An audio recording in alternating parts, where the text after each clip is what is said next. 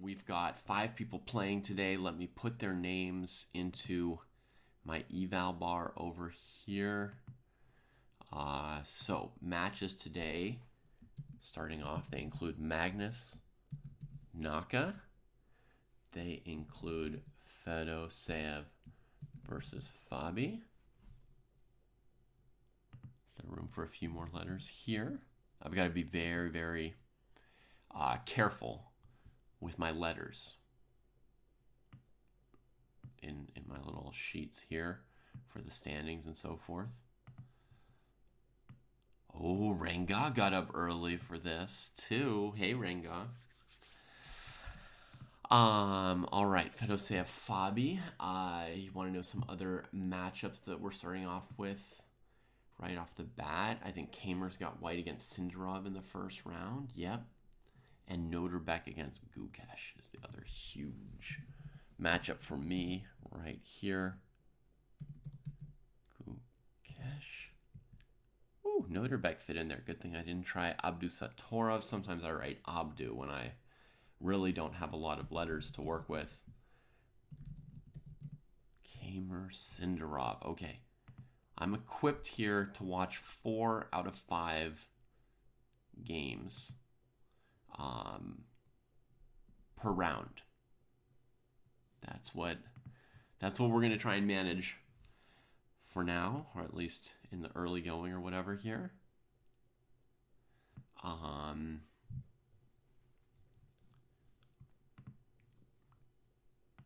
Yeah. So let me orient anyone who does not know what we've got going on here. All right. I'm not sure the timing. That's a good question right off the bat from Renga and a poor response from me immediately.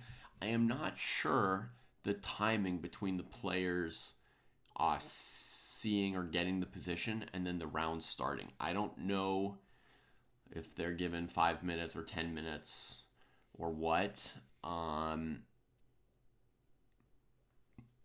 Historically, in what small history there is of the freestyle chess events, the players have been given 15 minutes and no computer for these to sort of see their position. So, oh, my chat already know. It's amazing. It's amazing what people know. So chat is saying 10 minutes. Okay, 10 minutes says chat to check out the positions. We're going to go ahead here and, a major thing is me clicking on Fedosev's game instead of Gukesh's game, right? Those out there who know me know that I'm an incredibly biased commentator. I've got about 100 favorites, and one of my favorites is Gukesh. And normally all my boards would say Gukesh on them, right? Normally all my positions would say Gukesh on them, but I am really excited about a number of things about the Weissenhaus Grand Slam, and one of them is the fact that they had qualifiers, and we've got Vladimir Fedoshev and Javokir Sindarov playing in this tournament, who both qualified to the tournament through an exciting 3-day qualification tournament. 3 days doesn't do it justice. It was really grueling. It was like a 9-round Swiss, and then a couple days of knockout matches, including a final 5-game match between Fedoshev and Sindarov themselves. So that is one of the things that I'm actually the most hyped about, is that they've got 2 players who have qualified into this tournament instead of just picking, the top 10 players by FIDE ELO or something like that. I think it's super cool to have qualifiers. And if you look at the ratings right now, Fedoshev and Sindarov are less insane as qualifiers because Fedoshev is up to number, I don't know, maybe 14, 15 in the world right now. He's recently had another good tournament at Wake on Zay, and past players such as former world champion Ding Liren and maybe future world champion Hans Niemann. And Sindarov has also gone over 2,700 in January, and his rating is up to 2,709, which puts him in the top 30. So they may not seem like insane picks now, but a tournament like this does its invites necessarily at least 3 months in advance. Oh, we get our first position popping up. Do you guys see that? They'll get their first, they'll send out their invites at least 3-4 months in advance, sometimes 6 months in advance to tournaments of this level. And in fact, the Weissenhaus, the overall Freestyle Chess Grand Slam Tour has already, when it invited players, it was already selecting players for its later events, throughout the year. So some players, Magnus, Fabi, they've already been invited for, the events at the end of the year. So that kind of, necessarily, you're not going to get the hottest players. A year ago, nobody would have thought to invite Fedoseev or Sindarov to this event, right? But they made it, they made it up to here by playing. There's our first move, maybe a ceremonial first move.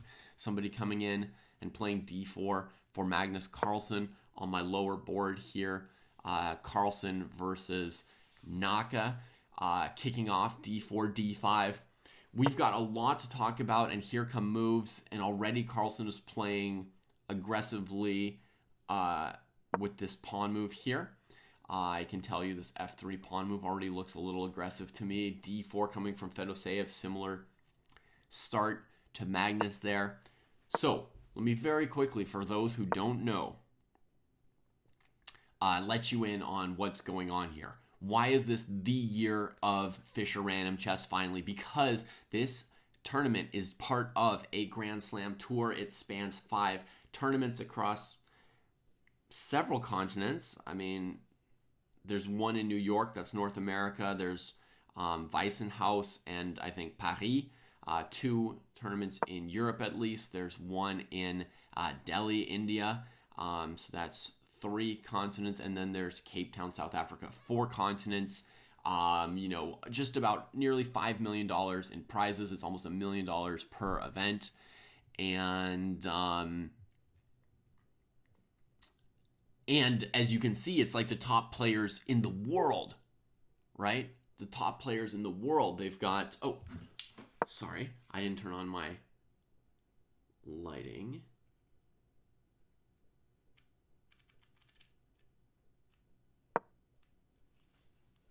There, that should be good.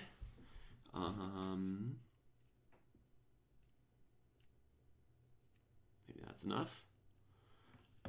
All right. Antarctic in chess did get left out. That is true.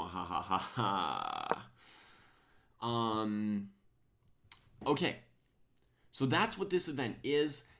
As you can see, they've invited a lot of the best players in the world. They've got Magnus, number 1. They've got Nakamura, number 2. They've got Gukesh, number 3. They've got Fabi, number 4. I think Aragaisi is number 5 right now. He's the only guy missing. Then they've got Abdul Satorov at number 6. The field is stacked. They've got 2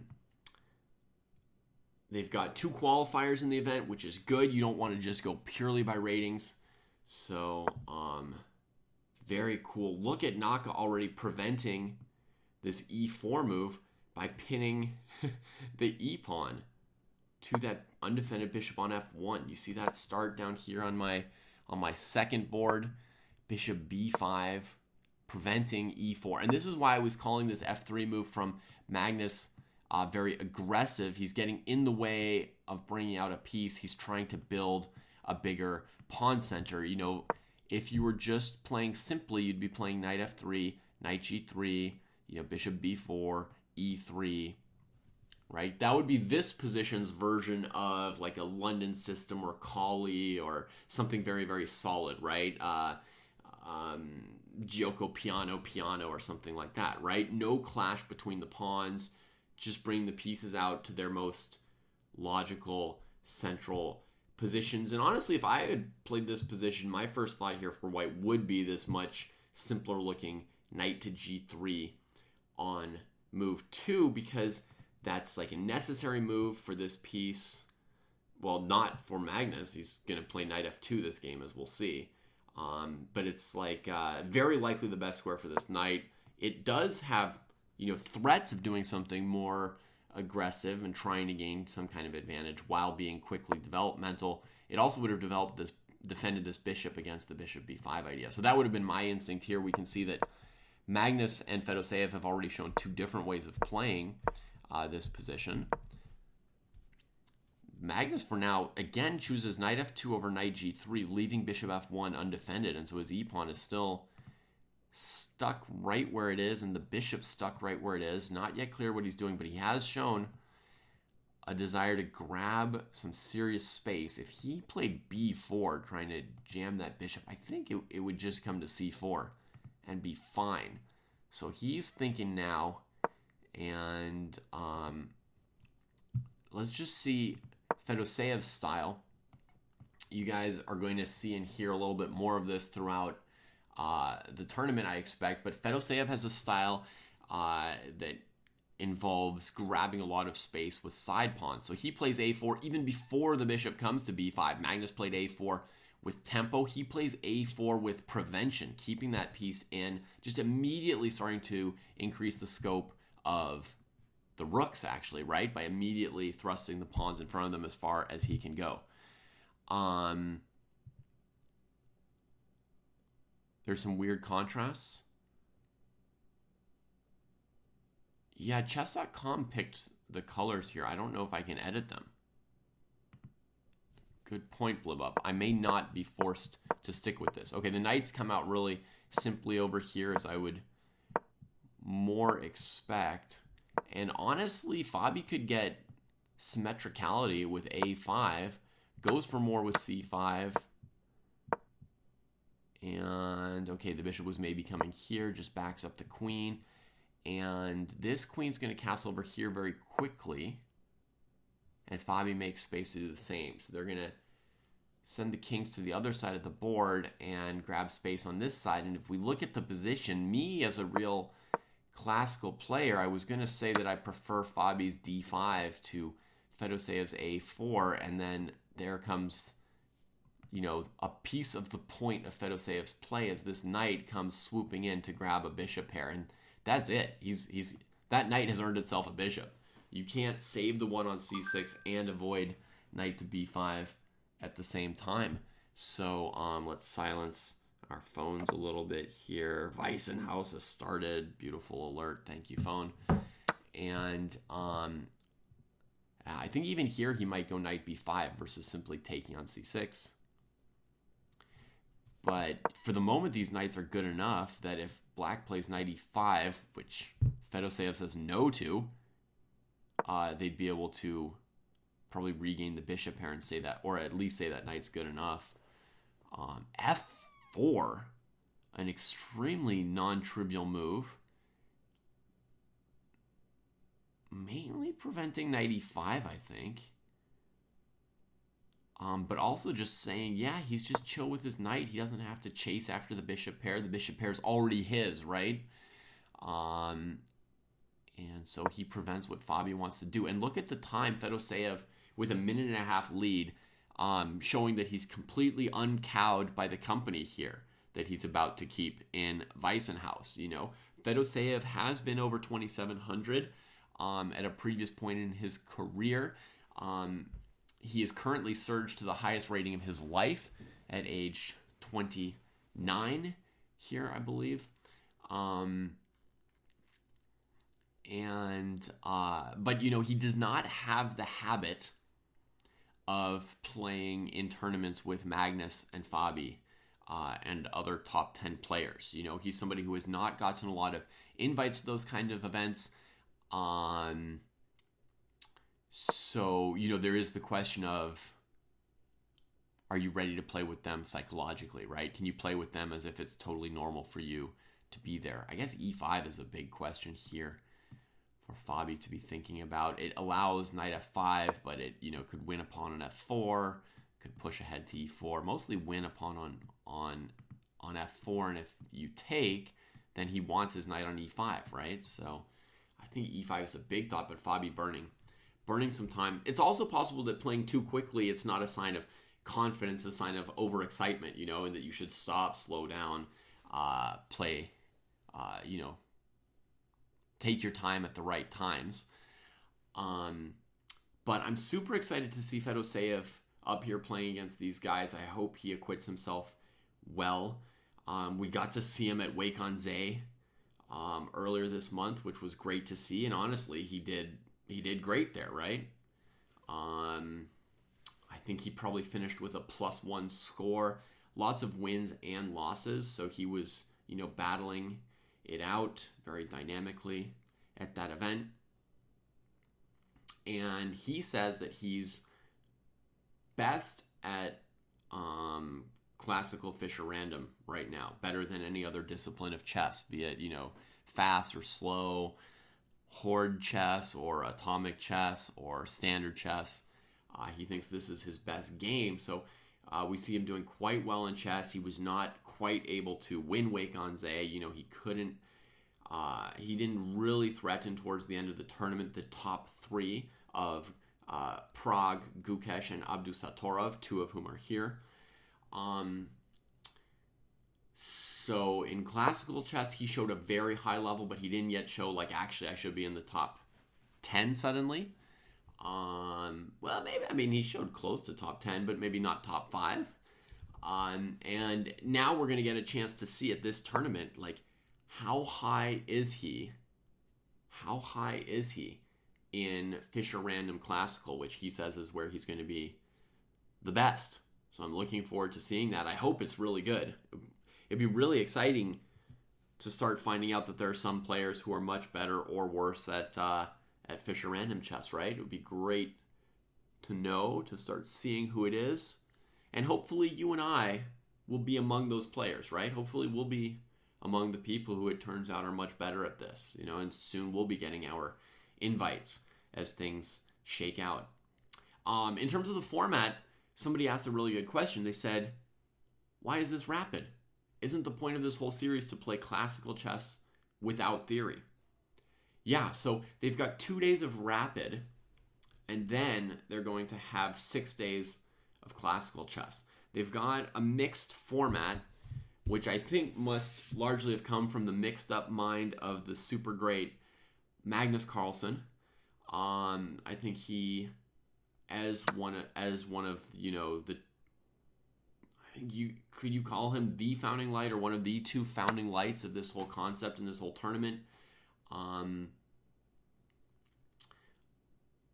think he's had a big input on the format, and he sort of mixed classical and rapid and round robin and knockout and stuff like that, trying to come up with something like really interesting and fresh. You know, he's got his own ideas on how to do that, and I will tell you all the rules here. The rules here for the format is the players play everybody in rapid chess in 2 days. So that's the only way to sort of fit in a round robin in a very quick way. And then the top 8 players go on to play knockout matches against each other. So they'll play classical chess, but it'll be 2 games, someone gets knocked out, 2 games, someone gets knocked out. And we see Fedoseev transforming the position again, makes 2 trades, goes for opposite colored bishops and a doubled pawn on the black king side. And now I could imagine f5, ef, castles kingside, delaying recapturing on f5, because you want to play f5 before black can play f5. And you also want to get castled. The question is, if he plays f5, Fabi may have queen h2, right? Yeah. Which feels like it refutes f5. And Fabi, the massive calculator, I believe, will not only see that, but has planned that in advance. See, the problem from Fedoseev's perspective is if you castle here, black plays f5, and that kind of locks up the structure around the king pretty well. Oh, come on, chess.com. Can I not have Oh, these pieces are ugly. I will try and fix this at some point, Blib Up. I'm just so hyped by what's going on. I can't spend my time clicking through settings. Can I? Settings. Board green. Pieces. Metal. Pieces classic. Save. They won't let me. Chess.com won't let me. Dang. Let's see what he's done. Because he has moved. He castled. You play Rook AB8, Fabi? And very quickly, and he's made up the time difference, but I'm completely wrong about F5. Oh, maybe F5 Queen C3. Maybe F5 Queen C3 is not as solid as I had thought. It's like solid other than the checkmate on G7. Bishop F8, there's knight F6, so you're not in time to organize that. E5, you lose the pawn on F5. Okay, there was no F5, no worries. So castles was an easy move for Fedoseev. Why did he think so long about it? That was super obvious. And now he advances E4. His plan, obviously, is to create a middle game attack, by the way, folks.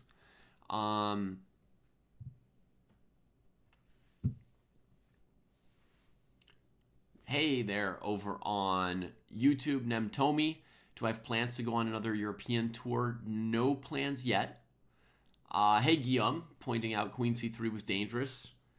Thank you. You are dead right. Bonjour to you. There's some chance that I go to Europe to play a chess tournament in August or July, but it'll just be a tournament. It won't be a tour. It won't be my whole family and life coming with me. All right, takes.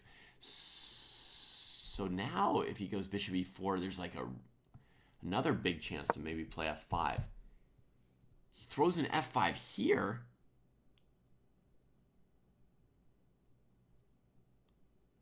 So the idea is ef queen h6. That's why he's thrown in e4 and left his bishop hanging. And Fabi just hits him with a queen into the middle of the board. Ay, ay, ay, Fabi. Okay. And then if you take, Fabi might just take back hg and say your pieces are both still hanging. He may not have to take them right away. This position just got super sharp. Let's just back up 1 second and let me say what the idea is here from Fedoseev, okay? The idea is he got opposite colored bishops and a pawn structure weakness on the king side by Fabi's king. Opposite colored bishops favor really, really sharp attacking in the middle game. Okay? In the middle game, it's very, very sharp. And even though in the end game it's drawish, very, very sharp in the middle game. And so he's saying there's a pawn structure weakness, then I give opposite colored bishops. I'm going to create a very, very sharp attack that's going to be super hard to hold off. And Fabi knows that, and so he fights fire with fire. He says, we're going to immediately find some tactical solutions to this situation. And Fedoseev is likely to end up with an absolute rag of a position if this becomes positional instead of tactical, because this pawn's going to drop, this queen's centralized, he's already sort of sacked a pawn. So right here, he's just instantly on the brink of death as Fabi, pulls out his sword and says, that's fine. Let's fight to the death on move 16 immediately. If queen h6, now he's got bishop f8 and the queen is covering e5. So there's no knight f6 check.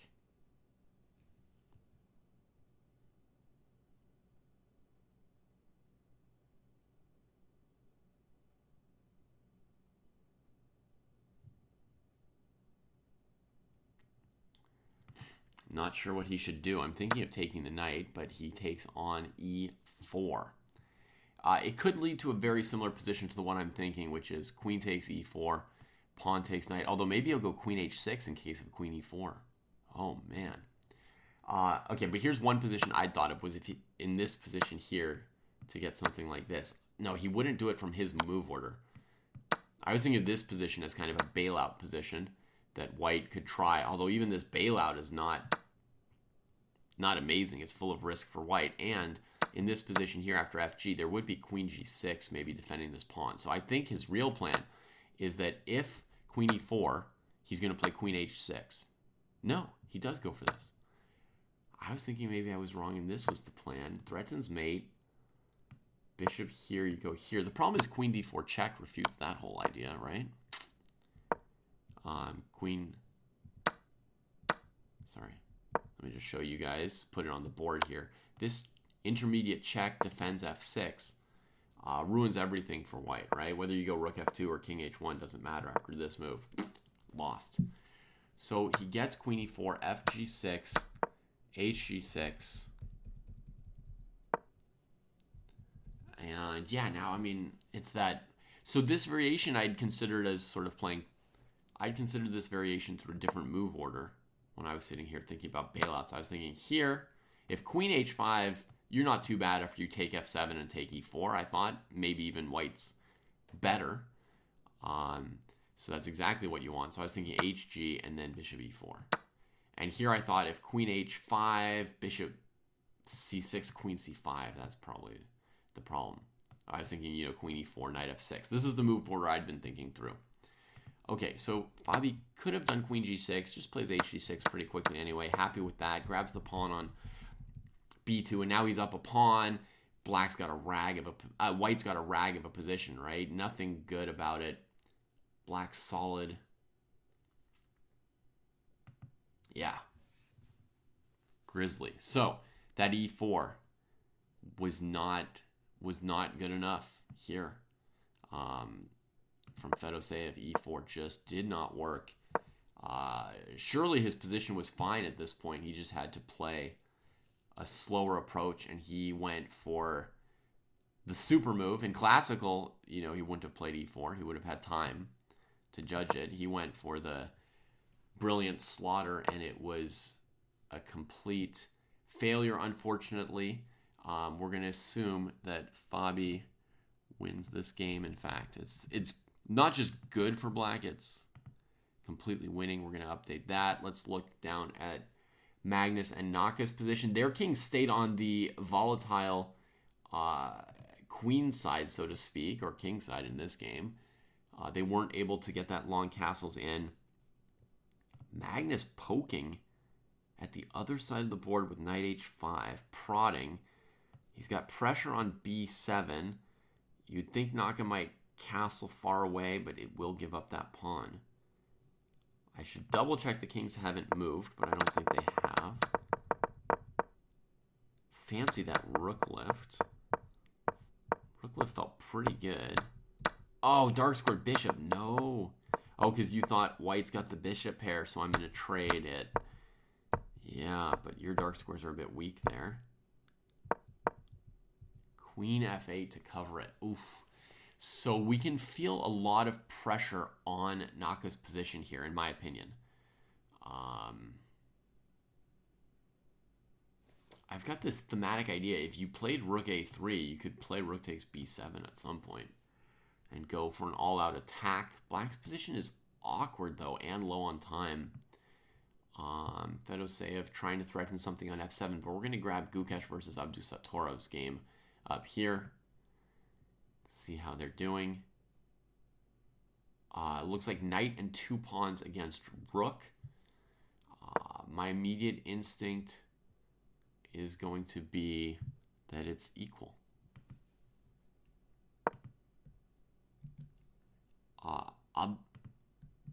Gukesh is very, very short on pawns, and Abdusatorov's position is very harmonious, but rooks are also amazingly good compared to knights. Oh, he retreats the rook, but it's a fake. It was just because he wanted to attack with the knight.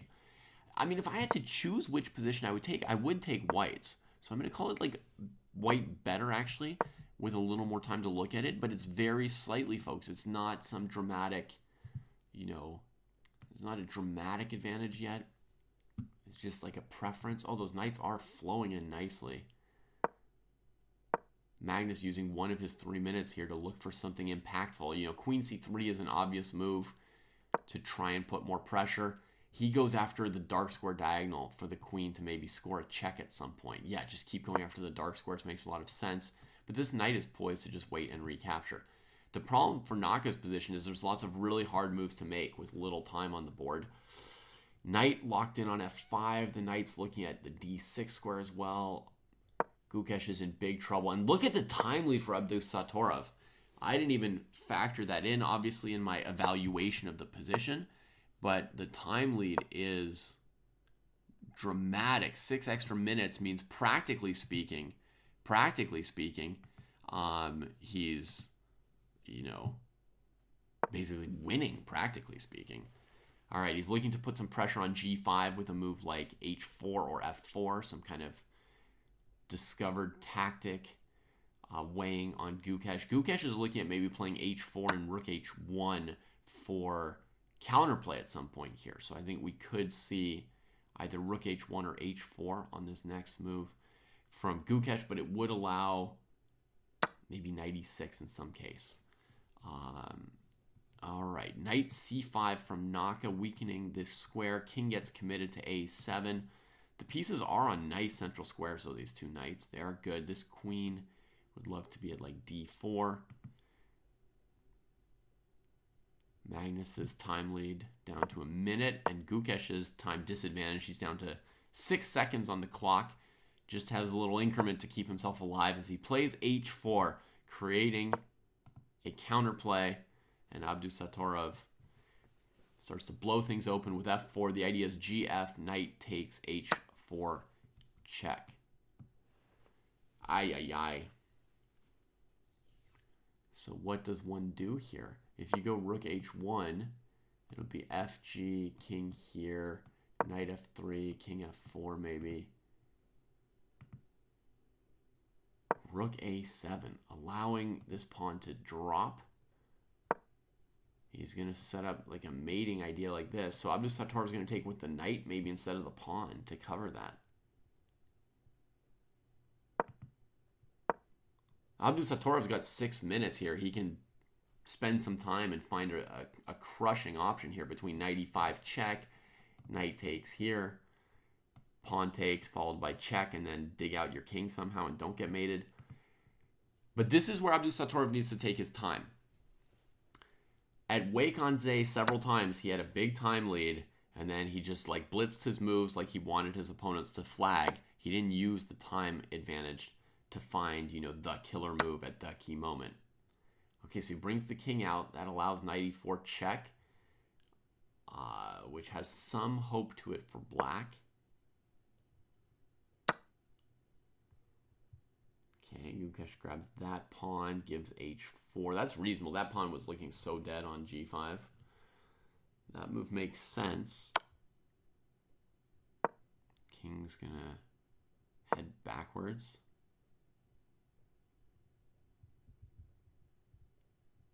I still prefer white, especially with that time lead. How many seconds is Gukesh getting on his increment here? Magnus against Hikaru. Hikaru's gotten one of his rooks developed. It looks like he's maybe sacked a pawn. And Magnus can't castle kingside because that rook got involved in the action quickly with the lift. A5 pawn hanging. Queen centralizes instead, pressuring this. Pressuring this rook, looking at queen d1. You might want to come into d6, but it's precarious. Sorry. Menu comes out. Oh, now it's like wild. Some tactics going on as the white king joins the black king over here. White has won another pawn, Abdusattorov. 3 pawns. His king kind of finds a place to hang out. It looks like he's more or less winning. Like if he played knight f5, knight d4, and gave up the knights, would the 4 pawns eventually beat the knight? Probably. I think an extra pawn is enough to say he's basically winning that position now. So I'm going to go ahead and guess that on this game. And on Naka's game, what's the eval right now? Queen G1, that was clever. That was definitely clever. Does he have the move B4 now?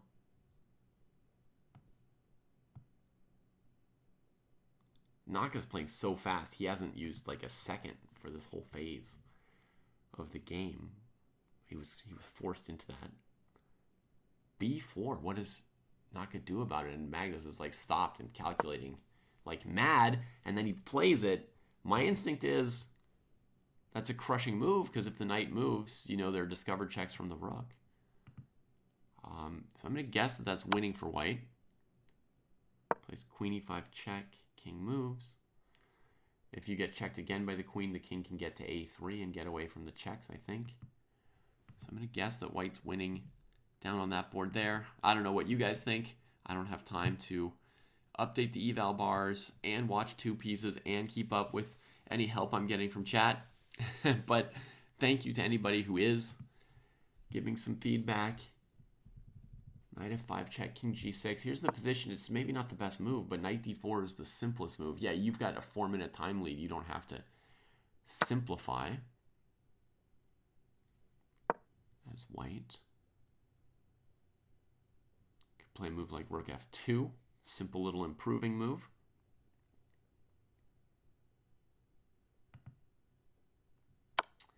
Maybe rook d2. Instead, he gives a check.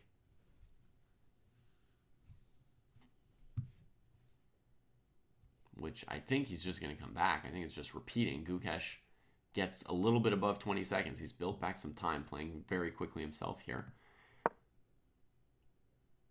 Naka has sacked a piece, right? And going on a counterattack here. C6 check is a big available move. Magnus throws it in. Now if queen g3, he can sort of centralize his queen a bit more. There's king a7. He could go to g3. Naka plays rook c7 and gets hit by rook c3, which looks grisly. What has he got? Does he have knight c4 check, maybe? Knight c4 check, king b4. Looks like he would just lose the knight, actually. The king will come and kill that steed itself. All right, so he keeps the queen on the board. He's got queen a1 check coming next move. I mean, the move white wants to play is just take on b7.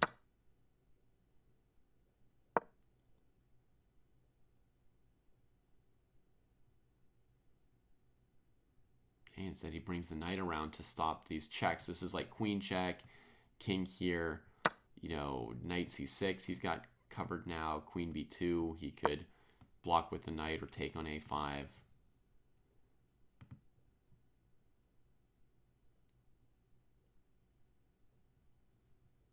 Okay, Noterbek gets some safe trades in, and now he can just slowly crush with his construction here. It looks like maybe go try and grab the b pawn. I don't think anything's going to work for Gukesh here, but he's got a minute to come up with something brilliant now. Yeah, this is part of why I really wanted to take that pawn. I was even scared of b5, which I'm not particularly sure why b5 didn't get played. But here's Magnus's plan for breaking the walls down. It looks killer. Looks like there's not many moves yet for black.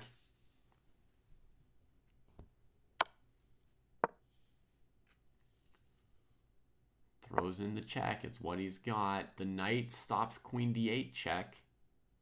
But does it stop pawn takes knight? What's the plan? Queen a5 to c3. Yeah, can't do that. Throws in the fancy move with knight b5 check, and he's got him. Rook a3 is coming. That's going to win the queen and take us to a clean endgame. That is it. When Magnus does that to you, there's no tricking back out of that. Holy combo from Magnus. Boom. Scores one. Scores one. Abdusattorov headed slowly to the promised land with these pawns. G8, H8. The construction oozes upfield. Gukesh, a minute and a half. He's got some real resources on his clock, though, now. So that if Abdu makes some kind of slip, he will 100% pounce on that. We've got a result here. Magnus Naka 1-0. We're just gonna go grab another board with these guys. Oh wait. What are we gonna do? Sorry, my computer is just fritzing. Maybe we'll put Gukesh down here and then go look for another game here. Some results. Looks like Firouzja beat Lavon today. And let's bring up Sindarov versus Kamer in a pretty equal endgame, I'm going to say. If I had to choose, I might still choose white. No, I'm going to just say dead equal to me. The bishop should hold on.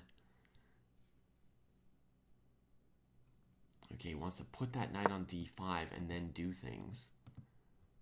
I just don't see it.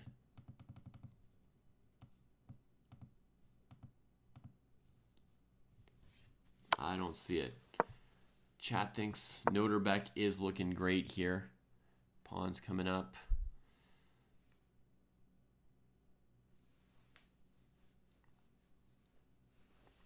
So that pawn on b4 has been sacrificed, right? Gukesh can clip it off the board and then come back around and prepare to sack his pieces for those remaining pawns. And he's got very good chances to save this now, folks, because of the fact that two knights don't checkmate, right? Basically, he has to sack his knight for one pawn and rook for one pawn. Oh my god, I'm going to say white is only better now. Because it's so close. I mean, am I guessing that white has some kind of immediate winning combination here? It seems... Yeah, I mean, it's very pleasant to play white, but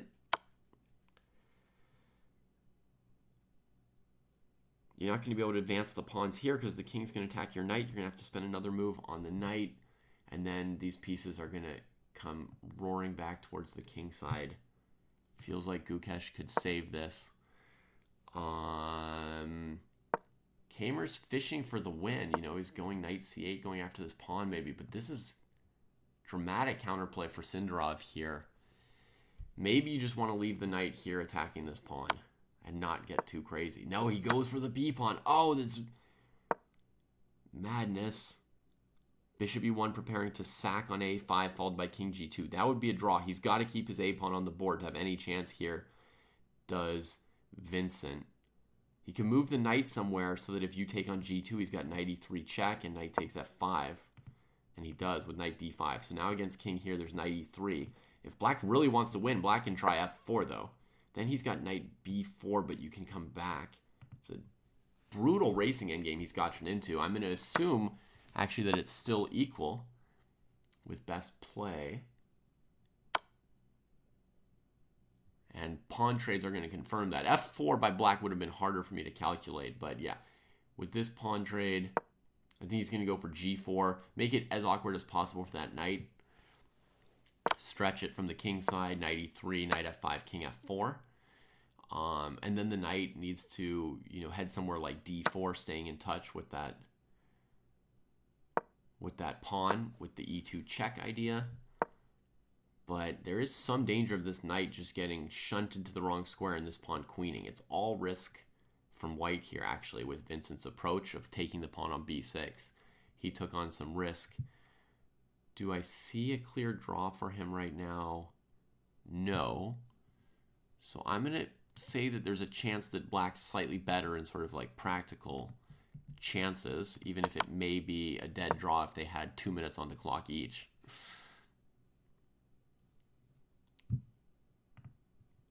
How's our other game going? I think black is drawing, yeah. We see Gukesh had time to bring this knight sort of back closer to the battle. But it's intense. Knight all the way on f8. How's it stopping this pawn? King f5 saying hello to the knight.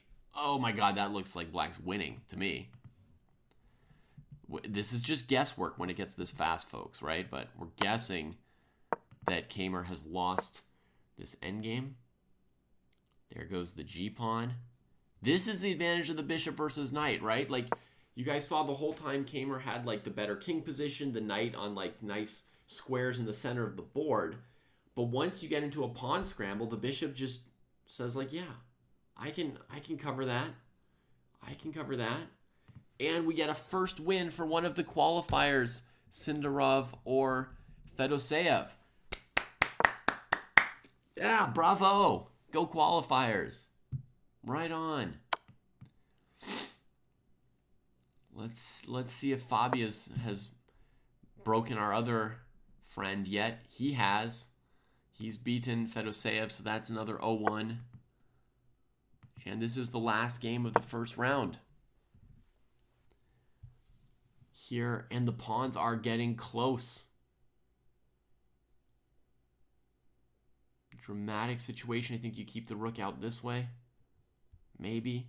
I don't know. But you can also calculate moves by, like, rook takes h6 at this point, you know? Okay, he goes to g6, preparing to maybe take this one at some point. Yeah, you should not lose this, should you, as black?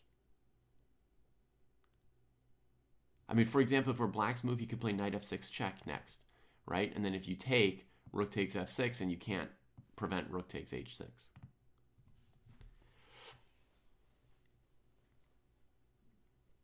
Maybe knight e8 would be the try from white here. The other thing black could do then is knight f4, knight e6, just going after the pawns normally. Actually, against knight e8, maybe the safest is you go knight check, king g4, and then you play rook takes h6 right there. Yeah. So I'll show you that variation. So against knight e8, because if you go knight f4 to e6, you give white knight f6 check and maybe complications. So here I'm thinking here, here, and then you just get one of those pawns off the board maybe. Oh, there's rook, there's knight takes h6, for example. Then I'm going here.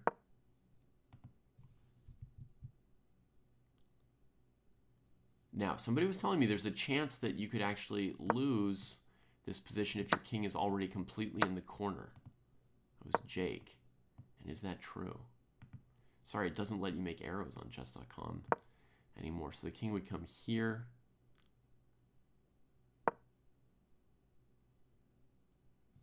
Oh, look at this repositioning. We can go here without fully letting the king out, right? But can I ever close the box with the two knights? I don't know that they can ever fully do it. I'm going to have to reposition this knight to f5 if I want to try, right?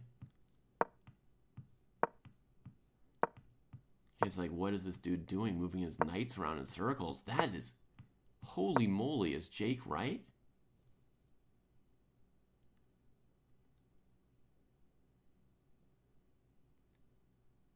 Now I need to somehow...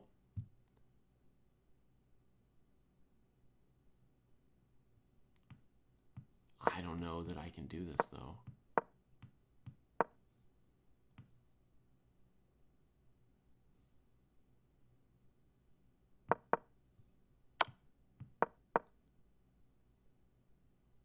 I don't see how to ever finish it, even like this, though. I mean, we've got him boxed into the last two squares, Jake. Like, if there's ever a position that's winning with two knights without the pawn, it would be that one. What are they actually doing, meanwhile? Knight e8, knight f4 check. Predicted those moves. And now it's just a draw. He's taking on g5 and taking on h6. That's it. And the king's not even boxed in this variation. Are they still going to play a few moves? I guess so. But Gukesh has stopped thinking. He's not even being careful about this. He's just like, yeah, this is... There's nothing you can do to me, he says. And I guess they don't have an arbiter stopping it for insufficient mating material or whatever. They're playing it out. Like, it's possible to set up a mate, right? So, well, they're playing fast, though. These guys are not... They're not playing it as if there's really any chance. Now, if you were Noterbeck, you would certainly want your opponent playing as if there was no chance. You would want them being not careful. But there doesn't seem to be anything going on yet. Instantaneous moves.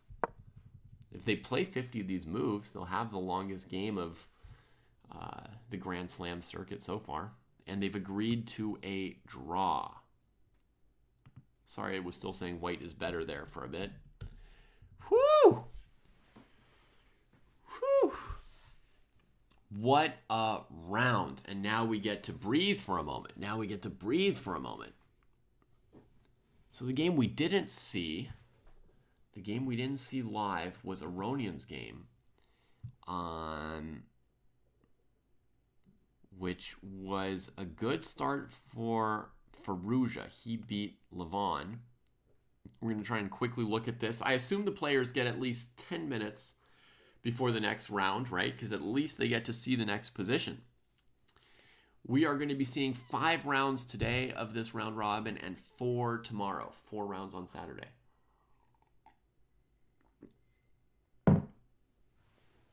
All right. Should we quickly see what happened here? This was one of the shorter, more sort of middle game decisive games of the round. The only player we've seen to play e4 instead of d4, Firouzja here. Don't get too excited, folks. He plays an exchange French. Looks for bishop b4 positionally. Right, to make something with that bishop. Makes a slower bishop trade after a5. It actually comes out about the same. So positional and calm to start. Knight f4 hits him with a tactic. Oh my god. Just immediate, GG in the opening before Levon was maybe fully paying attention. If rook e7, there would follow knight f5, right? And that pushes you off of defending this piece anyway, right? But you also, could also be down the rook first. So this would be like a full piece here down. Where did that come from? So he went knight f4 himself. Just blundered that one, I guess. And then it's just a matter of putting it away from white's perspective. Trapped that bishop on e4 as well, which costs black an extra pawn.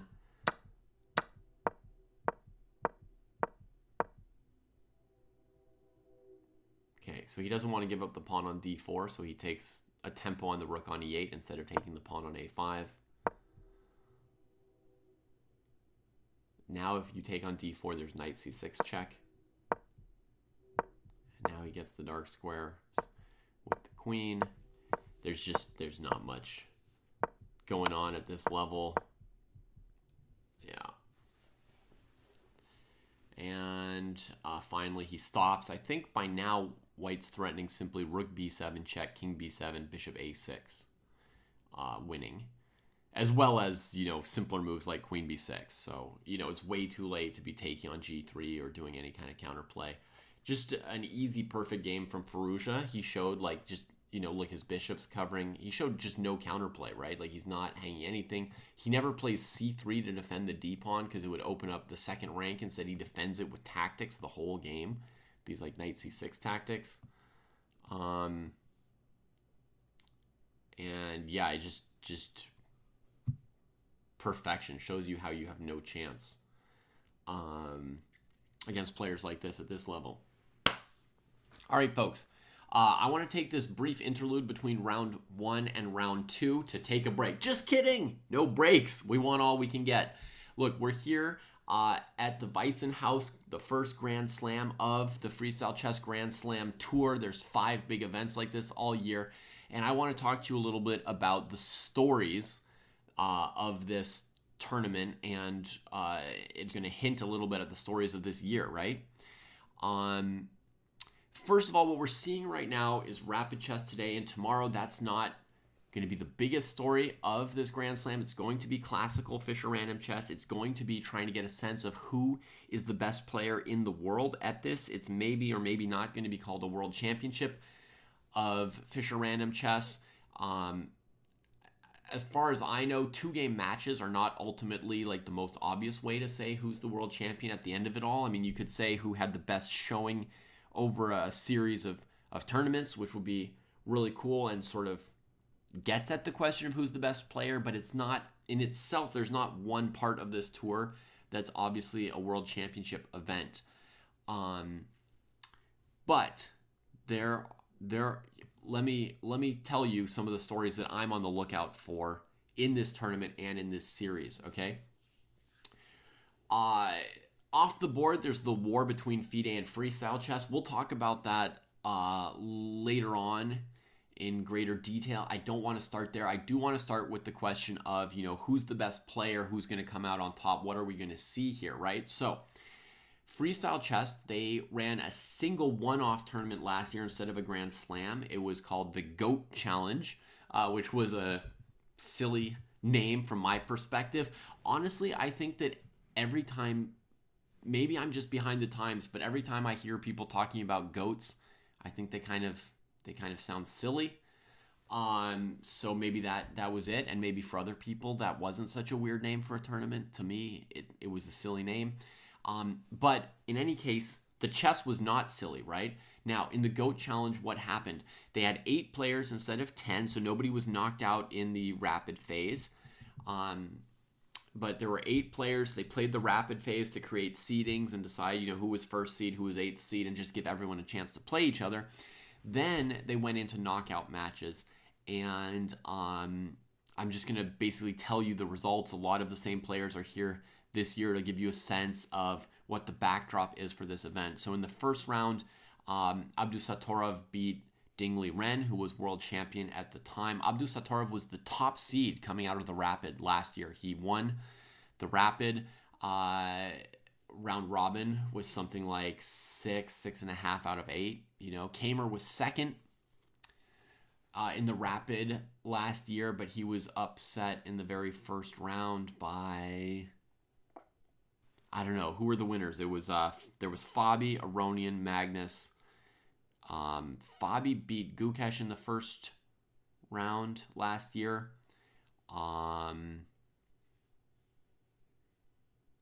So Fabi was a winner. Aronian was a winner. Carlson, Naka wasn't here. Carlson beat Faruja, I think, in the first round of the knockout, maybe. So maybe Kamer lost to Aronian. Oh, yes, I remember the game. Oh, my God. One of the greatest, most fun games of the entire event last year was Aronian versus Kamer. Then in the semifinals, we had Carlson beating Abdusattorov 1.5 to 1/2. And Caruana played an epic match against Aronian, eventually won that match 4-3. So the classical was tied 1-1, then rapid tied 1-1, blitz tied 1-1, and finally in the 7th game, Caruana won the match against Aronian, earned the right to play the finals match where he was clearly outplayed by Magnus 1.5 to 1/2. Okay, now again, to really say who's better, you need more than 2 games to be sure, but I will just tell you my estimation was that those 2 games, it was quite clear that Magnus was better. They repeated another 2-game match against each other as kind of an amuse-bouche or opening event for an opening act for the World Championships in Singapore in November. And again, Magnus won a pretty clear 1.5 to 1/2 against Fabi, just like at the GOAT Challenge. So that's the history, the recent history of the freestyle chess events, and it has shown Fabi as kind of like the number 2 player at the moment, but being clearly, we're again seeing that margin between him and Carlson, where Carlson's clearly number 1. It's reminiscent of that gap of 50 plus points that Carlson has often maintained in FIDE classical chess over the rest of the field from 2010 to 2020, right? Okay. That said, there were some great players who didn't participate last year, right? Well, there was mainly one, but we could also say Wesley So and Jan Nepomniachtchi are 2 players who have competed repeatedly for the World Championship title in Chess 960 or Fischer Random. When FIDE organized it, they were in the top 4 each time. Wesley So himself won a match against Magnus to become world champion 1 year. But that was rapid-ish, right? They were playing a mix of like game 20 and game 40 and whatever. It was never really, really classical Fischer Random, so I don't know to what extent those guys are top 4 or not. But, okay, so that's 3 names that weren't in the GOAT Challenge last year. Wesley, Nepo, and Naka. Here, Naka is the biggest new name, right, joining this event compared to last year. And so I think we have this question, right? Like, I don't feel like Fabi, from his showings last year, is likely to this year be better at freestyle chess than Magnus. Is there anybody who could be better than Magnus? The first most obvious answer would be Naka, because he's new and he wasn't there. The other name that I had on my lips was Fedoseev, because he has moved up to a very high position in the world in classical chess, and he says he's better in Fischer Random than in normal chess, and we believe him, and he was, by a hair, the winner of the qualifying sequence. And the qualifying sequence involved, he had to win a match against Jan Nepomniachtchi, for example, right? So the names that I just mentioned before, Wesley and Jan, they were both in the qualifier, and they didn't even make it to the finals. The finals was Sindarov against Fedoseev. Fedoseev eliminated Nepo in the semifinals. Wesley had been eliminated in the quarterfinals by the very dangerous young rapid player Denis Lazovic, who then lost to Yu Yangyi, who then lost to Sindarov. So the biggest new name here this year, Naka. The second biggest for me, Fedoseev. He lost the first rapid game, which may take some shine off of me saying that, but let's not take one rapid game out of context. I suffer from a lot of recency bias and just what's in my face, and I'm like, wow, he just got destroyed by Fabi. That was hopeless. When he went for the Gusta with E4. But more generally, if we take the big picture and narrative and arc of Fedoseev's career and last year, he could be another big name that could be threatening. That said, we would be surprised if Fedoseev came in and his level were higher than Magnus. That's just hard to believe, right? Magnus is just so incredibly good. It's not that Magnus dominated classical chess because of his openings, right? So we wouldn't think like he's just going to get, that Fedoseev is going to come in and be at an above Magnus level. So, I'm excited to see where Fedoseev shakes out.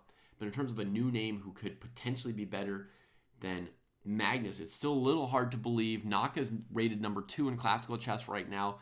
He'd be the most likely to be actually better than Magnus. We saw him get paired with Magnus in the very first round in rapid chess and get somewhat clobbered there.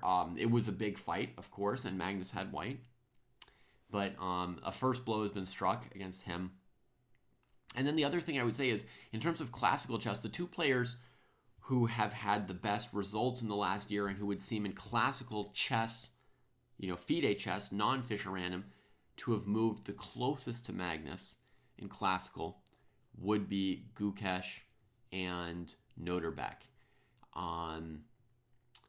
They were at the top in Wake on Zay last week. I think they're clearly, at the top of the pack in normal classical chess, along with Erigaisi, who had a bad week. Prague had a good week, but I still don't think we should immediately put him in the top 5 just because he had one good tournament. He's in the top 10, but we need to see another 1 or 2 good events from Prague to say that he's in the top 5, I think. Obviously, he's had the promise all along. It wouldn't be a surprise if he gets into the top 5. But Gukesh and Noterbeck have been consistently at the top of the classical chess world for the last year already. Their calculation is supreme. And so I think those I think Noterbeck, Gukesh, Naka, those are the three names. If somebody's going to be able to either take Carlsen out overall or, beat him at one event, finish ahead of him occasionally, or at least show how close the field is to him, it's going to be one of those three names to me. Gukesh, Noterbeck, and Naka.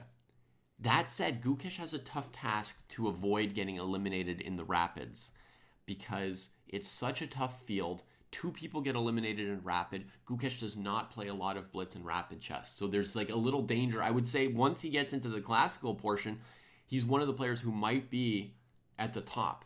He and Noterbeck have some chance of being now better than Caruana or Naka. They might be the number 2 or number 3 player on the tour. That's possible for them. But each time, Gukesh is going to need to make it through the Rapid, which is going to be a risk for him each time. Less of a risk for Abdusattorov, who finished in first place in the Rapid last year, as I mentioned. But Gukesh finished in 6th place out of 8 last year. A little bit risky, a little bit shaky. He finished just below Magnus, who actually finished in 5th in Rapid last year, which was a weird result for Magnus. And who did he finish ahead of? I think Aronian in 7th place and Ding Liren in 8th place. Ding is not here this year. When you look at the list of players, at this event, there's nobody who to me is kind of an outsider. There's nobody who screams like, I'm likely to get knocked out. Let me make sure that round 2 isn't starting, right? Let's click a juicy pairing for round 2. Oh my goodness, Magnus and Fabi. Wow. Let's grab that.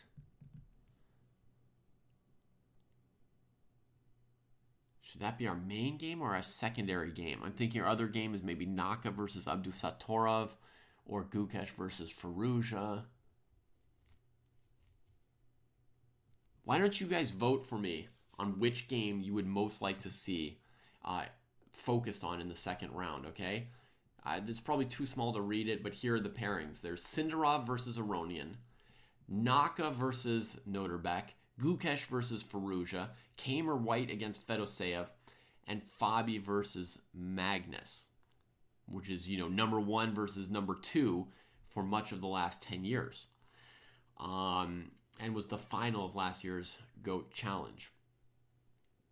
So let me know in the chat which game or games you would most like me to focus on among these games. To me, Fabi Magnus is like very clearly one of the 2 games we'd be watching, and then I don't know if we should watch Noterbeck or Gukesh next. I mean, I love Gukesh. I almost don't want to watch the Rapid games because they're going to be nerve biting for me. All right, we're getting votes for Fabi Carlsen so far. Let's pick a second game as well. And Jake saying that I wasn't giving love for Fabi as far as talking about who might top this tour. And yeah, I mean, it's not truly about love, as you know. It's about I'm just counting the X's and O's of who's where and where they're going.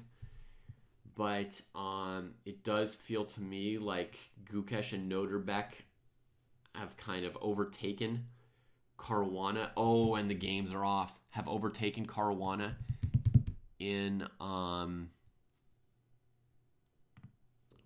going to take this one since I didn't get too clear a vote. We've got a vote for both Gukesh and Noterbeck over there. We're going to take this one. And then our main game here, we're going to grab Fabi and Magnus. I feel like Gukesh and Abdusattorov have perhaps overtaken Fabi in terms of classical chess. Their ratings are very, very close right now.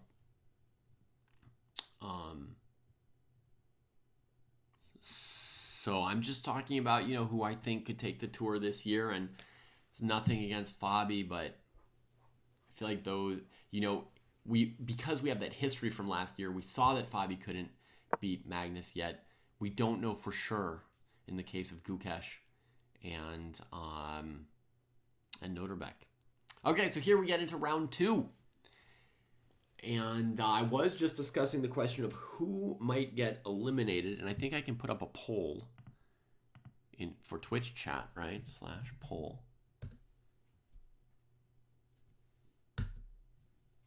Okay. Who will get eliminated in Rapid? Okay. So I'm going to put some possible names. I can only put 5 of 10. I'll put Firouzja.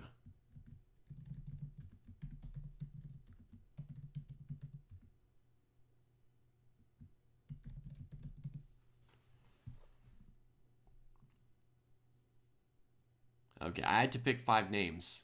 I didn't know who I should put, really. I put 5 out of 10 players. Maybe you think it's somebody else. Then you'll have to vote by chatting. Whew!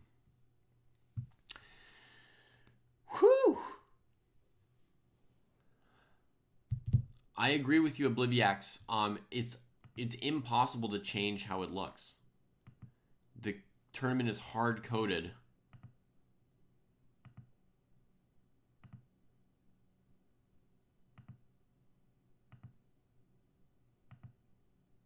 It's hard-coded to be this black board, you see? Can't change it.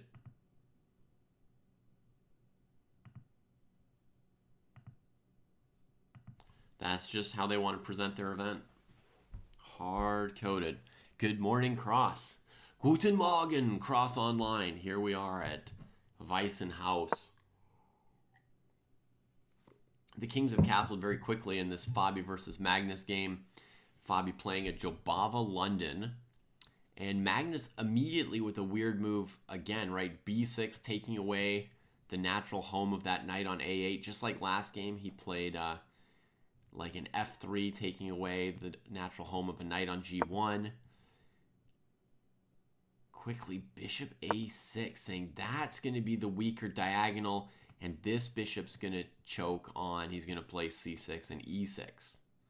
That is a theme from King's Indian Attacks, Retis, and Catalans in standard chess, right? Rushing the bishop to this diagonal for black, and then strong pointing D5, so the bishop's on the only available light square diagonal on the entire board. That makes sense, actually. I mean, it makes it sense. And the pawn on B6 is going to say, well, what's so good about a knight on B3 / B6, right? Okay, so Fabi opens up this bishop. He's going to put pressure here, and he's going to try and crack on with E4 in an exchange sack or something. His position, needs E4, but how do you engineer E4? How do you get the rook out of here? Magnus calmly plays C6. Knight on B8 is now defended. This knight is super trapped still, but at the moment, the question is, what is Fabi going to do with his position? All these pieces are just crammed in here behind this E-pawn, and E4 is screaming to be played. Screaming! I think I might play knight B3 to hide my intention for one move, and then after E6, play E4. Just give that exchange. I don't know. Am I crazy? Naka's got a rook in the center already. Is he crazy? Knight B3, E4, rook takes D4. Right, he's going to take on D5 if black kicks his rook out of the center. So that's why the rook is, in fact, safer than a knight on D4, which could have been tempoed by C5, etc. All right, so Fabi slowly gets off that bishop's lawn. And, of course, he's preparing E4. Magnus's bishop lies dormant on H8 for now, the heavy pieces as well. E4 is coming big time. Do you play F5 now, Magnus? Do you give us a stone wall?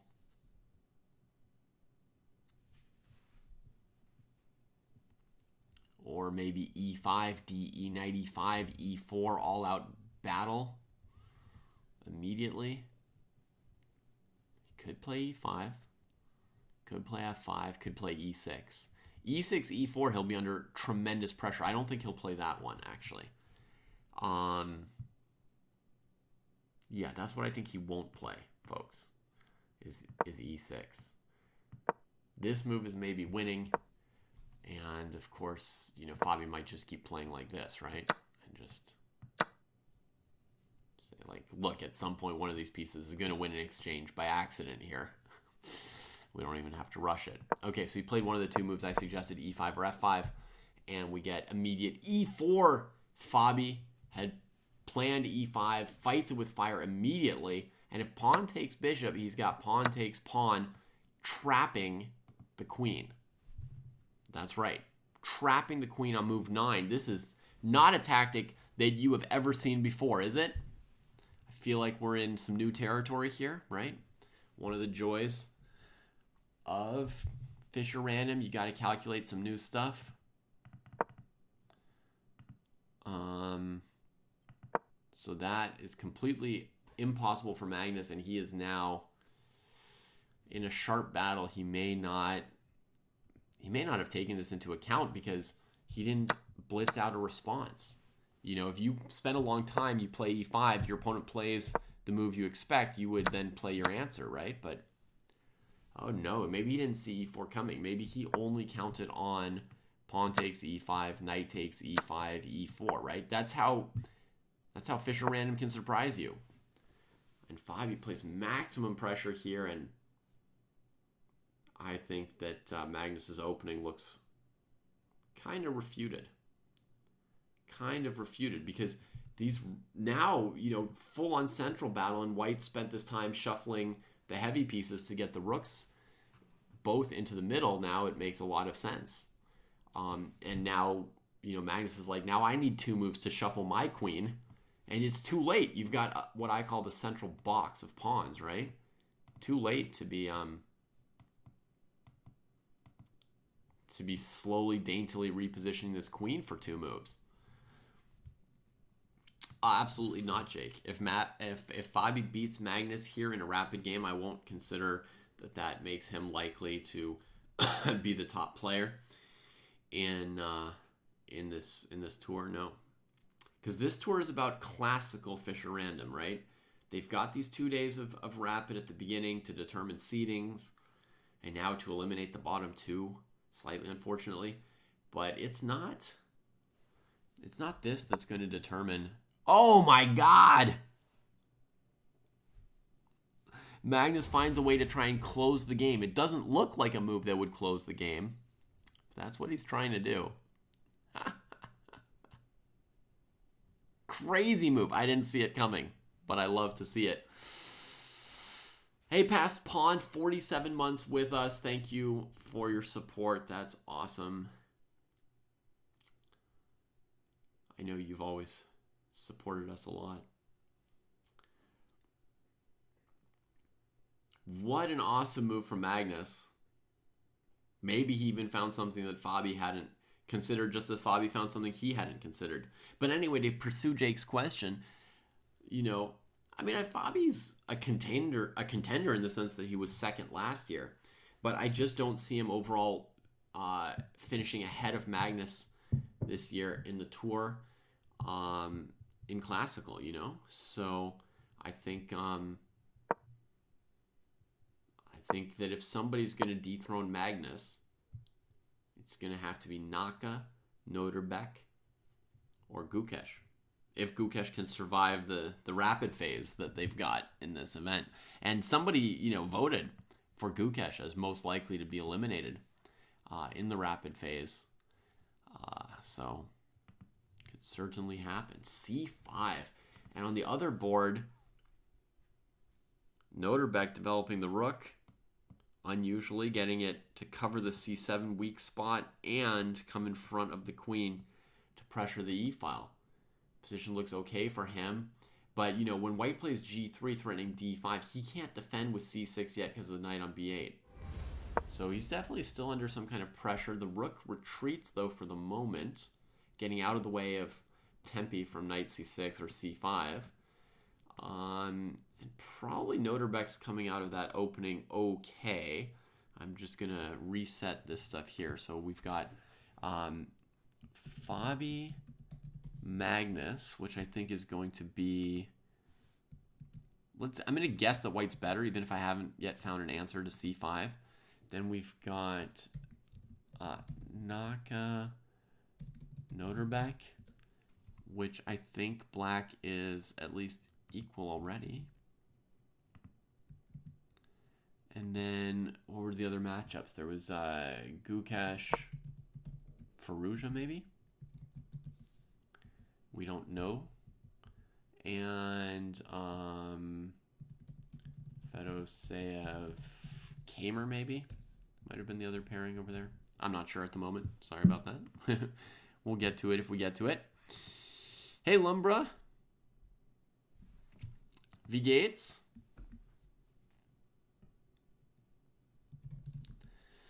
Alle Augen sind hier auf Deutschland diese Woche. G5, by the way, down on that board from Noterbeck. Man, he's preparing to play some really aggressive moves there. And then he plays the call move c6. No knight c4, no f5, just the call move. The bishop on h8, not happy down there on that board at the moment.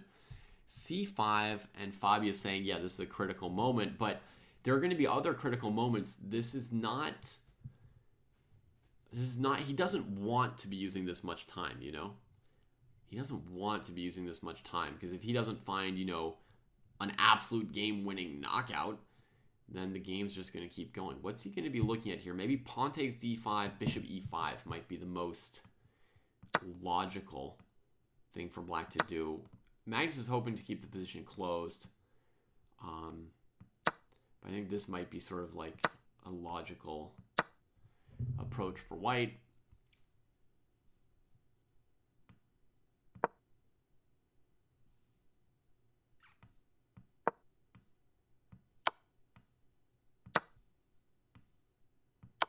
Yeah, we don't even get to take black's queen back because it's check, huh? Maybe it doesn't quite work. He wants the position to be closed, does Magnus, and open does Fabi, right? White's ready for the position to open up, black isn't. So like pawn takes, his plan is here, and then knight e5. All right, these moves have just been played. Then the knight comes in, and after knight e5, you're going to try and crack this structure open before black finishes untangling. b4.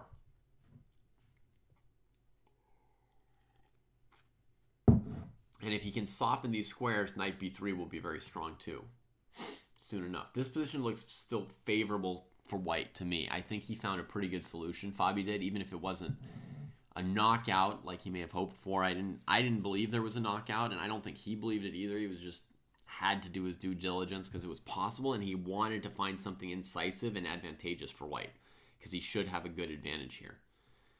God, I hope I didn't say that black is better on this Noterbeck board before because he's got that g5 pawn. I don't want to be on record as liking that position. Okay, how to defend as Magnus. Ooh-wee. It's a tough position. You know, you play g6, white can go bishop h6. Not to mention whatever they can do on c5. But, I mean, at some point you sort of have to let this bishop out. But when you do, you always have to reckon with this. Right? And then f4. Going after your dark squares this way, you also have to reckon with bishop to g5. Right? And then if you move this rook, black gets the f6 square. So maybe you have to play f6. Your bishop has to suffer some more. Not to mention that, you know, of course, there's the question of how are you planning to hold yourself together over here?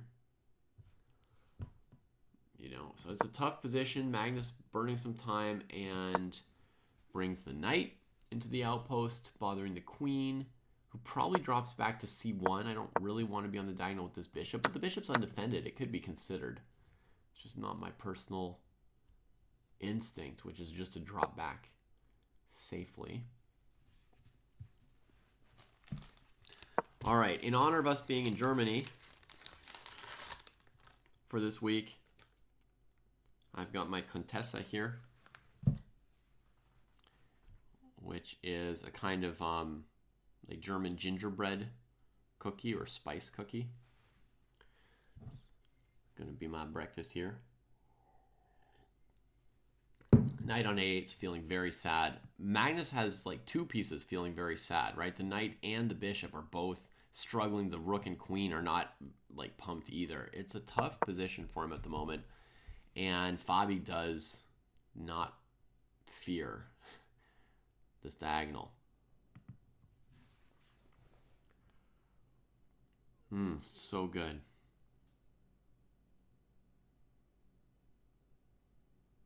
Kiddos have got breakfast. You've got tea. Things are looking good in the Cross household. You guys notice that knight e7 would be a smothered mate if this queen wandered off? Like, look at this. Let's defend our bishop. Magnus, threaten something, right? And then knight e7 mate. Instead, he's played this rook d5 move, which I was thinking about, and I didn't even know why I was thinking about it. Rook d5, takes, takes, takes. Knight b2. I didn't see that. I just knew I was thinking about rook d5. Exactly. Spiced, not too sweet. Just a little bit sweet. Oh, man. Good stuff.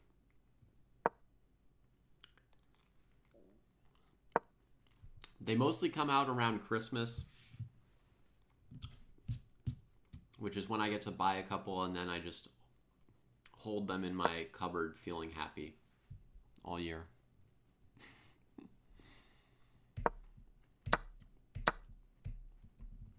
All right.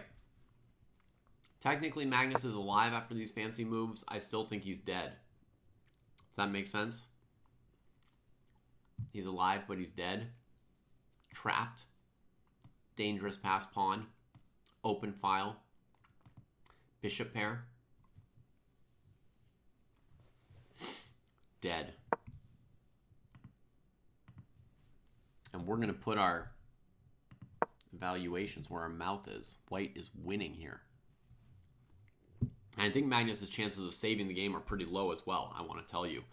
Because there's a certain confusion factor in certain Fischer random positions where you're like, oh yeah, they could always get a comeback because it's Fischer random and it's sort of like an unusual position for the players. But this one here is turned into a very standard position for Fabi, except you never get a position this good in normal chess against a top player. But, open file, past D pawn, that's like in all sorts of Queen's Gambits and Grunfeld positions. He's going to be very comfortable playing this position as white. Trap knight over here, rook e7 to a7, D pawn advancing. It's just very, very easy to play. So Magnus wants to play knight d3 and harass the bishop that doesn't have anywhere else really, really great to go and wants to keep the knight trapped. I wonder why you can play rook e7 here. And if pawn takes, just bring the knight out. There's some danger that if you go rook e7, black plays c4, and then this is truly a passed pawn you have to keep your eyes on. But white's plan is rook e7, rook a7, d6, and then you take the knight. Just take it. Yeah, at some point black might have a g5 tactic here.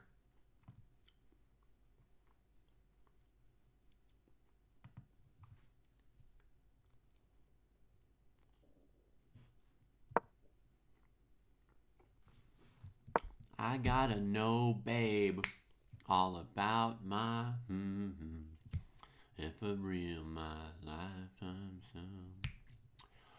You have made me, come and save me.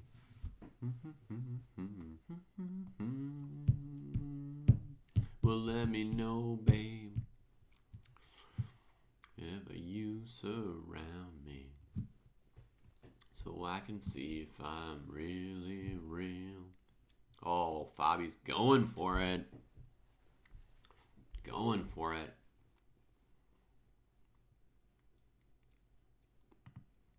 So the bishop's got a responsibility now to not let this pawn queen, right? He's got to take that responsibility really seriously. But the rook has taken over the duty of trapping the knight. So if you bother the bishop somehow with g5 or h6, g5 or whatever, I just stay on this diagonal and I'm good, and the rook has got the knight trapped.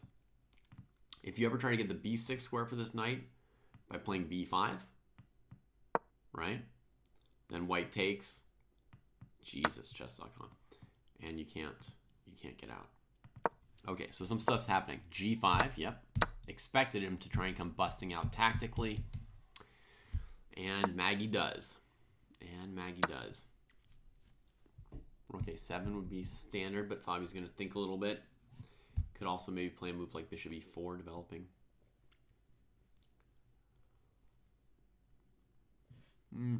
That's risky. Like bishop e4, maybe f5.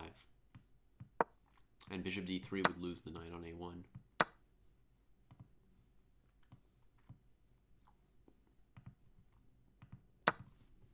All right, what do you come up with? Rook a7. That's what I would have wanted.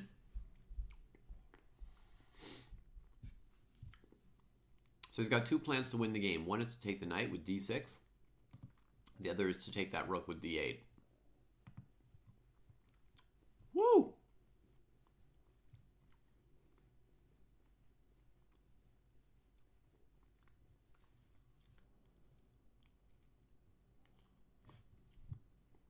Rook e8, d1 could be an idea for black at some point, but this pawn's going to come so fast. White's not even going to take the knight, I think. They're just going to start pushing the d pawn next. d6, knight b6. That knight's going to sack itself.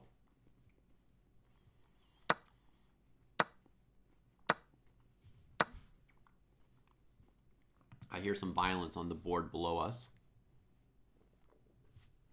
Oh, Naka's crushing. Right? I don't know, but right? Knight on f5.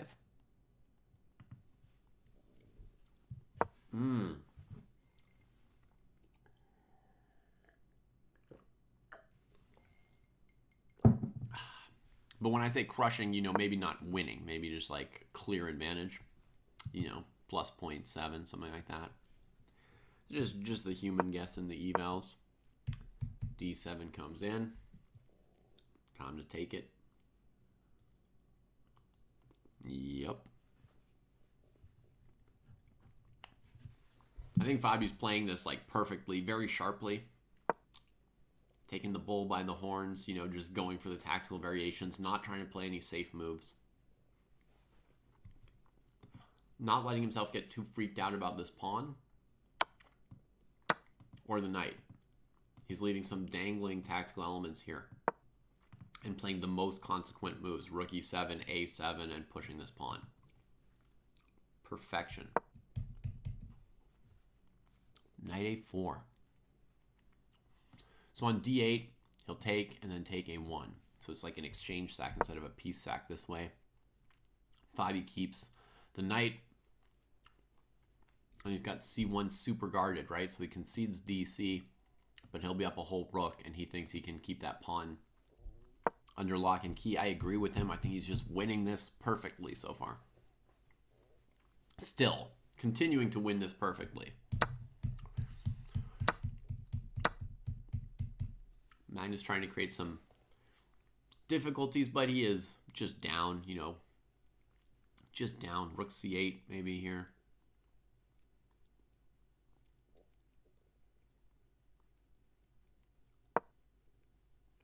Rook c7, did I say c8?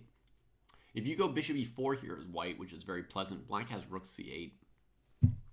What's he chosen? Bishop e4, rook c8, okay.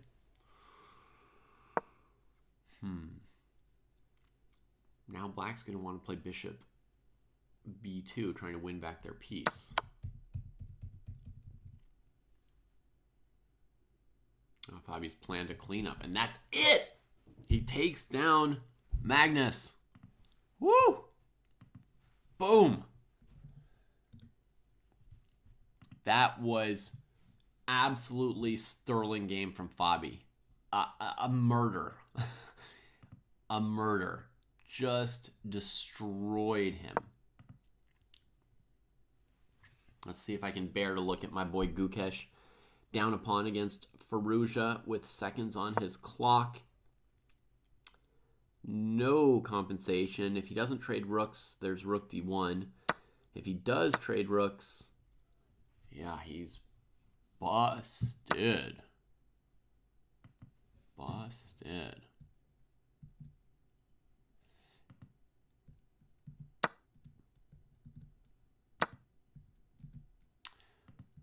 You know, it may not seem so obvious why I'm calling black winning here. You know, he got back his pawn. Why is it so over? It's so over because black's pieces are better. You know, his king is in this uncomfortable back rank mate thing. There's the outside passed pawn. How are Naka and Abdu doing as they go into the endgame? Abdu Satorov wins a pawn. Well, that evaluation is out of date, as happens. They play quickly, you know. F3, okay, getting rid of some of the back rank mate when the king has time to move out. For now, they're still, you know, check and boom. Oh my god, against queen b1, he's going to play queen c1, I guess. Okay. Queen c2, threatening to come here. King f2, queen d1 anyway, starting to work its way in. Oh my god. Oh my god. G4 doesn't make enough space for the king. The pawn holds the outlets. This is the only defense I saw. Queen f2 to e1, and he plays it. Now, an extra danger is that black could at some point play f5, you know, and then king g7, your bishop. Scarf it. Thank you, Renga. I will. I hope you have a great day as well.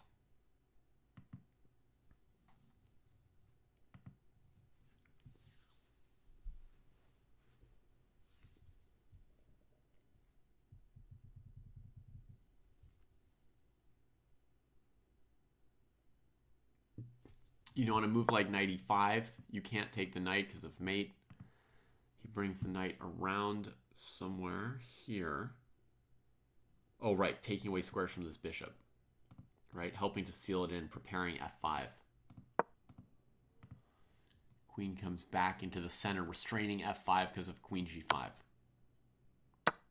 And gets mated instantaneously. Remember that problem? Put O1 faster than the computer can. There it is. We got there first. All right. Sad that I saw it. Should have not clicked. All right. I guess the color's wrong on this one. It's Kamer Fedoseev. I'm going to put it up here for the moment and look at the endgame down here for a second. Noterbeck looks pretty good against Naka still. What's going on here? Somebody up a... Oh, it's hard to know what's happening here. Rook h2 coming? I mean, I think the Kamer's up a bishop at the moment, right? So we're going to guess that he's winning.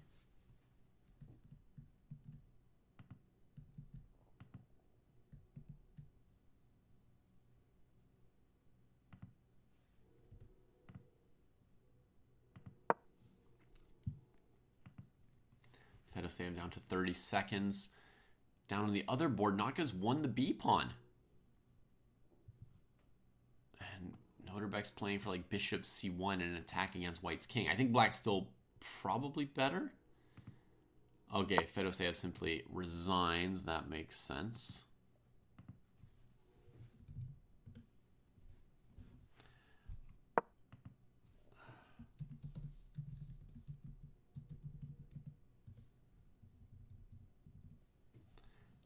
Fedoseev starts off with 2 losses. Tough start for the qualifier. We want to see him in the classical portion.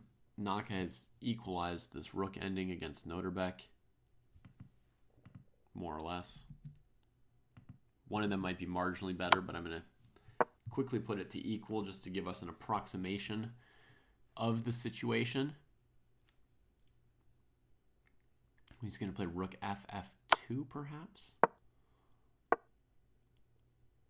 Rook ff3, okay. So he attacks the c-pawn, and he's got in mind, in case of c4, to try to take the g-pawn, but yeah, I guess that'll work. Yeah, if white plays c4, he can go here, here, and here. The king's trying to stay in touch with this rook to keep you from taking the g-pawn, but then he's got rook f4, and this is good enough because there's no c5 because of rook takes f4, so you have time to take this pawn. That said, there is like check here, here. Doesn't look good for black, does it? Rook takes here, here, and now this would maybe be a key move. Rook b to b1. Ow! Okay, takes, rook e4, check, rook e8 does save the game. So maybe that's not a loss, but let's see. Rook b7. Oh, preparing to, like, you know, do something like this.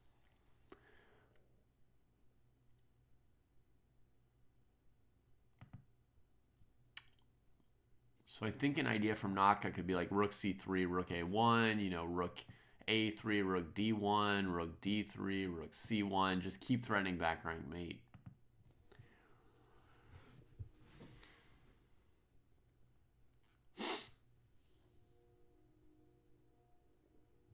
And Noterbeck needs to get these rooks out of the region of the white king, right? He needs to prepare to defend his king. He goes rook f4.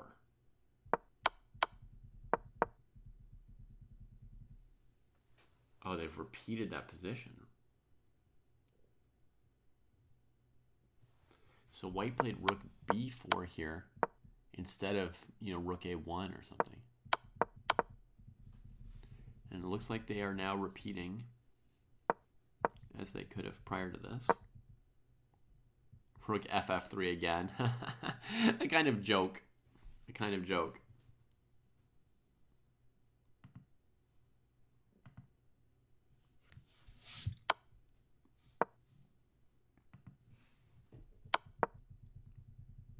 Oh no, he's not repeating. It wasn't just a joke. It was just gaining a lot of time with a lot of repetitions. Pushes the king and grabs the pawn.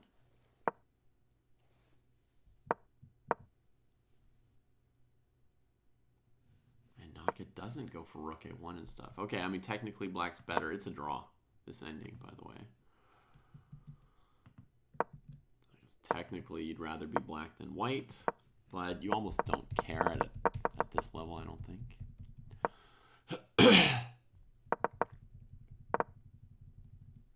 Slowly gets the king up. Rank by rank. That can't be helped. Yeah, I guess I wouldn't really want to be white.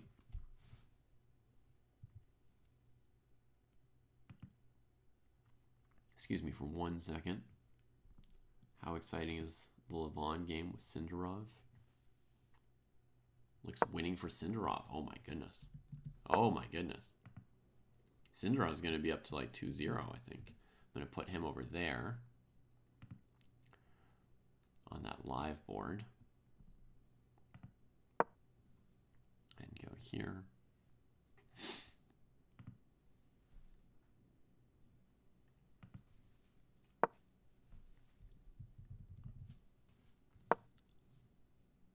If I'm not wrong, Sindarov has 2 extra pawns, therefore, and great centralization, therefore, like a winning position against Aronian.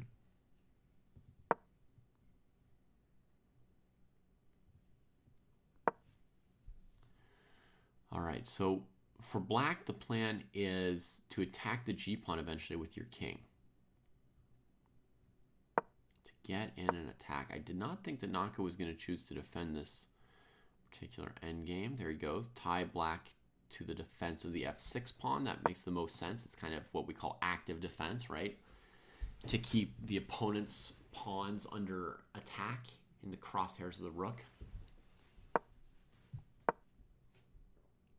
That's right, Jake. He tried to checkmate for a while with 2 knights against a king, so he's going to play anything he gets to the end.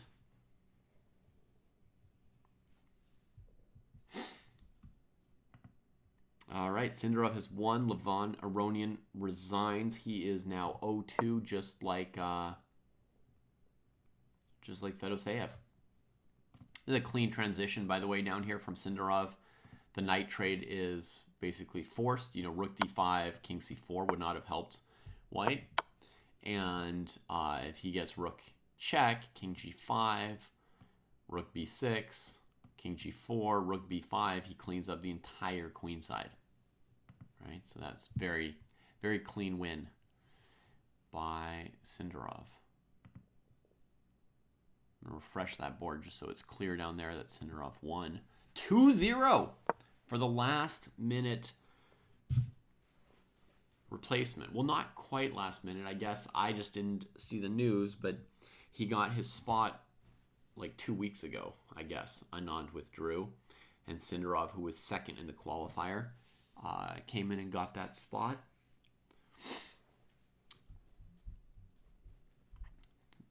I don't know if I should talk about that story right now or keep my eyes on this rook ending. The rook ending looks pretty balanced. Maybe it is a good time for a story, right? It's very hard for black to both keep the white king cut off with their rook and have their king come forward when cut off by white's rook. And anytime you go after this rook with a move like rook c4, white's answer is going to be rook a6 going after this pawn. So, yeah. Okay, so I'll tell that story. So in theory, the qualifying tournament was just to furnish one spot, right? Which was won by Fedoseev in Armageddon in a 5-game match against Javokir Sindarov, right? In a final tiebreaker of that match. And Anand had a wild card spot into these events. Now, Anand decided to withdraw from the tournament, and if the rooks traded, this would be like the final endgame of Ding versus Gukesh, right? So Anand decided to withdraw, potentially for 2 reasons that we know of. Number one, there's kind of this battle that's been brewing. That sells it short. There's the war, right? There's the war between freestyle chess and FIDE, right? Magnus obviously is leading the charge with freestyle chess, but Anand, in his capacity as a vice president of Dvorkovich's regime, is actually sort of on the FIDE side of it, right? He hasn't been out there saying insane aggressive things like Sutovsky, but he is on the FIDE side of it, right? So that's one reason for him to maybe not. White has to be a little careful here. Any rook retreat is bad because of rook c2. So just bring the king over closer to the g-pawn. Yeah, that works for me. So Anand, one factor is he's on FIDE's side of this discussion to some extent, right? He hasn't made any public comments that I know of about the freestyle war, but it's there. And then the second factor potentially is that Magnus said some rude things about him, right? When there was the Jeans event at the Rapid and Blitz, Magnus made some really not diplomatic comments about Vichy. I don't know the exact words. I'm not too brushed up on the details, so I'm not gonna, rehash the words or say who's right or wrong because I don't know necessarily. But I think the general understanding and take is don't go rook f2, rook e2 again. Is that he said some things that were rude towards Anand, and that could have been another reason that Anand wouldn't feel like coming and taking part in his thing. So having Magnus as the face of freestyle chess, it has its strong points or its good points for freestyle chess, right? Very good defense so far by Naka here. He said something about that, Jake. Yeah. So having Carlsen to lead freestyle chess is a good thing in some ways, right? There's a lot of people in the world who are fans of Magnus, so he brings a lot of star power and excitement. But he also lately has brought a little bit of, controversy or unkindness at times.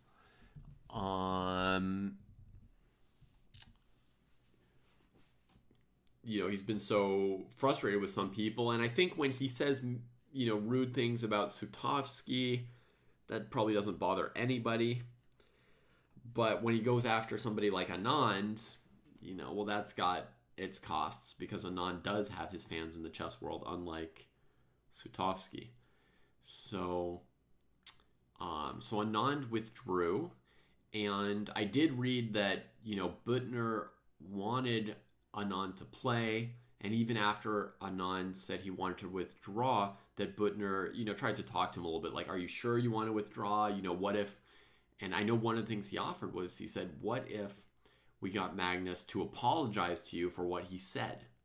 This I just read in an interview yesterday, so this I can comment on as the players take a break between round 2 and round 3 here. He said, what if Magnus apologizes for what he said, and Anand declined that offer?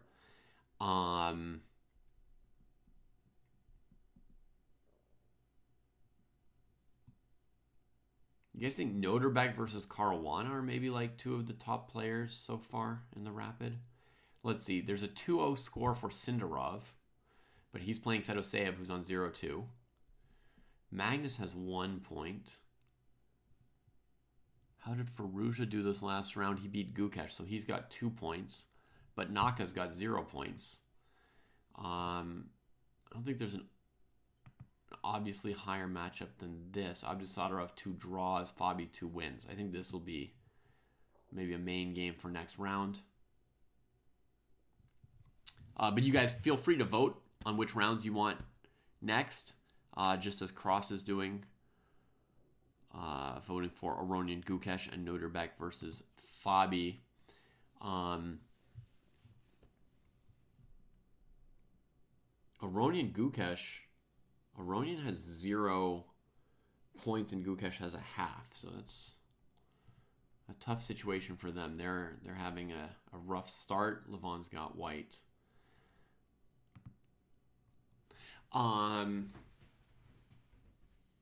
Yeah, so I did see this from Büttner, and I want to say this. An apology is not offered in exchange for something. That's actually maybe not so obvious that that's insane, but it's insane. You can't tell somebody, I will apologize to you in exchange for X or Y, because that literally means you don't actually apologize. You understand? An apology means you actually feel that you did something wrong, right? And in an apology, you don't ask for something. You don't say, I will apologize in exchange for X. When you apologize to somebody, and kids are taught this in school now around here, which is super cool, but when you apologize to somebody, you say, I'm sorry for doing X.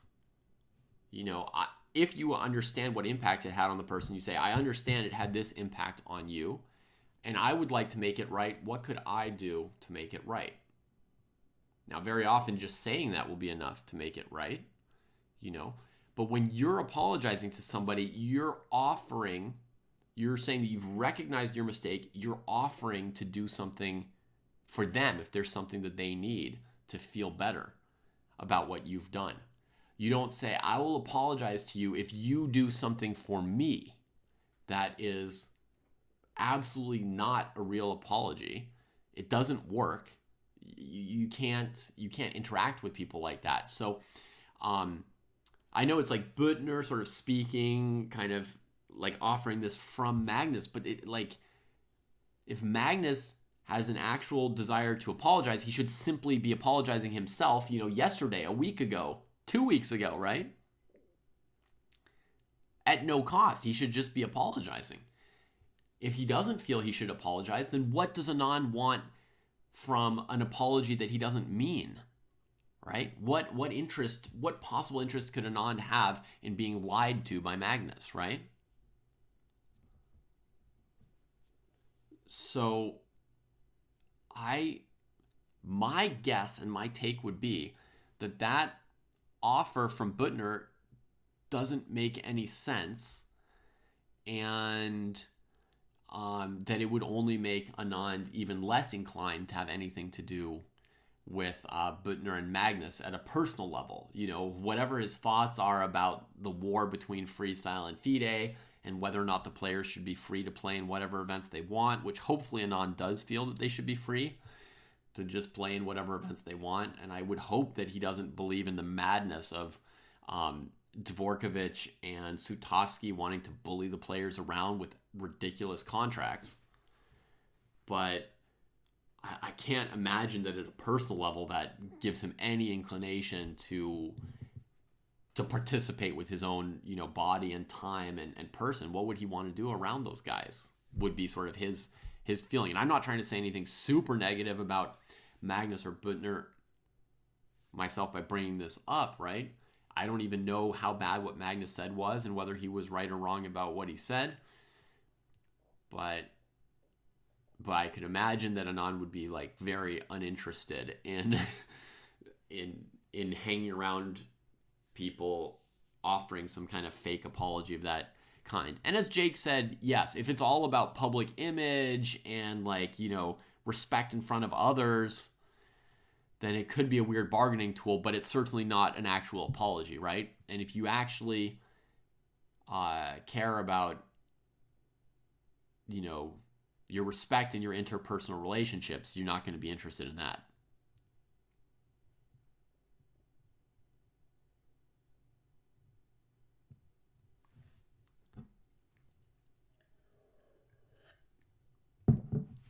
All right, as the players get set for round 3, I'm going to grab some water and avail myself of my fancy starting soon thing. Coverage will resume momentarily.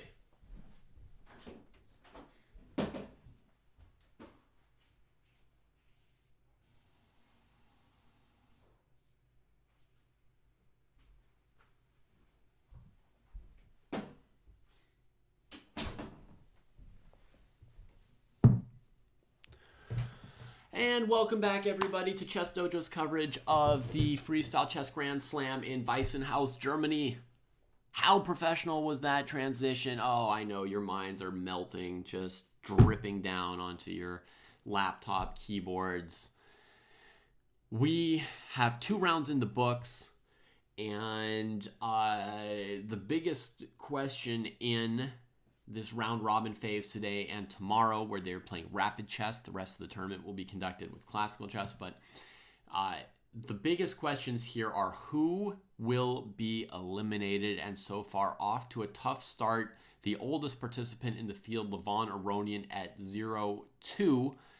I have him flagged here in my documents. I didn't call this out in advance, but I have him flagged here in my document as somebody who might risk being knocked out. So let's talk about the question of who might get eliminated today and tomorrow in the rapid chess. Okay? So I asked myself, who is in the most danger of being expelled before the event begins? Because to me, the real event, the main event, only starts in 2 more days, right? With the classical chess. So who could it be? Well, I thought of several names. I thought of Gukesh because I care about him and I'm scared when he has to play rapid. I thought of Levon. He finished second to last in rapid last year, below Gukesh, above Ding, before playing great in the classical portion. He's the oldest participant. I think it's a very risky phase for Levon, unfortunately. Overall, this past year has been a great year for Levon. He's coming back up. He's had a resurgence after a little slide out of the world's top 10. He slid down to like number 30. And this past year, he's gained 23 points, moved back up, sort of a tier in the top player list. And we know that he's passionate about 960. So this is a great event for him You know, he's got kind of a second win. I'm excited for Aronian. Unfortunately, this new elimination factor in the Rapids is very dangerous for him. Who could be in greater danger than the oldest participant in the event when the event gets faster? We all know that's how it works, right? I mean, even Naka is in a little bit of danger right now, and he's reputed to be this great blitz and rapid player, but he is the second oldest dude here, would be my guess.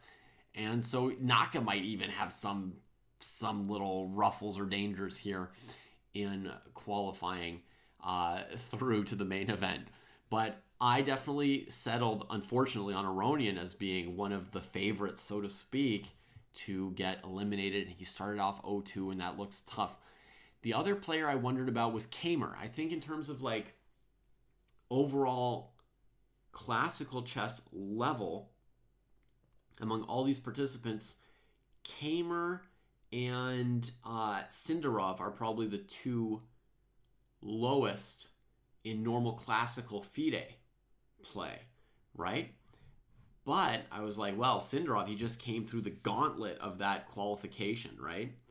He just played all those rapid games. He's hungry. He's excited. He's good at speed chess and rapid chess. I don't think of him as an outsider in this rapid phase. He may be an outsider once the classical starts. He might get booted in his first match 2 days from now. But I don't think he's not an obvious choice to get booted out in the rapid phase. Nobody was. I looked through the whole list. I looked down each of the 10 players, and I was like, this player could not get kicked out. This player could not get kicked out. Once I'd gone down the full list of 10, which you have right here to my side, right? You can see all the players.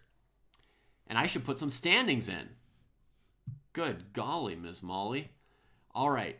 How many points do we think that Fabi has? 2?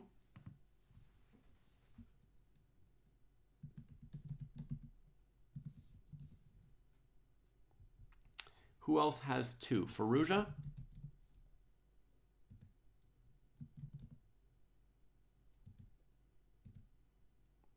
Why can't I spell his name now? Is it ZGA? I don't know. 2 out of 2. At least you'll know who I'm talking about, and maybe the spelling will come back into my brain later. Does anyone else have 2 out of 2? I think Noterbeck has 1.5. I think Magnus has 1.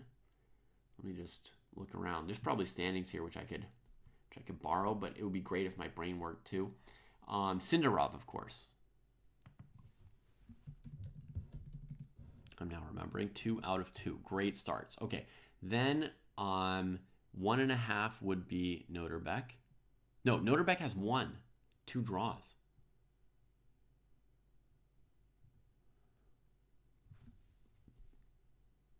Maybe nobody has 1.5.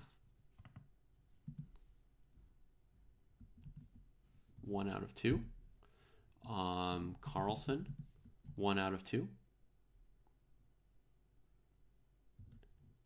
And Kamer, 1 out of 2. We've got Gukesh with 0.5 out of 2. And Naka with 0.5 out of 2. Remembering that right. Then we've got Aronian, 0 out of 2, and Fedoseev. Right? So I looked down this list of 10 names. And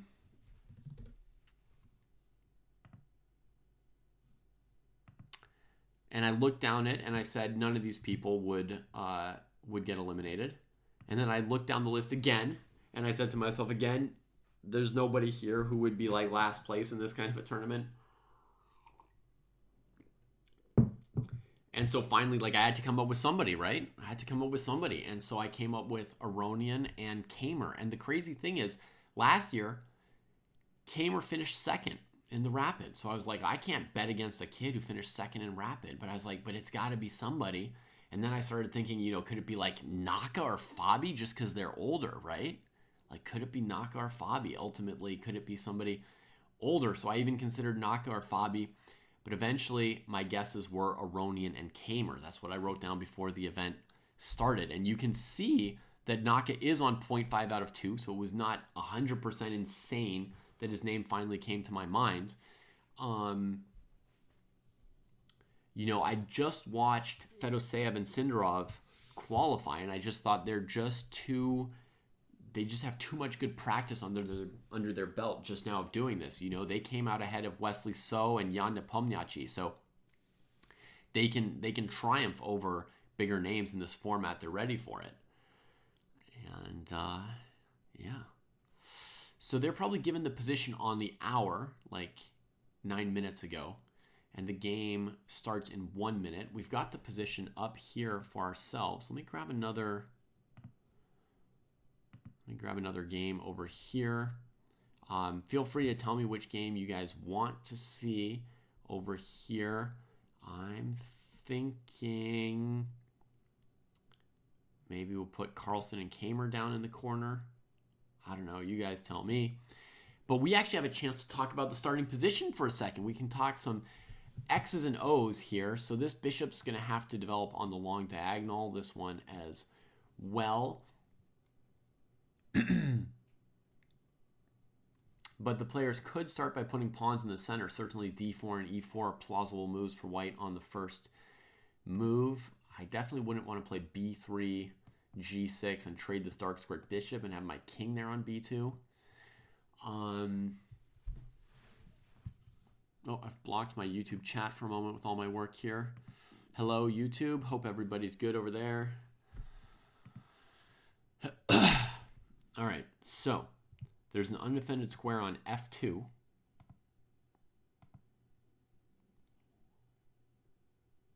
If white played like knight f3, you know, and black played something like d5, and then we just, boom, knight e5. How annoying could that be? Like, is that easy to deal with or not?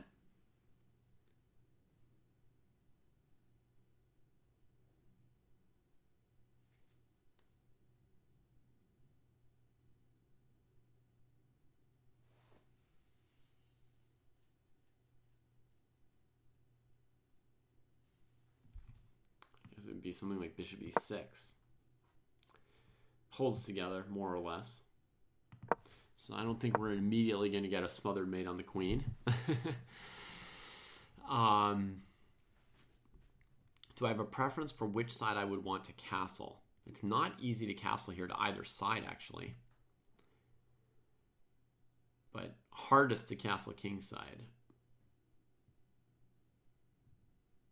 If I could, I might even like to castle kingside, but I don't know that I could. I think this might be kind of position where you want to play, you know, d4 and eventually c3, not c4. c4 will be too loose if you try to play a queen's gambit. So I could really imagine it being sort of a, oh, look, e4's been played on 2 boards already.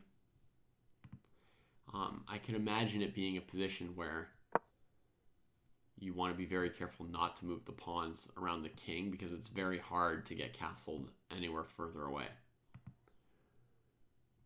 Okay, so we're getting some double king pawn positions, g3, starting to let the bishop out, but also introducing f4 as your move if you want to gain some ascendancy in the center. Same thing was played by Carlsen and Kamer below us. They're starting off the opening exactly the same way. Noterbeck plays f4, going for central advantage. Sorry, my lights are flickering a little. But it means that this bishop can get out and this one can't. So it's not a pure advantage to play this versus not playing it. You know, I'm not certain whether or not Magnus will go for f4. In other words.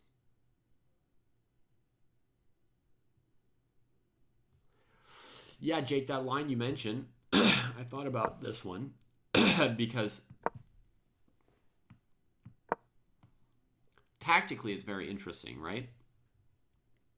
You threaten bishop takes h6, f6. If you take on h6, it's probably bad for white because if pawn takes knight, you have to save this piece. Then black can take here. So it's very interesting tactically. Strategically, it's not so interesting, though, because after f6, knight d3, this guy's just hosed. by that f6 move. So it's not very exciting for black actually to play like this. They don't want to move the f-pawn if they can avoid it.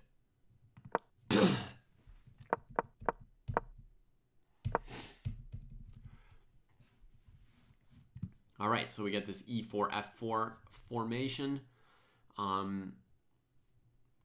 It's kind of a mix of like the King's Gambit and then that opening where you go knight c3, g3 in a double king pawn. What's that even called? Ugh. Can't believe I forgot the name of it. Anyway, there's a double king pawn where you go e4, e4, maybe Glek. It's called Glek. It's named for Grandmaster Igor Glek, I think. You go e4, e5. This is classical chess. Maybe you guys can do it blindfold. e4, e5, knight f3, knight c6, knight c3, knight f6. So you play like a 4 knights. And then instead of bringing the bishop out to e2 or c4 or b5, you go g3, bishop g2. Yeah.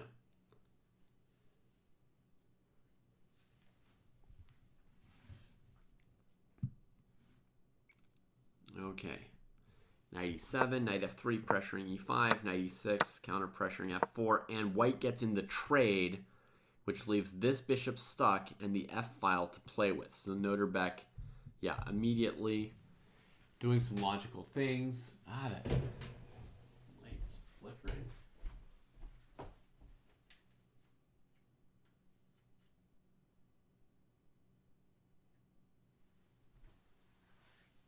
It stops flickering because that's pretty annoying. Okay, let me quickly look what other opening choices people have made because I hear some interesting comments about what opening choices are being made here. So Levon and Gukesh have played e4, e5, g3, g6, but no f4, f5, so pretty calm. Fedoseev and Jevokir Sindarov also e4, e5, g3, g6. Finally, f4 from Levon. a4 and a5 on both those boards. Very similar opening choices between Levon and Fedoseev. And then the Ali Reza versus Hikaru game. Somehow queens have traded, and they've got a really weirder opening. So let's see the only board that didn't start with e4, just as a reference for us.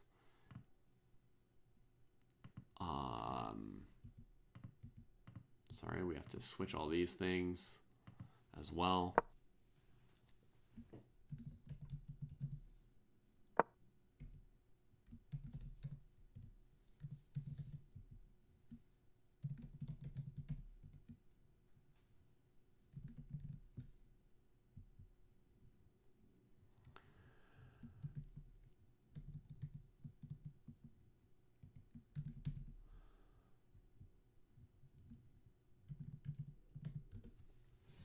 Okay, so let's see what happens. So knight e5.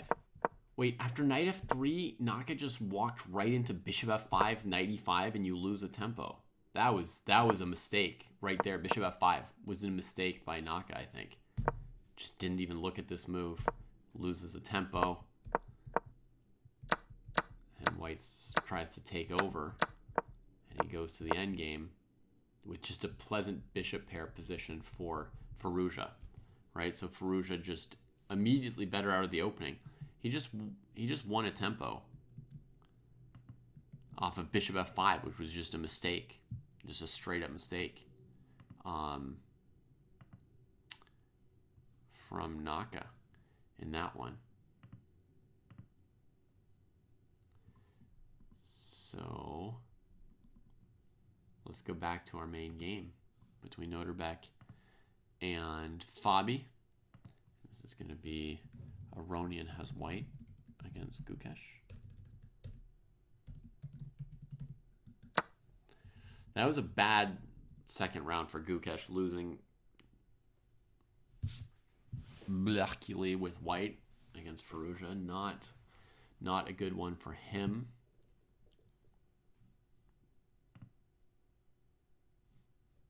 Good start for Firouzja, though. Okay, so Fabi goes for the outpost square on d4. Noterbeck makes the trade. Fabi takes more space, and I think he's going to try and break with f5 next move because he's kicking this knight. He doesn't want to give Noterbeck time to play rook f1. The dream for Noterbeck would be to have time to play queen e2 and castle. He's thinking about where to go with this knight. f5 will at least open up his bishop. Like, white won't be dead after f5.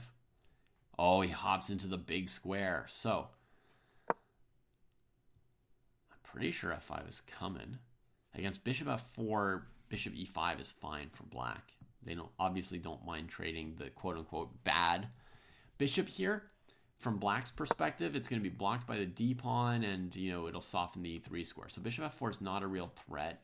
He goes knight e5 instead of f5, so that suggests he wants to play c6, kick you around a bit, gain some more space on the queen side.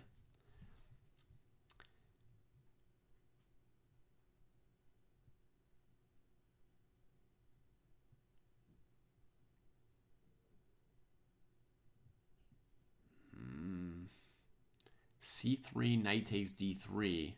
I don't think you can play that. But one is encouraged here to try and challenge this pawn, you know, while black's trying to play c6. But yeah, queen e2 is the logical move. Defends d3, prepares to castle kingside. And now c6 will come, and we'll see where the knight heads. f4, yeah. Knight b4, a5 was, I guess, less good than that. Problematic. So it heads to f4, clogging white's own f-file. And I think black's plan is f5 and white's is c3. Fabi played quickly. Oh my goodness.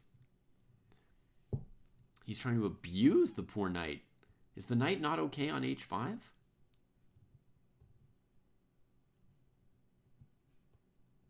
It's definitely not okay on h3 and looks almost dead on g2. Knight h5, bishop g4. Oh my god, it's going to have to go to g2. This is abuse. This is abuse. Fabi's killing him. Fabi is killing him. Oh my god, he saw his opportunity there with c6. And that poor knight just got battered. Nowhere to go. Oh man. Oh man, oh man.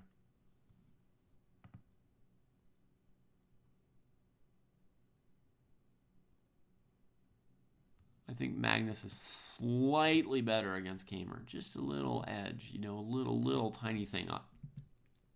When I say better, you know, a tenth of a pawn. A tenth of a pawn, nothing to get excited about. That's just slapping a tiny valuation on that one there. Honestly, I mean, Fabi might even be winning. My, like, black is, like, clearly better might be insufficient to convey just how brutal this is. Bishop g4, piece comes into f3. Calmly overprotects the g-pawn and says you're going nowhere. All right, do you castle or do you just not trust it and you play rook f1?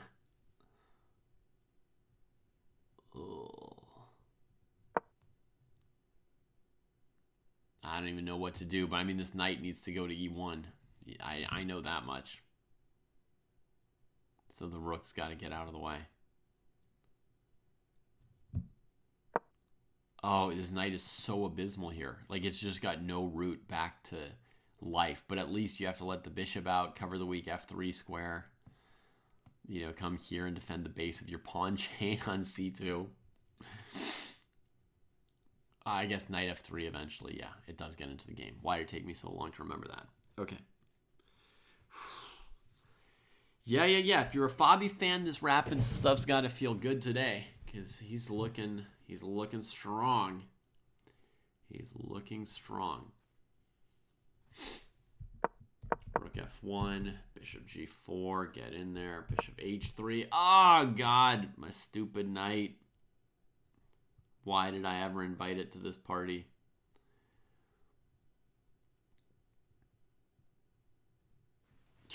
God, easy to bleed all your time is Noterbeck. Noterbeck's tough, though, by the way, folks. Noterbeck's not somebody who, like, collapses because something bad happens to him, but where's this supposed to go? This move here, look at this. Knight g4. Just take the pawn. Maybe he'll go to d1 with the rook here.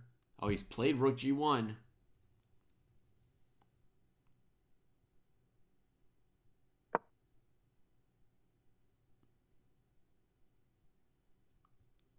Maybe there's some tactic. Knight g4, h2 maybe is like too aggressive, right? Because of this tactic, knight f4, hitting the bishop and hitting this. And white gets out of the whole situation scot-free, actually. Once they trade off that knight on g2, their disadvantage is gone. So knight g4 would be a mistake. Or at least taking on h2 would be a mistake. So what should he do? Probably develop his queen, you know. Get the rooks into the game for playing f5. Queen d6 or b6. Looks good to me. Maybe queen b6, so you'd have this idea of knight c4 at some point. You'd have this idea of going like knight c4, d takes c4, d3 in some situations. When things get wilder. No. He doesn't not stand a chance in classical, Jake.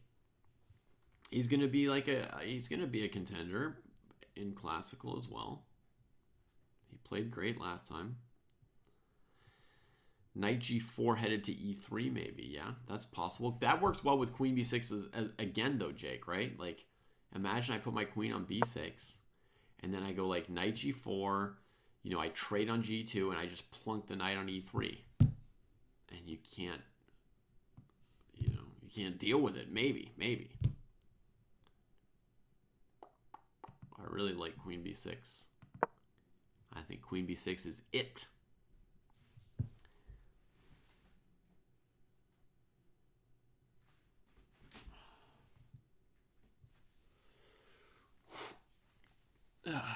The first move I thought of here, by the way, was a much more simple move, you know, queen d6.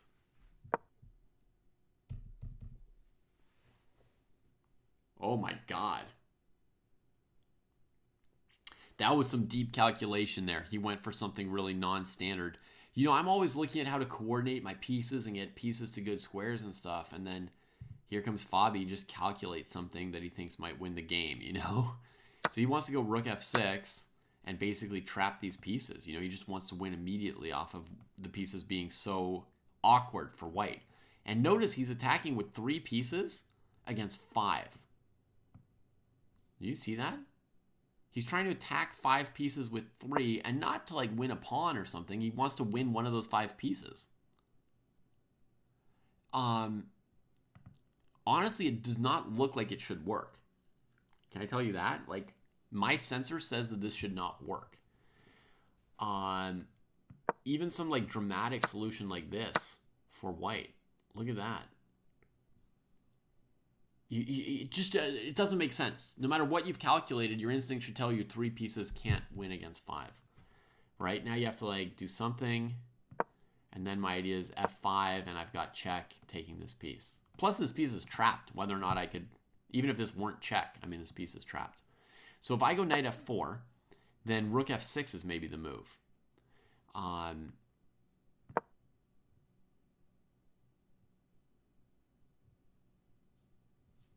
Maybe. So he's played knight e1, rook f6, knight f3. What's he going to do against g4? Hold up. What? Bishop f4. Okay. Knight takes, bishop takes, g4, also bishop f4. Rook takes, pawn takes f5. Yeah. So this is like a critical possibility. You know, you could get some version of this with or without the knights already traded.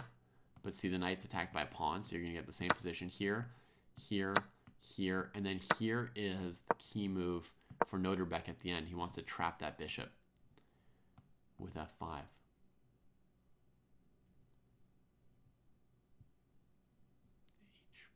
H5, there's queen g3. And some move like bishop e5, then there's time for queen f3. That's kind of what he's got in mind. Now Fabi's calculating here. Notice that even under this kind of pressure, Noterbeck is ahead on time. Do you see that? We're currently in the live position with black to move right here after knight f3. Yeah, black can play g4 or bishop g4 or knight f3, bishop f3, g4. We haven't even calculated bishop g4 yet. Good God, what's he going to do there? I have no idea. What? Maybe he's going to throw in the same move. He only has so many moves, right? He's got one resource, bishop f4. So now if you take the knight, he can take here. If you take the bishop, the knight can now move. And then pawn takes, he comes here. And he's still in the game. Still in the game. And look at Fabi getting low on time. He's getting so low, he needs to find some kind of knockout. But if he doesn't, it's going to be rough, right? Because that knight got out from g2, and then he's just going to have to play the whole middle game with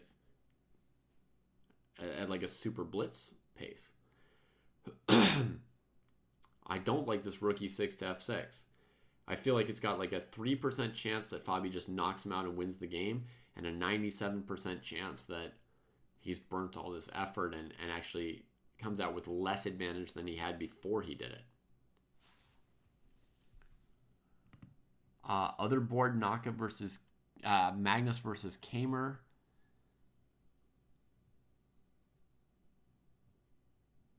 Looks like still a tiny advantage for Magnus. Getting a little bit more complicated, but should be close to equal. A worst case is very playable for black still. Yeah, I like that idea, Jake, of maybe like knight g4, queen here, queen b6. But you can see this rook is like totally messed up. I wanted to castle kingside, right, and play f5. And now, like, what is this doing and what is this doing? Okay, he goes for rook f3 and queen f6, which was a suggestion from Blibba. And, yeah, let's see what the resource is here for white. Because I had not found any resource here yet. 3.5 minutes probably spent on that. But, yeah, what is the resource? Bishop f4, pawn takes f4 looks winning.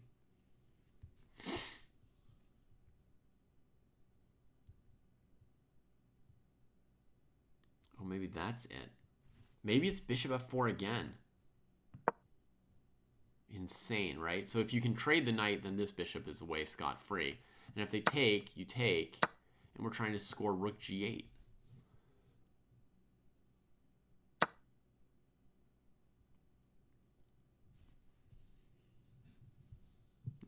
No, it was a good line to throw out there. I was going to calculate it next if I'd had more time. So idea, you know, there's also knight g6 here, which might be good, but idea is here, here, and if bishop c8, bishop f4 has been played, by the way. What if you had like the amazing move bishop g4 here? Oh.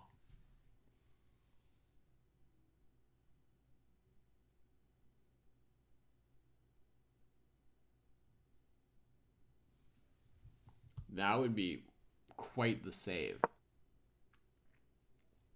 Black can actually go queen g4, rook g4, you know, and the game goes on. White's just struggling to even like be in the game, right? Okay, they're playing something. Bishop f4, gf4, gf4, queen f4. Surely he intends rook g8. And then the other line is going to be king c7, rook takes a8.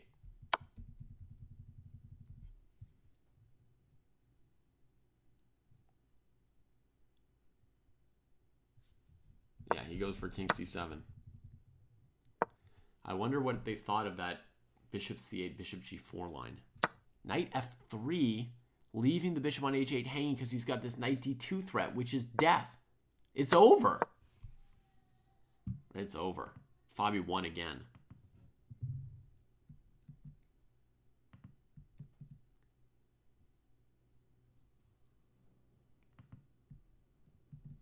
Wow. Takes out Noterbeck as well.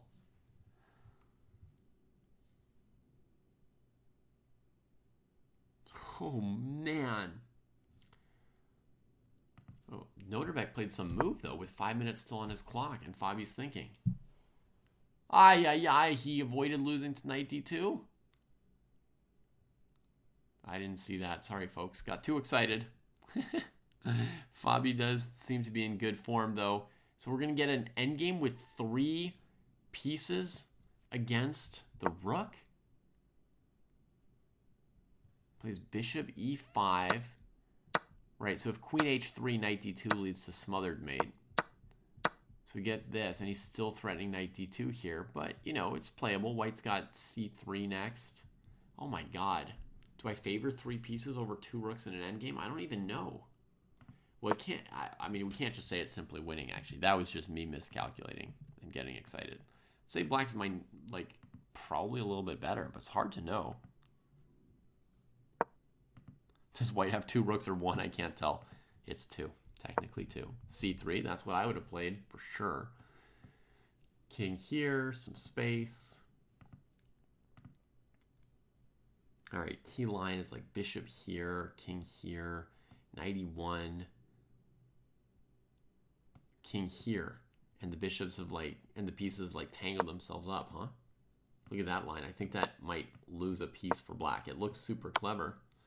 But if the king just steps out of the way and says, sure, have the pawn. Sorry, the arrows don't work on chess.com. Not my fault. They used to work. You can try and limp on with bishop d2, but it looks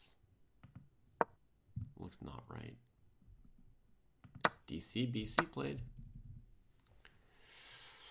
Yeah, Noterbeck should have a fighting chance in this endgame, and Fabi's got 18 seconds to play it. Yikes. Man, that was so close to a knockout, huh? Rook takes f3, queen f6, and everything. Yay.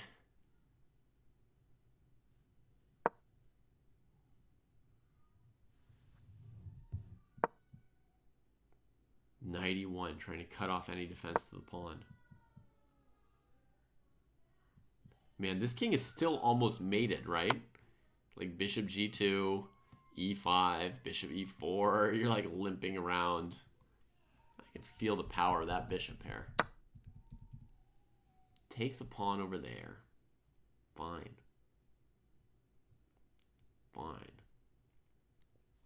I would expect some kind of developing move for this rook.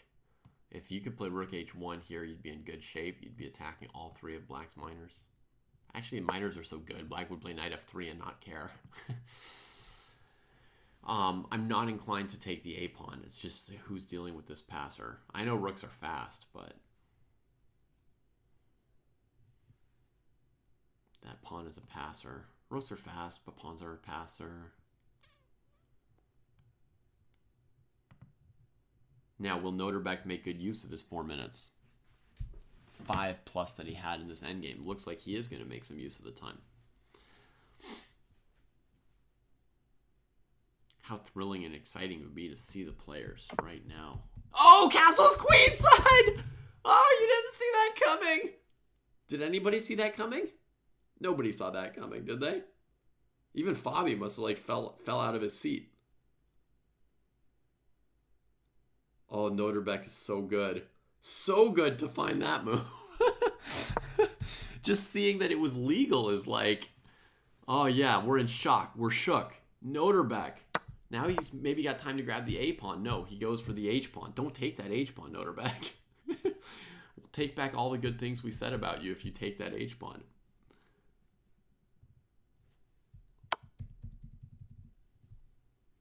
Oh, these minor pieces are everywhere. They're swarming. They're cockroaches.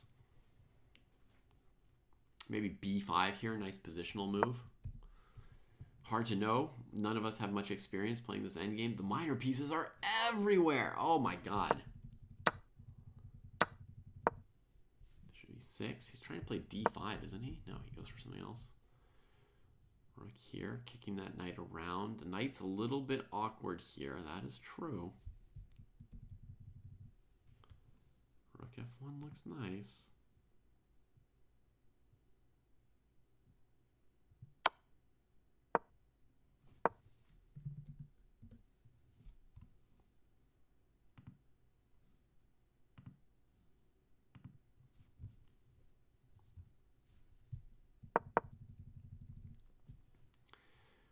Hoping this pawn structure will keep the black pieces at bay, but the isolated pawns are in danger. B5, that's what I wanted. Gives up a rook just to break up that bishop pair.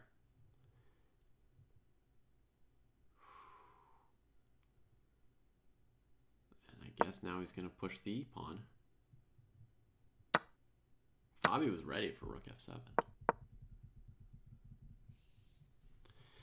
Yeah, Noterbeck plays very, very fast, Ali. Of like anybody here, I mean, he almost plays like, he may be playing the fastest of anybody. It's really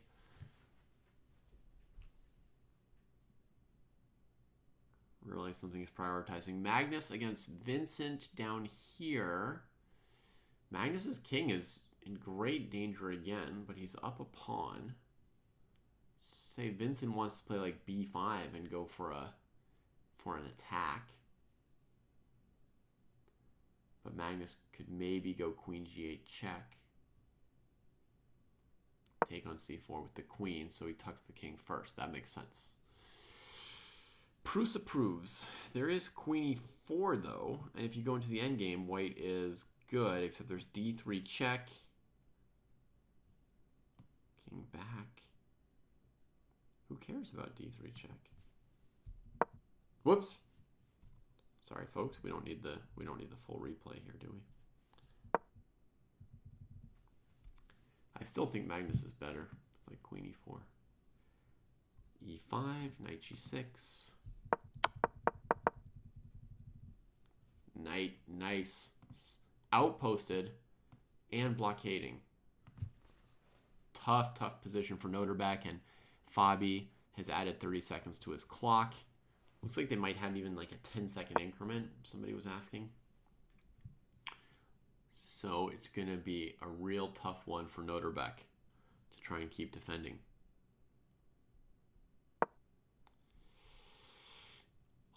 Only those who've seen your games would know, Big Benito.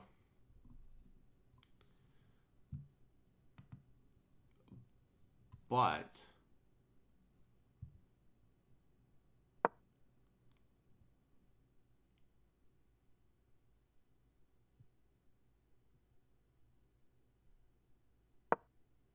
you like my setup, Ali? Nice. Thank you for sharing that. But Big Benito, I think one reason that you're not at 1500 yet is that you haven't yet tried the Dojo training program. That's probably one reason. Ali, having seen both broadcasts, do you have any suggestions for mine? Anything that would make mine better?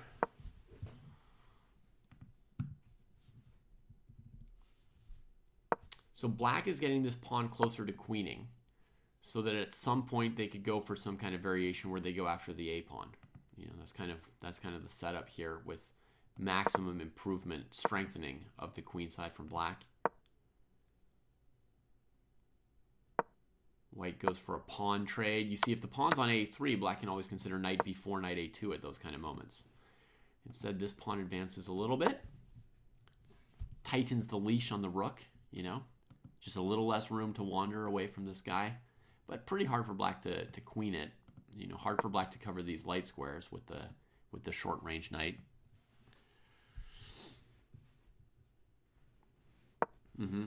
The official is always so noisy. Try to keep it chill.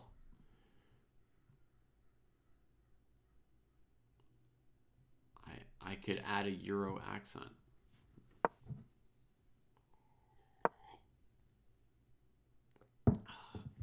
What's your favorite accent, Butch?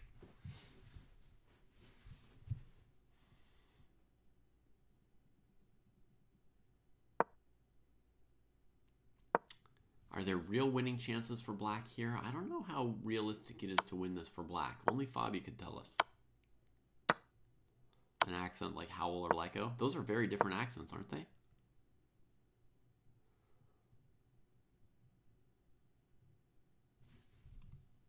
How's Maggie doing? How's Maggie doing? He's got his endgame. Oh, man. I want to just say that's winning once he gets queens off the board with nothing else changing. You know? Without any concession, queens off the board, I think Magnus is winning.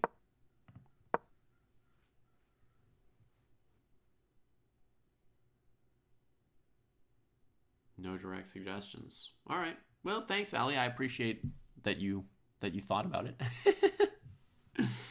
Yeah, Vincent's gonna be lost. 2 connected passers, and the A pawn is not that much counterplay. Yeah.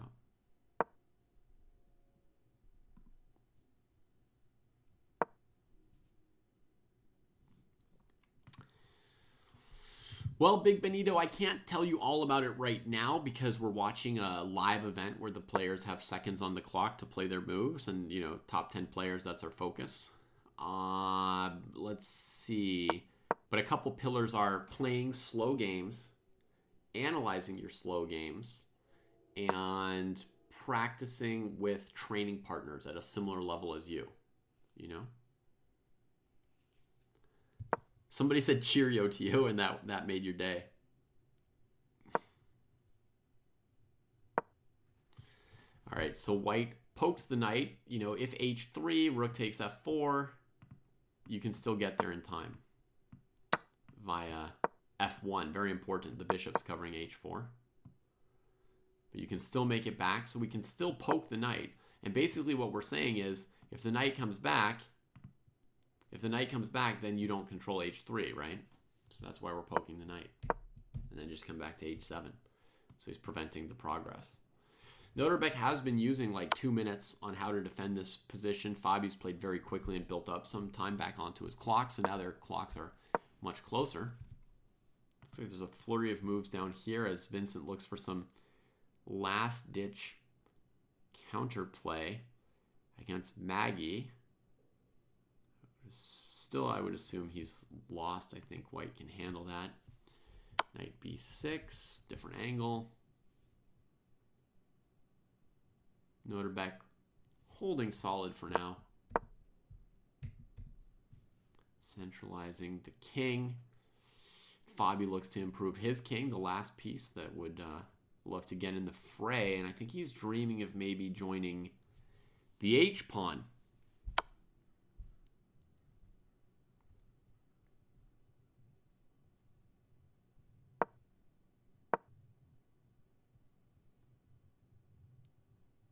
Magnus is crushing Vincent, says Ali. Yeah, that's my feeling.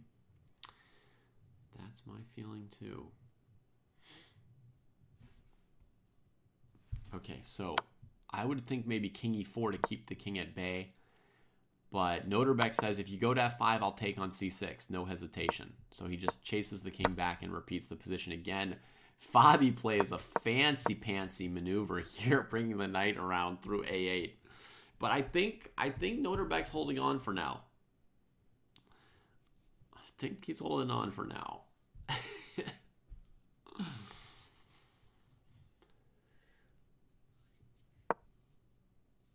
Yeah. So far he's been able to rebuff attempts from Fabi to improve the position further, right? One idea for black is to get control of h3 with the knight. He's refuted that.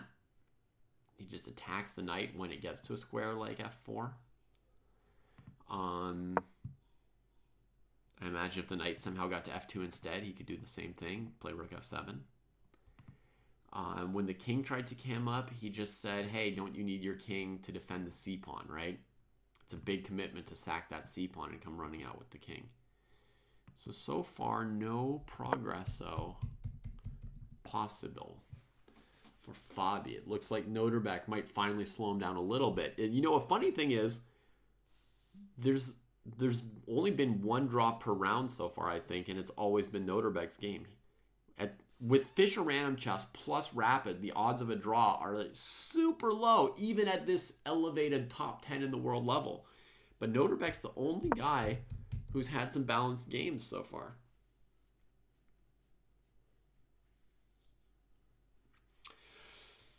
Now, d5 is tempting, so I'm going to mention it, even though it's a blunder. Takes, check, king here, knight b4.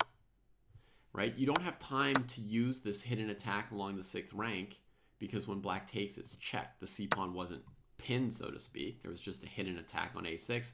Takes on d5 is check, king takes, knight check, and you take here. And black can't lose. The bishop's defending all their remaining pawns, you know, all their passed pawns. So that would be a blunder for white. White's thinking for a bit here. You don't have to play exclusively classical games, Big Benito, but you do have to play some classical games. They will help you the most. You can also spend time playing other games that aren't classical, and you may enjoy them or improve slightly, but you won't. But you will have to play some classical games if you really want to up your level. All right, knight comes around to b4, offering the a pawn. That's a risky change that he's going for there, is Fabi. He did not have to push this hard, right? He could have accepted the draw at this point, played knight c7, knight d5, knight c7, etc.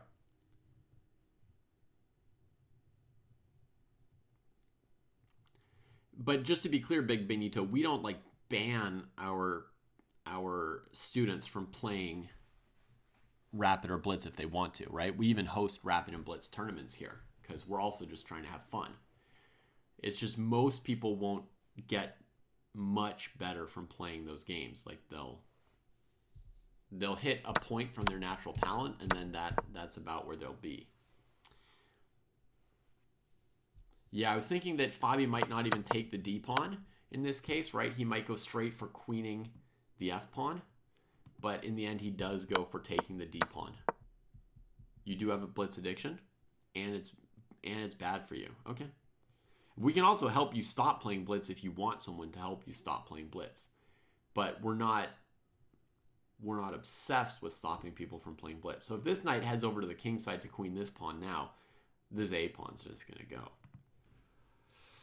So I feel like this was risky of Fabi to trade the A pawn for the D pawn. I don't think this like helped him really. It should be a drawn endgame, and it may even slightly favor black still, but I think it's harder to play with this passed A pawn for white.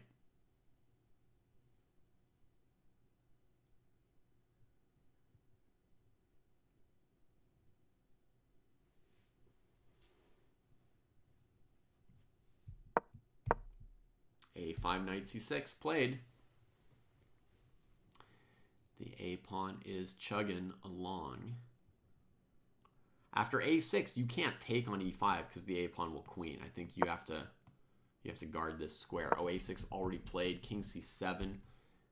Man, king b6, there will be a7 though, so it's hard to round this pawn up. Now white wants to bring the king into the middle of the board, I would say, and does. So the king wants to head to somewhere like d5. It can strengthen the e pawn, and you can start thinking about disrupting this bishop with rook h7 at some point. Knight e5 comes in. Holy moly. What about, oh, a7, king b7, rook h7? The knight can defend it. And rook e6, the bishop can just back up to f8, which is kind of insane. Oh, but then there's maybe rook e8. Okay, what does he go for? He goes for rook h7. The knight can just cover that. Okay, there was an insane variation. I know they're a little bit low on time. Good morning, Jay. But let me just show you the insanity of this. a7, king b7, rook here. You can't defend the bishop with the knight, right? Because the rook would take it. And I want to like drop back so that if rook takes, bishop here. But I have to be careful how I do it because rook e8 is winning right there. So I guess you have to go bishop d8. And against rook e8, there's knight c6. Black holds and wins. Dang, what a variation, folks. Like, Fabi calculated that in seconds. Do you understand, folks? He saw all of this in seconds. It's like an endgame study almost, this variation. I also saw it in seconds, huh? But nobody's saying anything nice about me, only about Fabi. All right, the A-pawn is still the last resource for Noterbeck to try and make this tough for Fabi, who's got 10 seconds left to pull off this game. He's got to keep that A-pawn under lock and key, and then eventually he can try and win with these pawns. Knight c8. So it's going to defend the bishop and the queening pawn the way it did from c6, but it can't be kicked. away. It's like tucked away, doing its defense safely. Now, the idea for white is to try and just hold this and not let black strengthen the position, you know? Like just play king d5 or king b5 back and forth. Carlsen won the game, right? Thank you for that. I was so certain he was winning that I took my eye off of it. Thank you, Ali.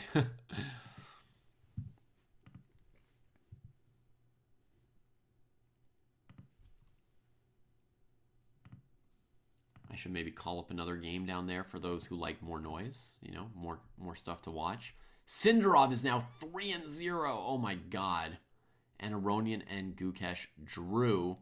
So Fedoseev is having a really tough start. We have a win for Magnus, and there's only one game still going, so it's the one we're on, huh?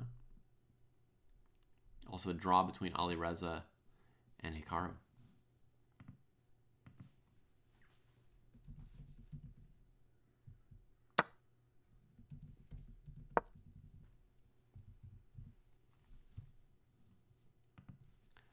Fabi is on a mission this round.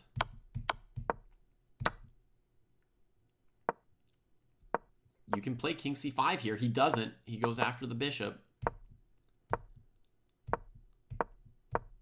Does he have a draw? You see, like, it's very important what leash the rook is on, right? Because h3, rook takes, h2, rook here, right? Whether the pawn's on h4 or h3 or whatever. You aren't seeing moves on Fabi's game? They've agreed to a draw. I can tell you the spoiler.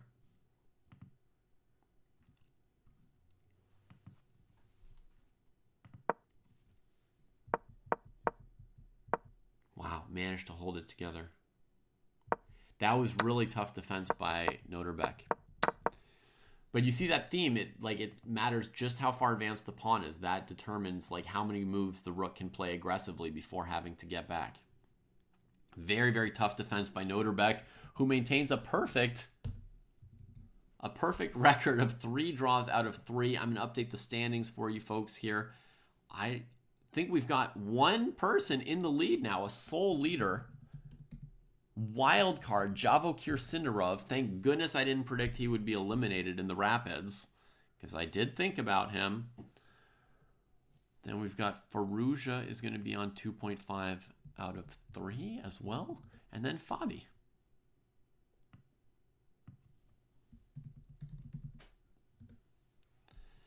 Abdusatorov, 1.5 out of 3.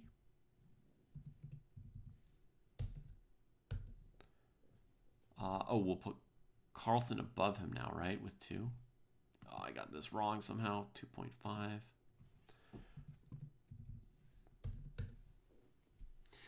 Sindarov was in second place in the online qualifier blib up. And he only got in here as a replacement. Let's put this here before I delete it. Whoops. He only came in as a late replacement for Anand when Anand withdrew from the tournament. Then they took the second. They basically had a wild card and they gave it to the player who was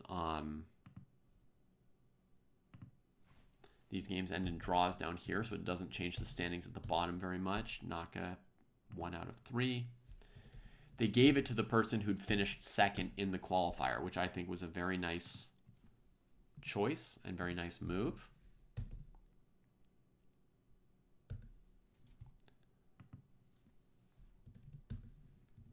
Fedoseev in a bit of a hole here.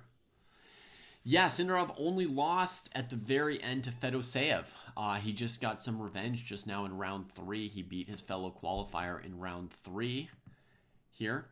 But yeah, Sindarov got all the way to the finals, tied the finals 1-1, tied the tiebreaker 1-1, and lost in the Armageddon game, the 5th game of the finals match of the qualifier. So he played 3 long days of brutal chess. And look how ready he is to be in this event. You know, he's the guy who had the smallest chance of being here. And now here he is in the sole lead, actually, in this company of top 10 players. By FIDE ratings, he's the lowest rated player in this event. Hats off to Sindarov for the sterling start here. Even if it's only rapid chess, it's still chess. And the quality of the play is still high. He won this game pretty quickly, 30 moves. Let's have a quick look.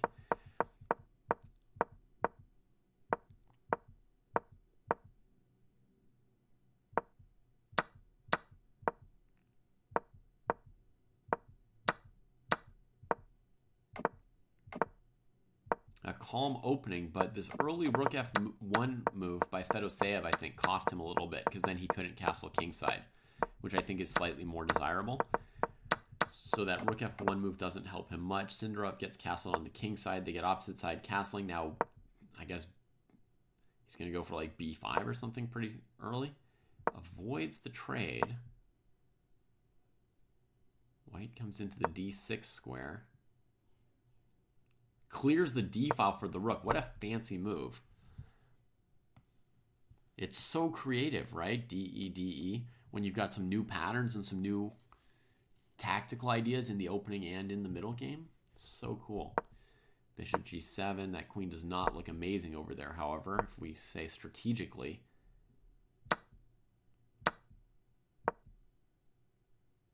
That does not work out. Bishop on h1. Queen on h4. They're not looking so well coordinated. There comes the attack.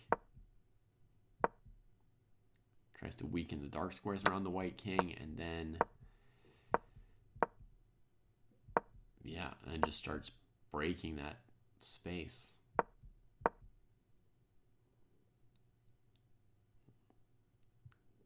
Beautiful position from black. Ugh. Just absolute brutality. Just raining down on white with the crushing bind on the center here. He just has all the time in the world. Normally these attacks, you know, it's super fast, right? Your opponent's attacking on the other side. You're attacking on your side. You're going as fast as you can. They're going as fast as they can. Here, he just said, like, I'm completely crushing. I will slowly finish crushing. That was brutal. Look at how much space he's got with pawns on the queen side in this position. Well, if chess.com would let me highlight it. Anyway, I'm talking about the black pawns. Hopefully you guys can find them here. Amazing. Amazing position he got there. That was one-sided. Brutal. Powerful game. All right. You can start voting on what game you want to watch in round 4. I will see what the Dojo dudes are telling me in the background here.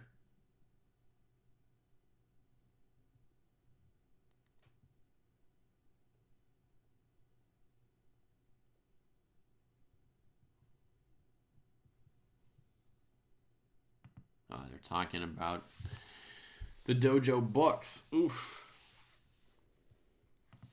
The Dojo books.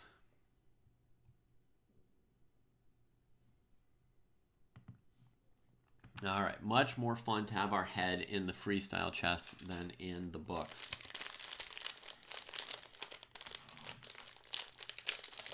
I suppose if we had a bunch of money, some people might enjoy having their heads in the books and just sort of like counting, like, ooh, there's so much money, but there's not that much money, so it's not, I don't think it's anybody's cup of tea to enjoy our books. All right, what game should we watch next round, folks? Should we keep our eyes on Sindarov? He's in sole first place. Yeah, we should. Sindarov, Gukesh. That'll be a game. Give proper eyes to them, and then we'll pick Fabi and Firouzja for our second board. That makes sense.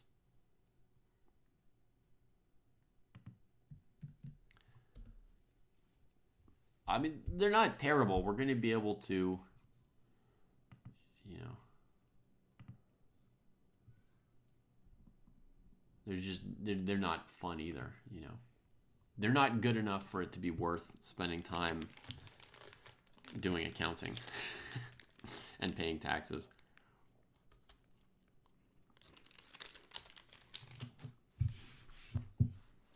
we're going to be paying payroll taxes for the first time, January and February of 2025.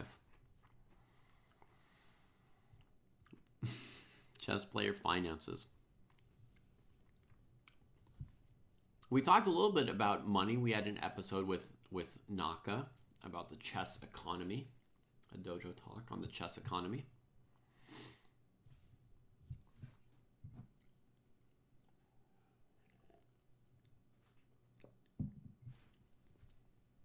But I've wanted to do a show for a while in which we would talk about, like, basically the financial circumstances of lower level professional players, right? Like a 2,500 GM.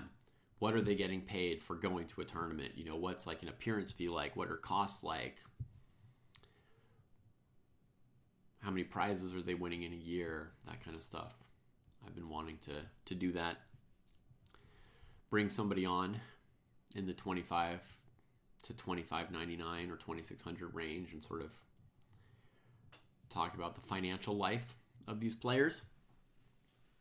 A feature of this tournament, the players get to see the position they will play for about 10 minutes before the round starts. So usually from about, like, right now we're at 7:05 in California. For them, it's 4:05 in the afternoon. Probably between 4 o'clock and 4:10, these players are looking at the position, and then they start playing the second. Then they start playing at that 10-minute mark. Yeah, I saw Felix Bloberger's video, actually, on the topic. I thought of doing this topic for a dojo talk already, you know, a couple of years ago, but or a year and a half, 2 years ago. But he could be a possible guest. It occurred to me when I saw his video.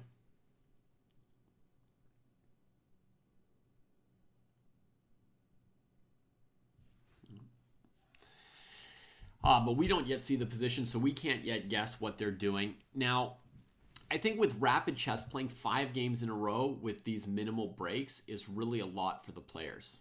I think it's a lot. I think it's a little bit tiring, or maybe a lot bit tiring for them. So the question right now for me is, like, players like Aronian and Fedoseev, and to some extent Kamer, Gukesh, and Naka, who didn't have a good start to the day. They need to get their emotions right, and they need to, like, beat down the fatigue. They need a motivation to pull them past the fatigue to keep fighting. Because it's going to be a tough task to go into day 2 at the very bottom of the standings, right? So you want to get a point here out of the last 2 games, let's say, right?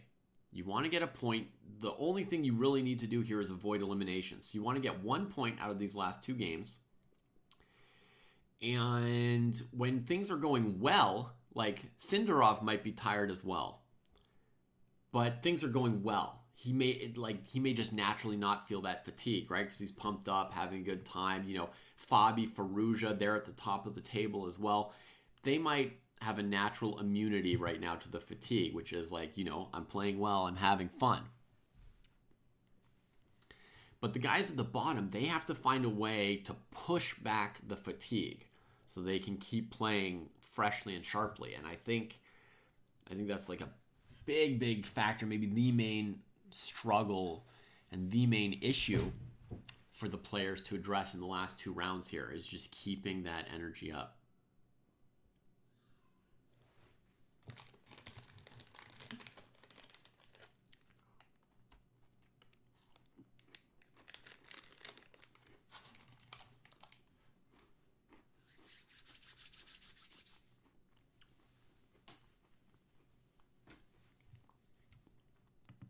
Cross says the position's up. Let me refresh since I don't see it yet.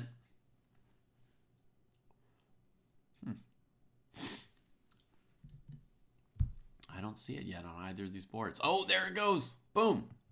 The queens hop into the corners. We should have the games in about 120 seconds here for round 4. Who do I root for when a qualifier meets my boy Gukesh? Guess you just root for the chess, right? Just root for the chess.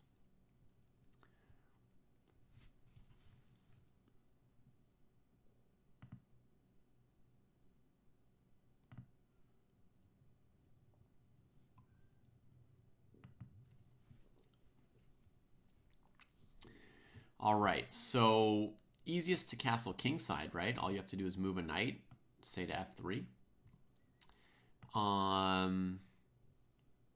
Any hanging pawns here? These are all defended. These are all defended. The weakest square is g7 or g2 because the queen's got her eye on it and only the king protects it. I think because of convenience, people are just going to end up castling kingside a lot in this position. And you can develop the bishop this way or this way. Be sure to get the queen into the game at some point.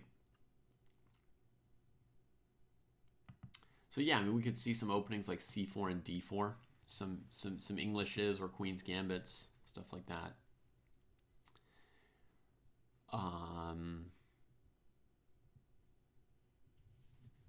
Yeah, e4 doesn't look amazing here in this position. It doesn't open either of the bishops. It opens a diagonal to your king, and the pawn is hanging on e4.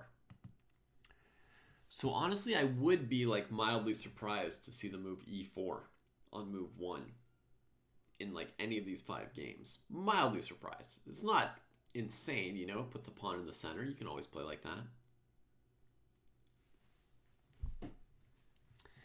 But I would expect some d4 and c4s here because those let the bishops out in the most obvious ways. f3 or f4 lets out the bishop in the other direction, but that seems kind of undesirable to move a pawn in front of your king. And your king's probably also going to stay on the king side. So yeah, I really think these are the moves that you really want to play here. So basically, I mean, there's this choice. Like if you go c4 and they go c5, you know, can you open up or not? That's an important question, right? If they play symmetrical, if you want to open the position, and then you ask yourself d4, d5, you know, can I play a queen's gambit? That's kind of like a big question for the first move that I sometimes go over. If there's 2 moves that I want to play next to each other, whether it be c4, d4, or d4, e4, or e4, f4, I'll ask myself, you know, usually, like if you play this one here, the pawn that's undefended, you'll more easily be able to play d4, but it'll be like this will be a little bit looser. That's like e4 in normal chess, right? And if you go d4 to start with, then after, you know, your pawn will be secure, but you'll have more trouble playing the follow-up move. It's kind of like the difference between it. So a more aggressive player is going to tend to start with c4, and a more solid or cautious player is going to tend to start with d4 in this kind of position.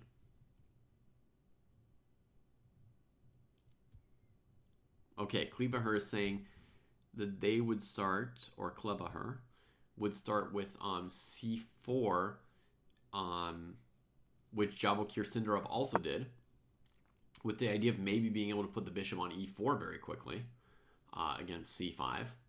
And then against knight f3, you just drop back to f3, and you make that queen on a8 work to get into the game.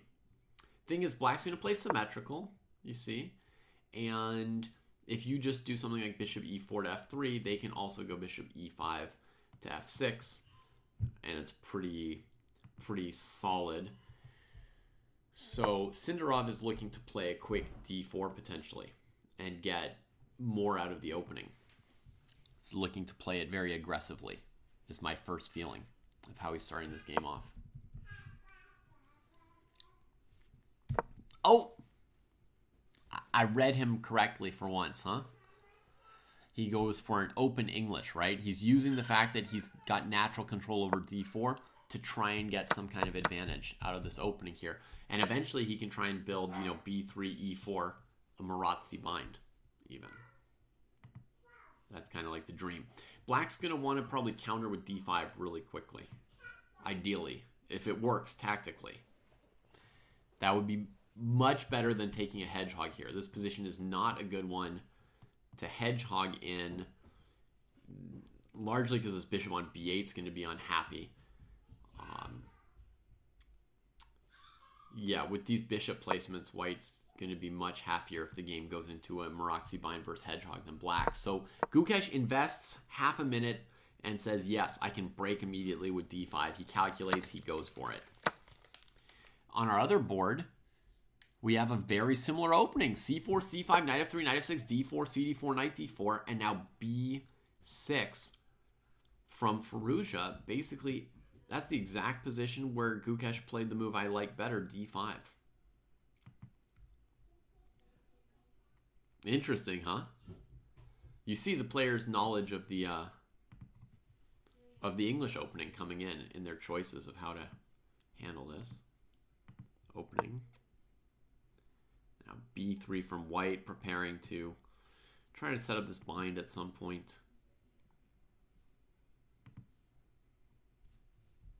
Sindarov. What? Look at that tactic, folks. D takes e4. What does he have in mind?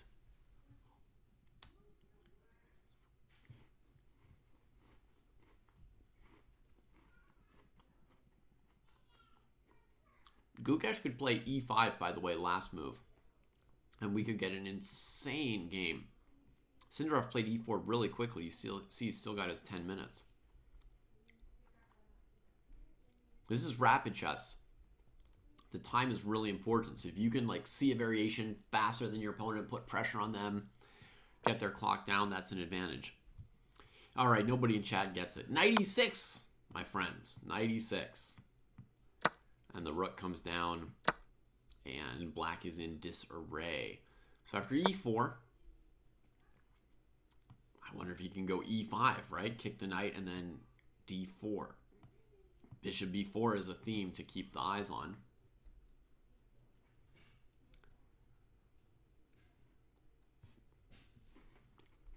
But you're going to be under a lot of pressure here if you can never take and you can't push e5. Like if you play a move like e6 and you're just trying to defend, ooh, black's under serious pressure. And this move is strong here too, partly because you didn't play e5, right?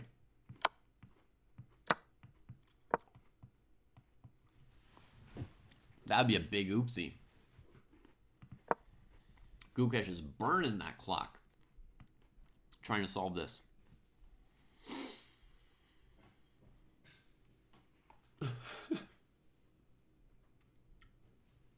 Well, you know, it is their choice whether or not to analyze their next opening or just mourn and celebrate the game that they've just played beforehand, right?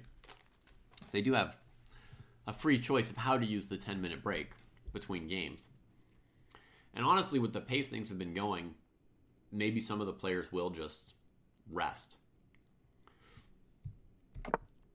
Castles out of bishop b4 and just gives the pawn, like, whatever, take it. Then Gukesh is going to try and fight back tactically. Man, oh man. Sindarov says, yep, I'm going to take it. And now what's going to come?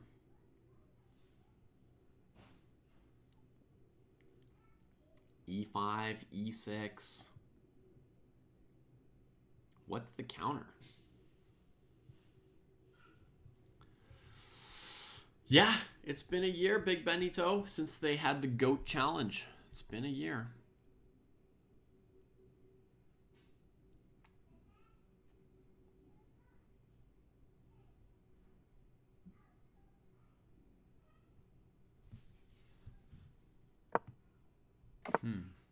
Okay, he's played e5. So if pawn takes, what even happens here?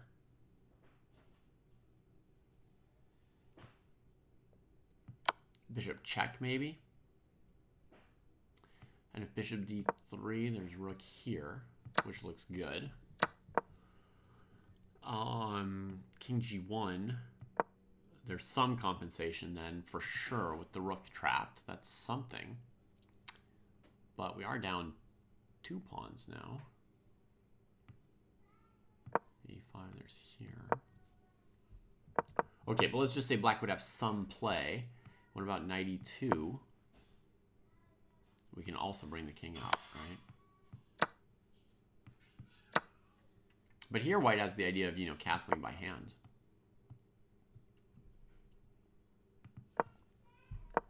What happened? He just retreated. He said, sure, that's a protected pass pawn. I don't need to open the game right now. Which says, like, why didn't he play e6, right? Why play e5 over e6?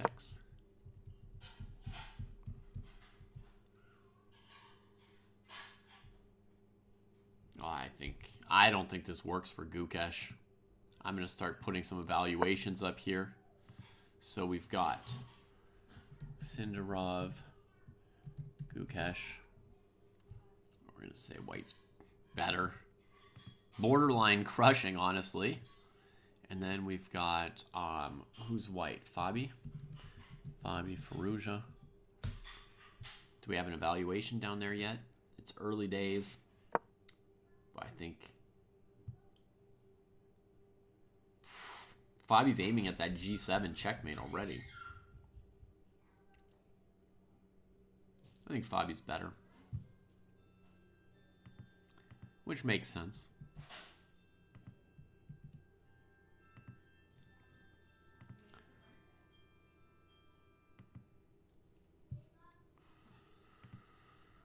Ay, ay, ay. F3, A5. Oh, Sindarov's like up a pawn for nothing. Absolutely nothing. It's just brutal. It's just brutal. Let me quickly see what some of the other matchups are, and then we'll bring this board back. We've got Kamer versus Noterbeck.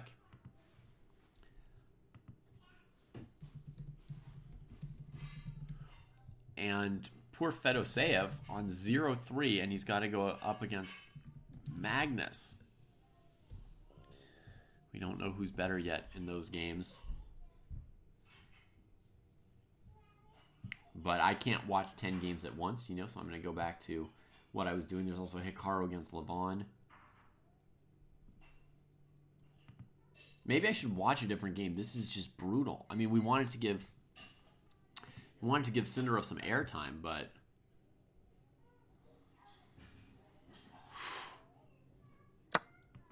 so brutal.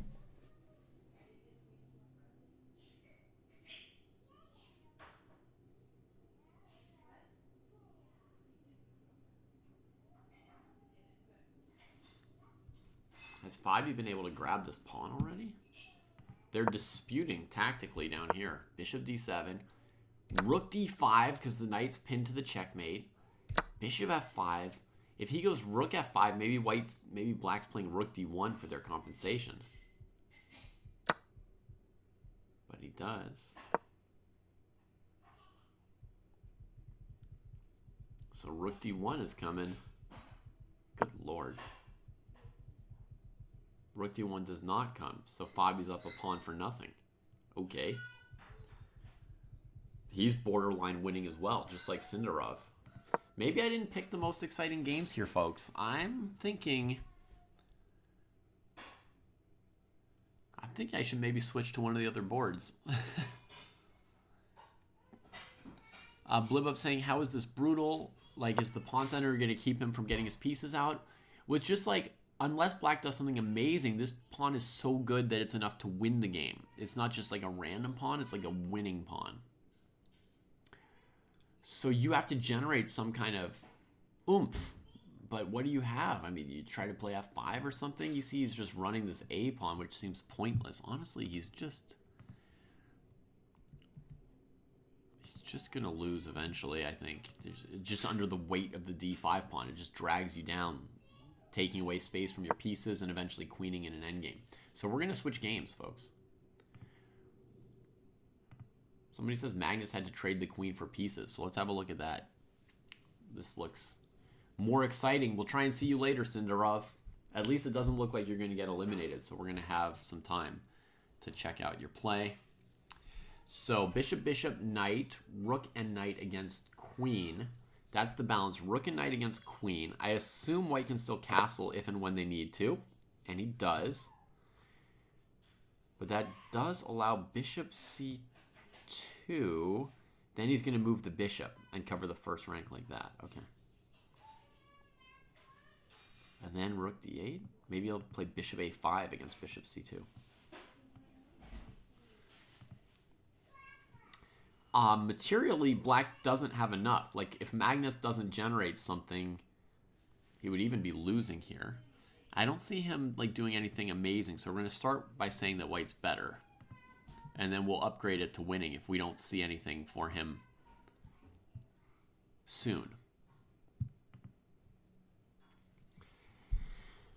I'll just show you my one variation, right? Bishop here, trying to take advantage of the rook's position to win something. And then bishop a5 is my defense. That's to prevent rook to d8. Because if I played bishop c3, then after rook d8, I don't really see how I retake control of my own first rank, right? Black's threatening rook takes rook, king takes rook, rook d1. Like, say we try to crawl out here, right? Takes, check, here. I mean, maybe even this isn't clear because then you counterattack out here. Maybe even that would be potentially winning for white. I don't know. But that's why I picked a5 for the bishop, was to prevent rook d8. So Maggie plays e5. He wants to go like e4 and block in this piece. Queen b2, of course, he wants to inch out, get out of that pin, or hit an attack along the first rank, deal with this piece. He tags the bishop on b8. So I think like knight b6 or something would be normal.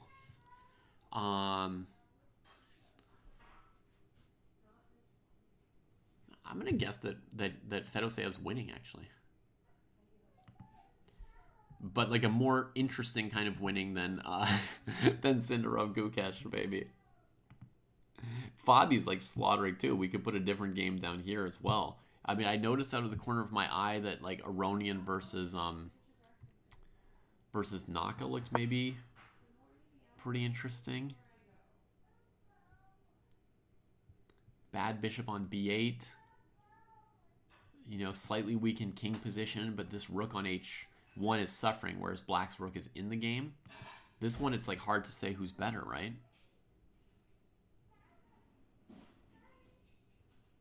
A little bit hard to say who has the advantage here. I would guess white because of this piece, but I'm not confident. It's by a tiny bit.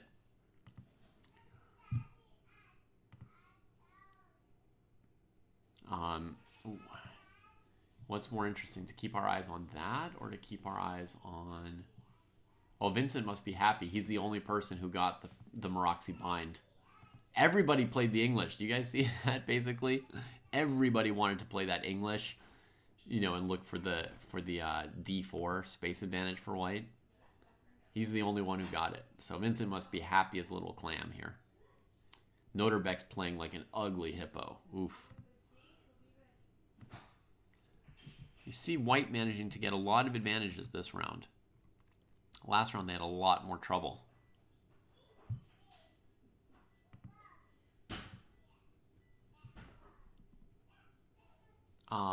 You're wondering about f3 in the game between Naka and Levon, right? Like f3, bishop takes f3, and then rook takes g3 maybe? That you're thinking about? All right, so Levon tries to bring this bishop to emerge into the game. It wants to go to b4 and c3, and then it may or may not be amazing there, but it's better than on b8, right? It wants to get stuck into that game. Queen b2, e4, sack and a pound. Moves the knight. Now knight b6. Now there's... Isn't there knight e4 now? There is.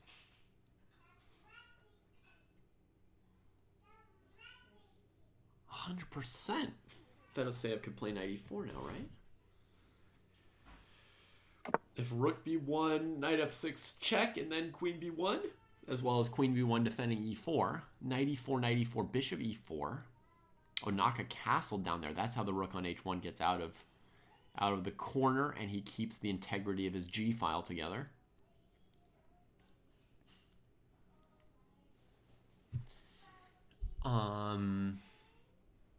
But he's thinking. Knight e4 looks so simple. Knight e4, knight c4, knight f6, gf6.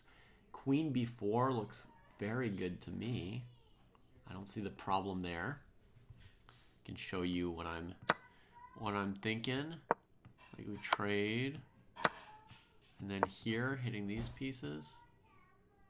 Oh, he's just played knight e4. Okay. Oh, Fedoseev might get out of the basement. He might get on the scoreboard here. I mean, I was going to say, like, you're 0-3, right? You're 0-3, and then you get paired with Carlsen. You're starting to get tired. You know, you have to try to find your motivation.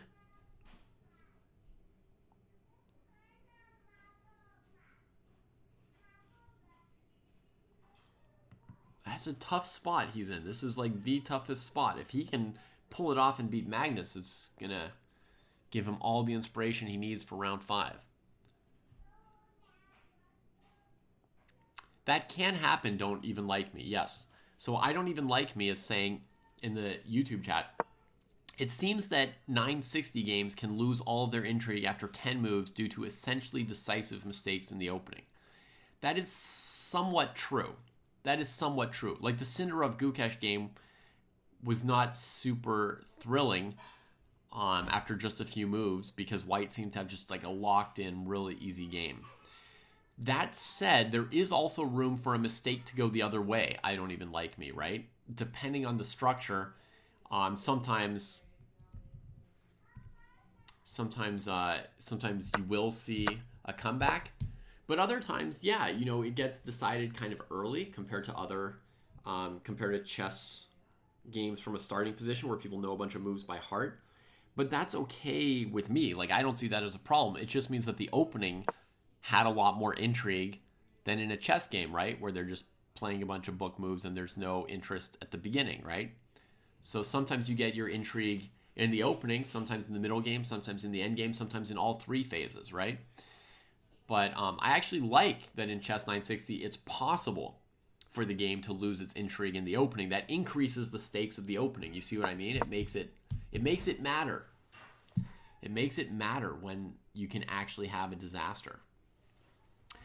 For now, by the way, there's a little tactic looming over Fedoseev, which is that if he ever tries to just develop this bishop, there's bishop h2 check, king h2, rook f1.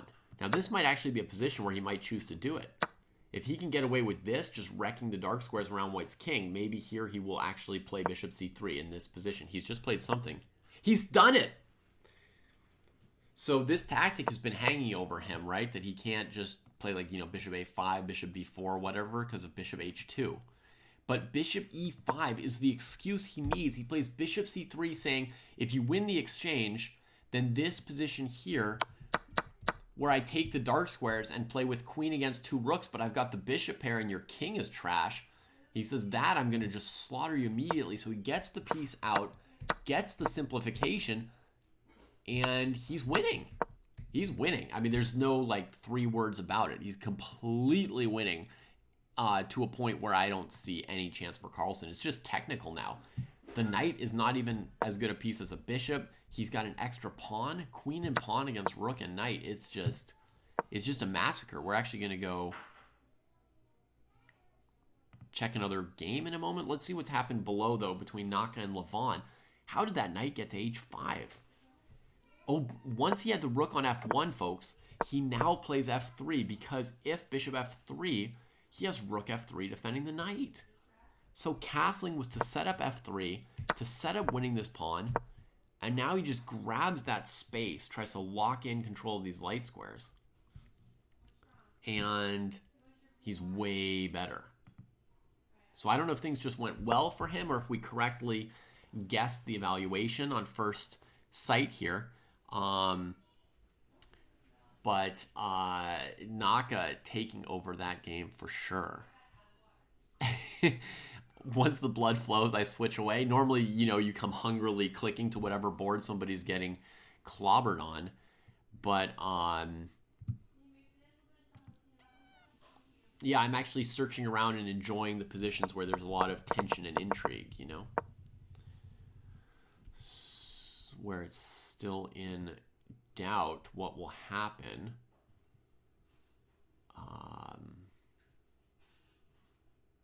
has any hope come for Firouzja? I mean, in the sense that it's really messy now, yeah. Firouzja's got some better hope here, actually, because it's a position that's real counter-chancing possibilities. How about over here? Better chances for Gukesh than before as well, but still brutal. Nice knights on light squares. Still winning for Sindarov. I think that the Alireza game actually is pretty intriguing right now, despite the big advantage for Fabi. So we're going to click to that board, which I didn't quite say is winning. It's just very good for white.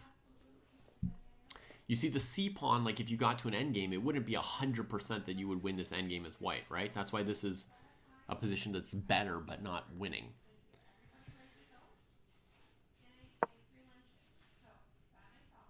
Okay. Knight b3. Developing the pieces. This rook is babysitting the h-pawn and hoping for some more aggressive and encouraging or glorious work at some point in the game. 30 seconds for Fabi. He's been low on time in several games. It hasn't really cost him with 2.5 out of 3 so far.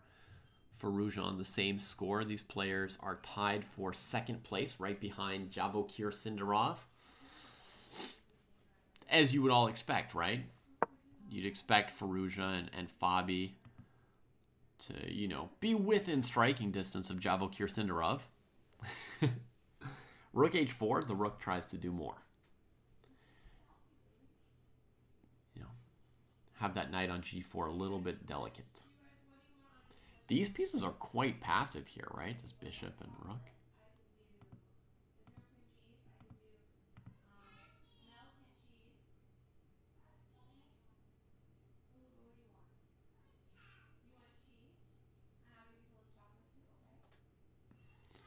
I don't think black can play rook f3. It's in my mind to try and get into that square anytime I see this kingside formation with the pawn, right? But I think it doesn't quite work. Oh, but I was going about it wrong. I was thinking after pawn takes f3 that you'd play some discovery with the knight, right? That was my first thought. But actually pawn takes pawn first makes things more intriguing. You cannot take that because of knight h2. And now you have to move your queen not to a square like d3 where the knight can chase after you, right? So not to c2, not to d1, so somewhere like this. And then after knight check, the rook's not defended by the queen anymore. So technically black can play rook f3 here. I don't know if it threatens anything, but they can play it. They go for knight h2, opening up hostilities, and then rook f3 from Firouzja.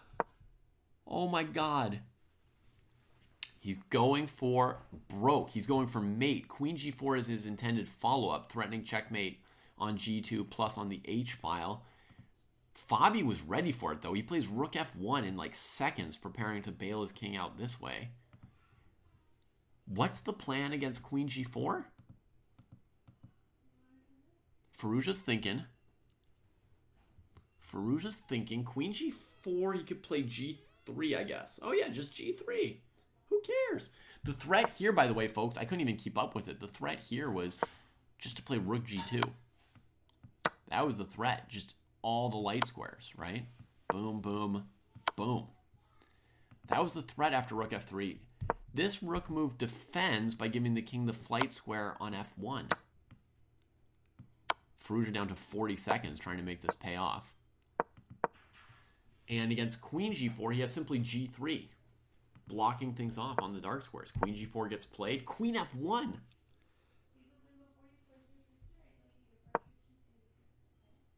Against g3, maybe black had this brilliant move, folks. Rook takes g3, attacking the queen. The insane thing is we're trading into the endgame, and then the king is pinned to the side. I don't know for sure, folks. So we get queen f1, 20 seconds for Firouzja.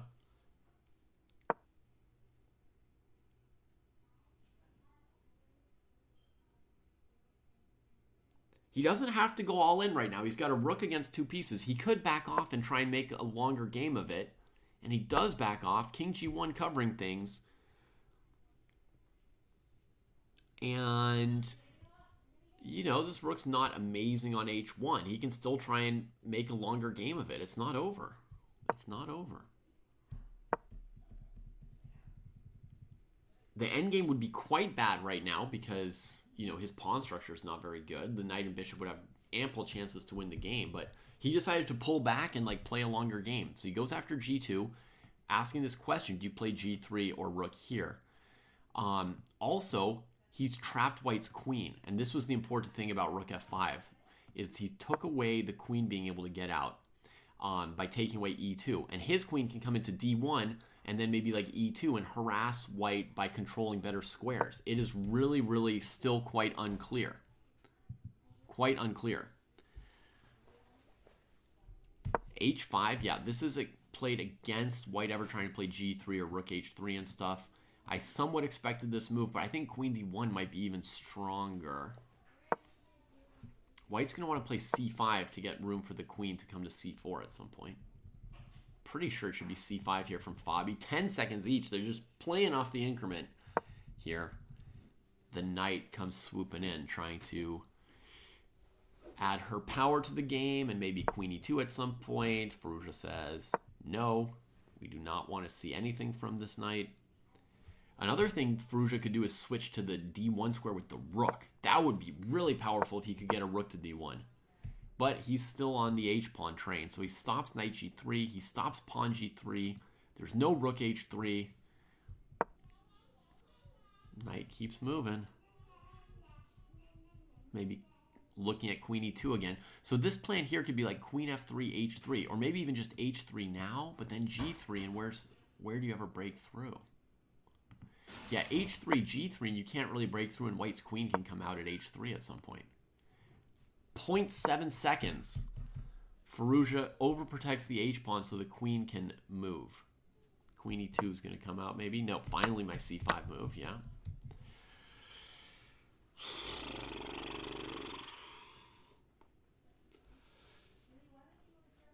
Wowzer. I still think white's better, and I still think it's hard to play. I don't know for sure if it's enough to win. Naka down here. Pure opposite colored bishops. He's still up a pawn. Levon's gotten the bishop around here, but there doesn't look like a knockout for him. Oh, he's threatening like rook h5, pawn h5, queen h5, king g1, queen h2. King here, and then mate. That didn't stop it! That didn't stop it! Naka's just blundered. It's over after rook h5. He doesn't play it. What am I missing? I can't be missing anything. Oh, rook h2 defended by the queen, not king g1. Okay. Jesus Louise. Jeez Louise. All right, white cleans up the e-pawn for the c-pawn. Knight e4 going after the rook with check. Oh, that's a heavy blow.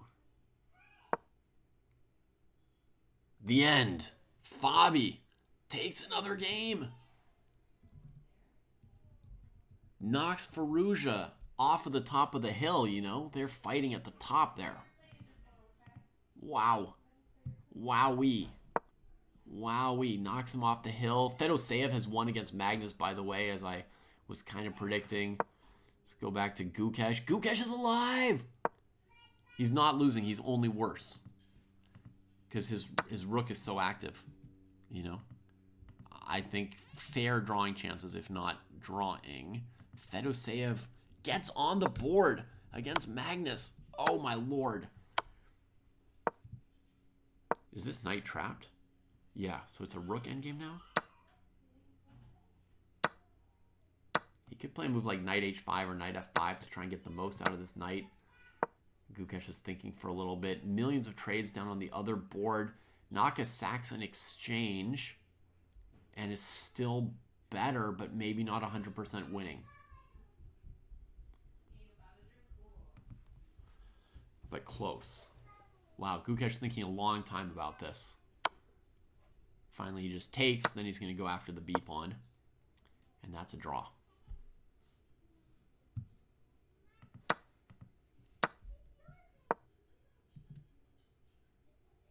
Wow, Gukesh. He really needed any half point he could get. Salvages that one. What a scramble. And now what? You got to play like h6 here. He's got to defend his king side against getting squished, maybe? White's going to want to attack on the king side, obviously. He just brings the rook around. Okay. So he wants to cover his pawn, but sort of be active on the king side with the rook. Have some more choices. That certainly makes sense. H5 can be answered by G5. Checks him. Ah, yes. And now if the king ever wanders, he can check and come here, I guess. I think he's going to go for this. I don't know if there's any other way to strengthen White's position before doing it.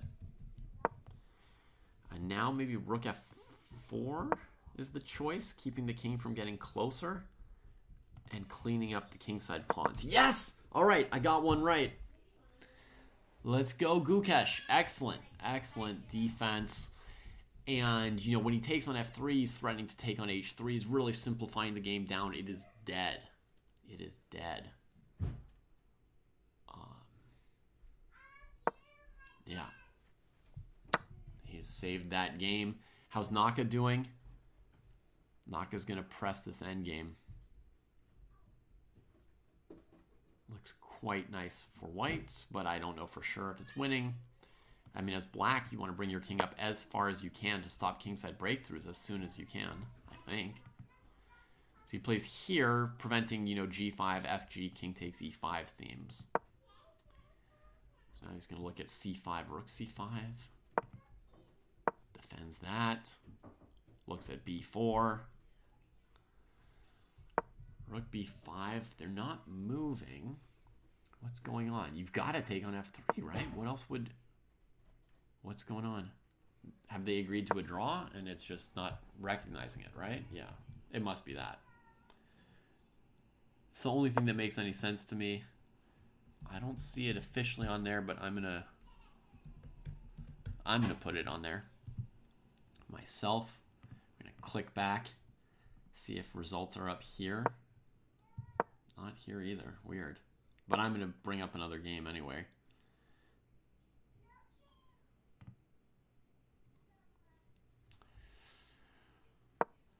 Kamer versus Noterbeck. Rook and pawn against bishop and 2. It is winning for Vincent, I think. Wow. He doesn't take the A pawn, though. He goes for queening his own pawn. Interesting. It should be winning. I'm going to try and keep my eyes on 2 games at once. If I can, Naka goes for the breakthrough now with f4. And he wants, of course, ef4, king f4, he would get the file. You would expect rook e7. Then he's going to move his king, and he's going to lord the tension over the opponent. So it's not obvious what Levon wants to do to defend. White king comes over here to stop the e-pawn. And he's just trying to play here, and then he'll start threatening rook takes bishop, right? He can win any endgame at that point. Right, bishop h3 and like king to one of these squares would let you threaten e2. But there will be rook d3. So yeah, he just advances the pawn with his plan. King will come to one of these squares, and then rook d3. Probably will work.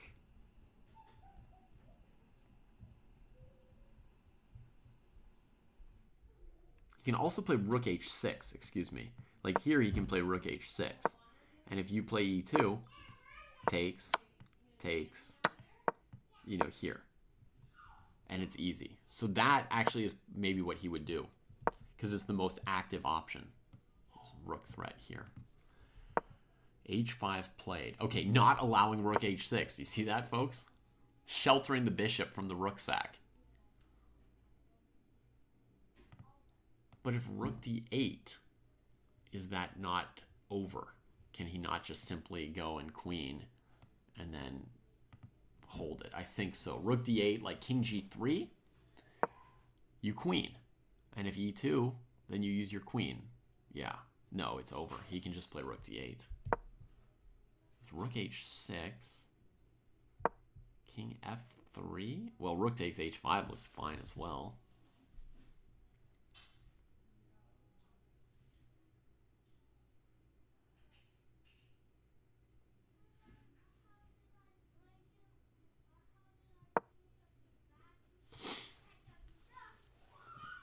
Thinking. And doesn't take... What is going on? Uh-oh, now I'm feeling like I can't even comment if I don't know what's going.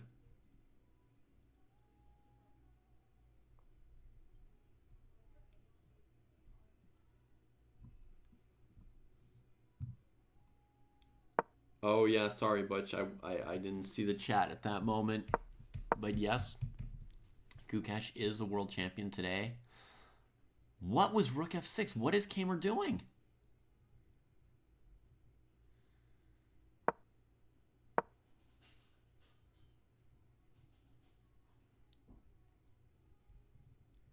Like, what's his next move? Rook E6, bishop takes rook. What?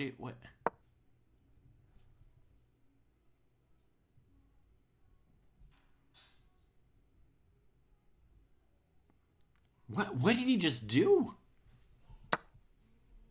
Takes the A pawn? What is he doing?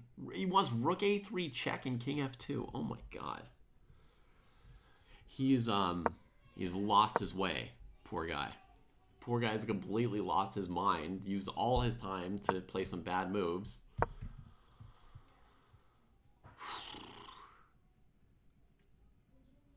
Now his plan is something like to eventually play, you know, E2, rook E8, bishop G4, C8, bishop takes C8, rook takes E2, and try and re-win the game with his A pawn. It's abysmal. Honestly, they almost shouldn't give you a point when you win a game with such bad play.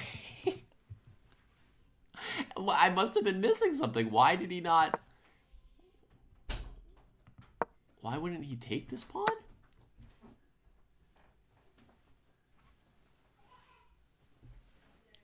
Unfathomable. And here, why not just go queen your pawn?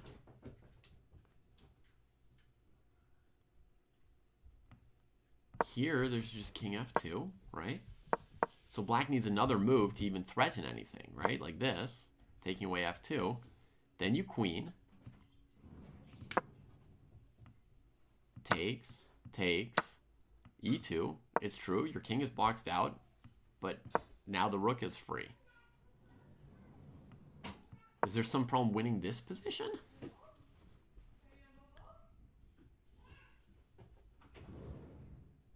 Oh my god. He calculated all this in 10 seconds?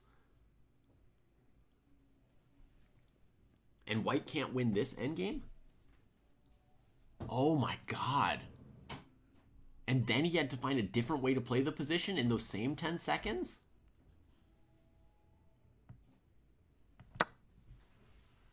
Wow. What? That's very impressive, Vincent. Very impressive. Wow. So he took the A pawn so that now in this position he can freeze that pawn, king can handle the H pawn, and he can win with the A pawn as this pawn comes down and he has to sack his rook for it? Abysmal Super GM play. Wow. Oh my lord. And Kamer scores a big one. Let us see. Has Naka finished the game yet? I can't tell if Naka's game is done. The clocks aren't running. Over here, they're not showing many results on all these finished boards. but they're suggesting that round 5 is coming up.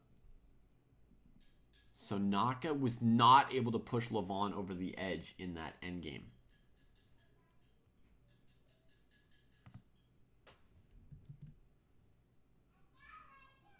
And that was the final position they had there. It just wasn't showing me that it's a draw. So here Naka gave up. He couldn't get at any of the soft underbellies of Black's position. Man. All right. Let's tabulate the standings. We've got Sindarov slowed down only slightly. But you know, when you've got 100% momentum, that's what somebody needed, was to slow him down even slightly. Gukesh can be really thrilled about that half point. Firouzja won.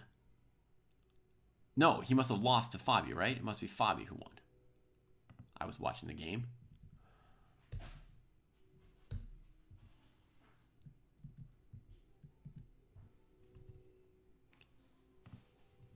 I was watching. It was exciting. Firouzja had some chances. Working on the standings here. Carlsen lost, so he's going to have 2 out of 4. Abdusattorov lost. He's not moving up. So I don't think anybody's going to pass Magnus, so let's just leave him here on the standings and do 2 out of 4 here. Abdusattorov 1.5 out of 4. Kamer's going to come up above him with 2 out of 4. Wow.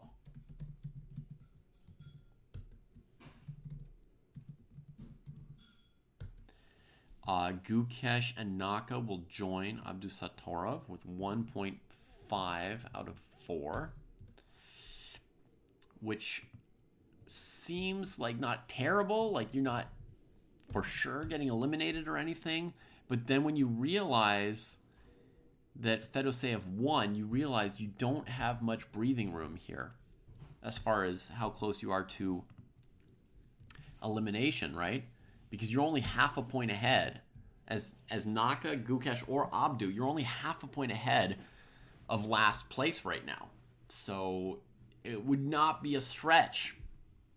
It would not be a stretch to get knocked out. You know, if you lose this last round 5, you could go into tomorrow in that bottom 2 spots facing elimination. For those who are just joining the broadcast later on and don't know as much about the format, this is a 10-player round robin that's being played today and tomorrow. It's not the main phase of the tournament, it's the first phase of the tournament.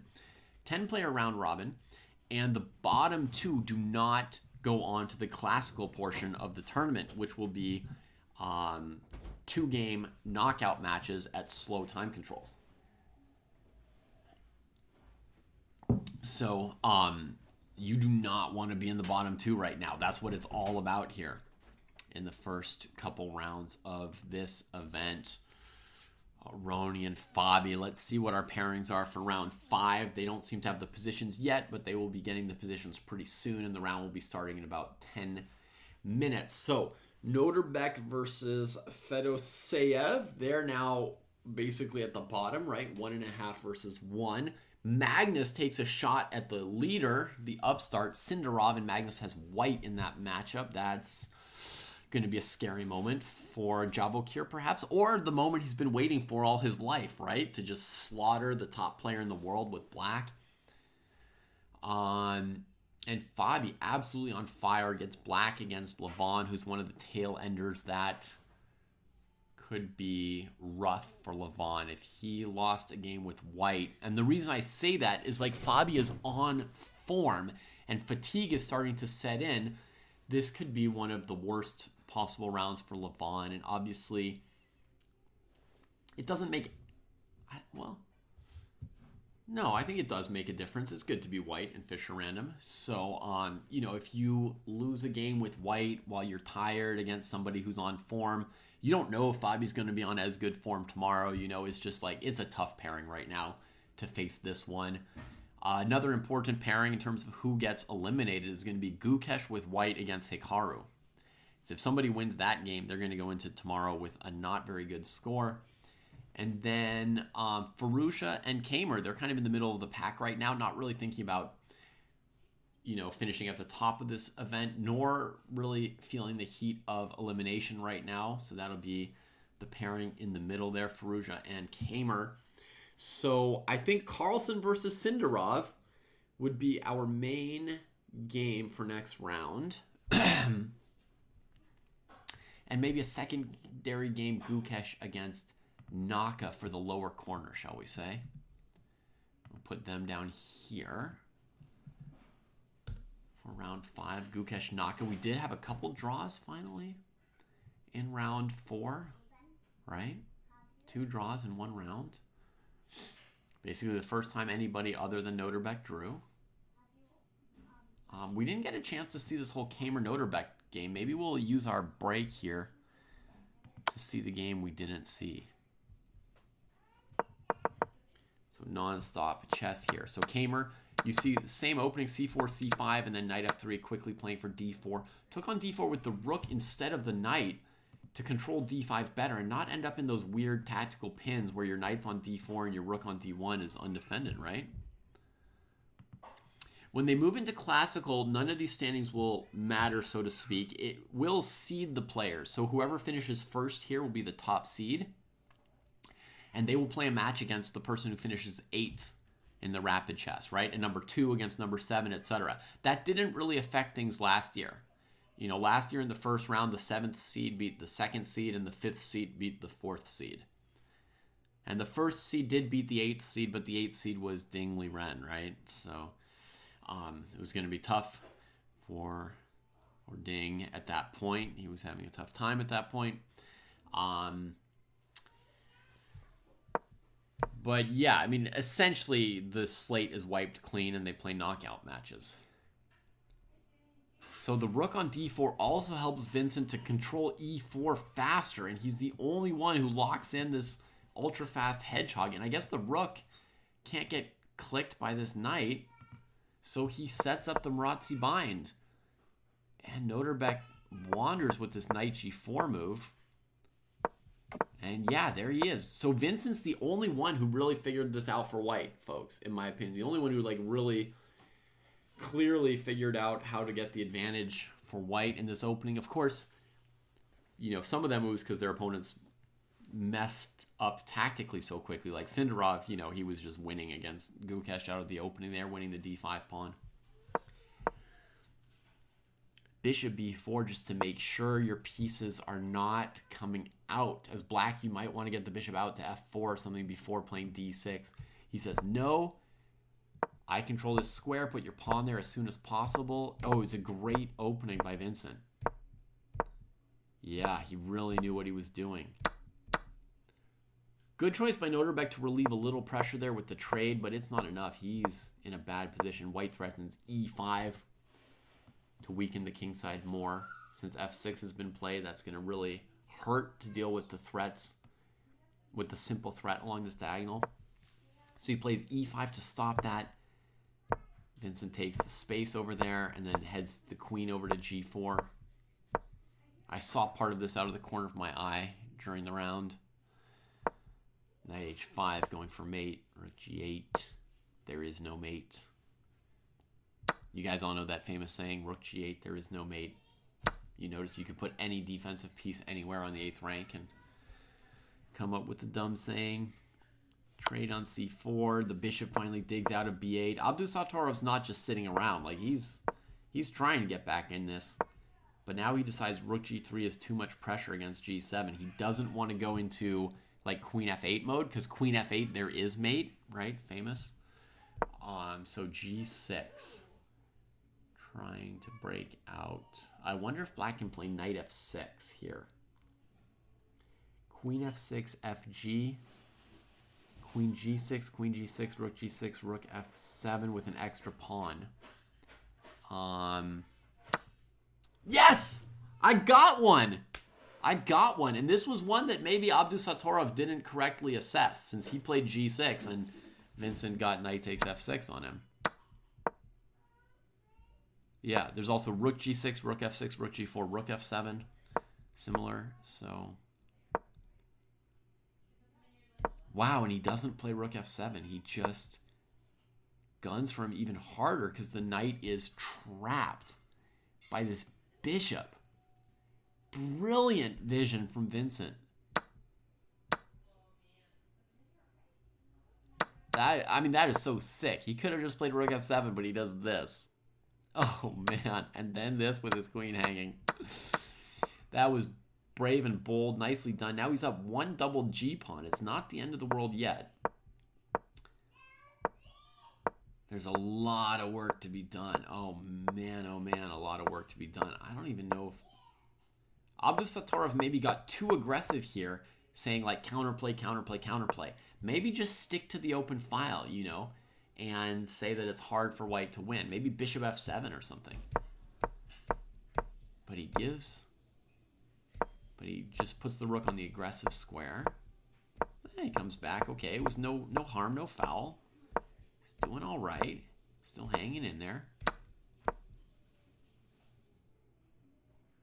Okay, opposite colored bishops. And he does...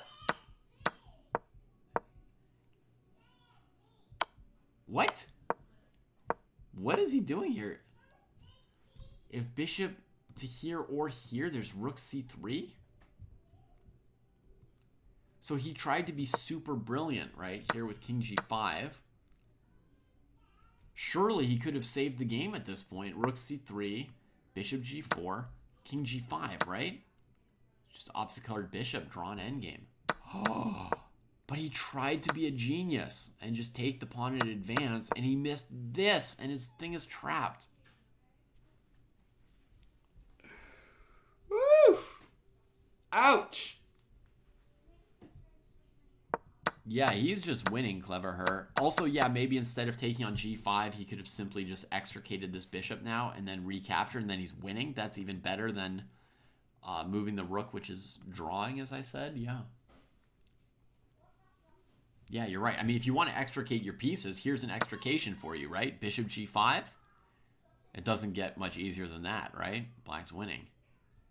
Oh, shocking from Noterbeck. He had 3 minutes on the clock here, folks. 3 minutes against 30 seconds, and he does it again, playing too quickly. He played this move in 9 seconds with 3 minutes on the clock in a winning position. Ay, ay, ay. Ay, ay, ay. Not his finest moment. One of his less fine moments, unfortunately. Magnus versus Sindarov. Who do you think is going to win? Who do you think is going to win? Who's the favorite?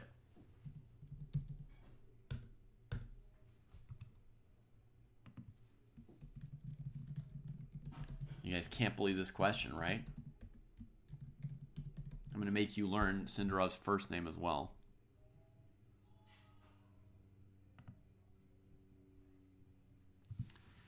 Who is the favorite between Magnus Carlsen and Javokir Sindarov, the next Uzbek teenager?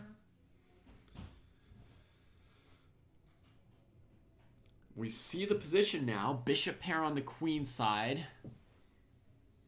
Knight pair on the king side. King on the queen side. Queen on the king side. But it's too confusing if we switch what we call queen side and king side, right? King side just means the right side of the board for us.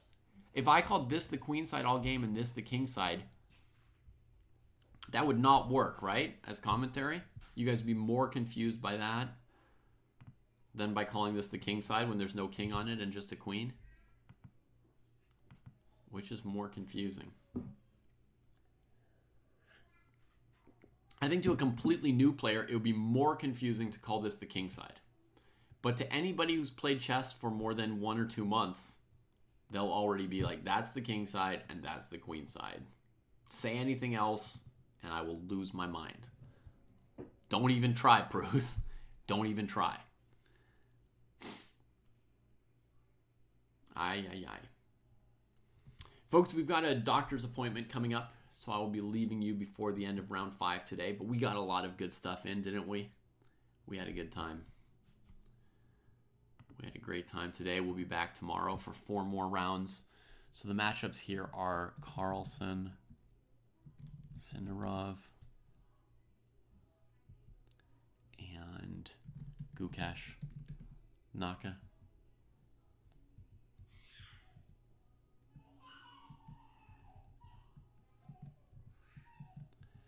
What were the other big matchups here? I'm not going to leave just yet, Pepper, but I'm going to have to leave before it's over. I don't know if cheers means goodbye or cheers means like, yes, that's right, David, we had a good time. All right, we got the matchup in the middle, Faruja.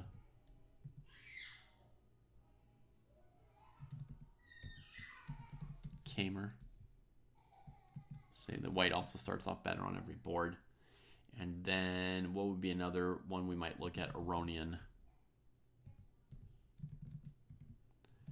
Fabi. It could mean either, huh? Yeah. No, Pepper. You'll know that I'm preparing to leave when I put on my jumper. Okay? Until I put on my jumper, everything's okay. Don't jump to any conclusions till the jumper comes on.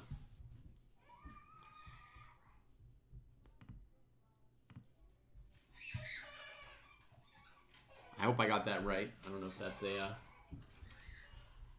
that's a regional word, but I just learned it yesterday, so I thought I'd take advantage. Here's my matching jumper. You see? This is Normand fashion, French Normand fashion, you know. Orange and white stripes with white and orange stripes.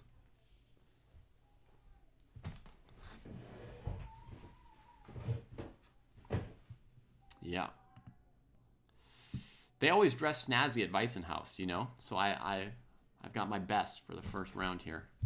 And since I only have like 2 or 3 items of clothing, you'll probably see them again a few times before this tournament is over. All right, so Cross was telling us for the starting position here, there were no hanging pawns. Is that right? A2, B2, C2, D2, E2, F2, G2, H2, all defended. You got to check that at the start of a Fischer random game. All the players are doing it because sometimes there's an undefended pawn and there can be immediate tactics from move 1 based on, you know, some pawn that's hanging or a possible smothered mate where a knight in 2 moves could end the game. So we have to always be watching out for that, keeping track of where are like the weakest spots. You know how in like the normal chess starting position, F2 and F7 are very weak, right?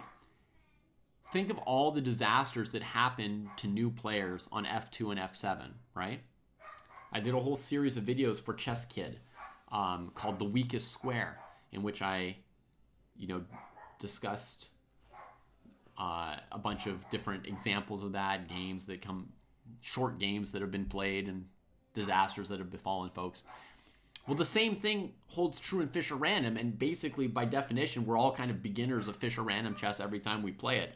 So we got to watch out and check for those weakest squares that are like F2 and F7 that have their own distinctive new tactical patterns and disasters available that we also won't be familiar with, you know. New versions of Scholar's Mate that aren't Scholar's Mate, etc. All right. That said, I sometimes have a preference for where I want my king in these positions, right? Do I want my king with the bishops or with the knights? From a certain perspective, I'd rather stay with the bishops, you know, because the bishops are firing over here and they're firing over here. Why would I want to go put myself in the firing squad, right? Yeah, so Clever is saying there could be a Scholar's Mate on E7 here, right? And it could be sneaky, you know, your boy plays B3 and you're thinking fianchetto and you start defending the fianchetto and they play F4 stopping E5, you know, and you go knight F7 supporting it and then suddenly bishop A3 and you're like, what are they doing, you know? Next thing you know, the queen's coming out to E3 or C5. Yeah. So as I was saying from the starting position, you know, so in theory, I would like my king on this side so the bishops aren't firing at him. But the other thing is, like, bishops require pawn moves, right? Knights don't. So this area of the board, I'm liable to move a bunch of pawns to get my bishops engaged. And does my king want to be behind pawns or not? Yeah, kind of wants to be behind pawns, right? Which would be here. Let's see how this game goes. I could see f4, like a bird's opening as a starting move. It opens the queen, gives scope for the rook, grabs some space on the side of the board where the bishops can support it. Knight probably wants g3. You could play f4 and g4. Make a head duo, put the knight on g3 behind those pawns. That would make sense to me. Gukesh has started with a bird's opening down on our lower board here against Naka, so we'll watch that for the moment.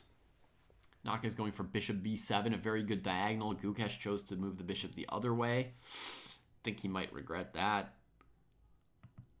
We could get the famous Weissenhaus structure here, c5, f5, d6, e6.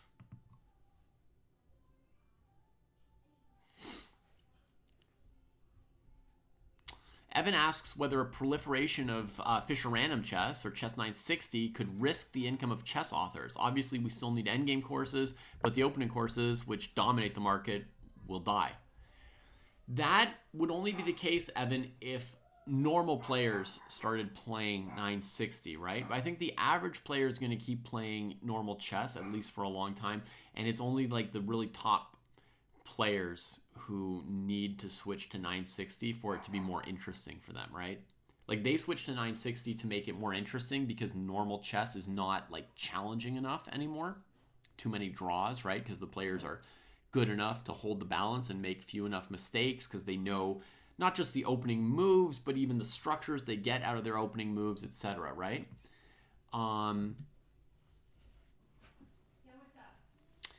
So immediately it doesn't. But I think also that if people stopped writing opening books and buying them, that would be good, period.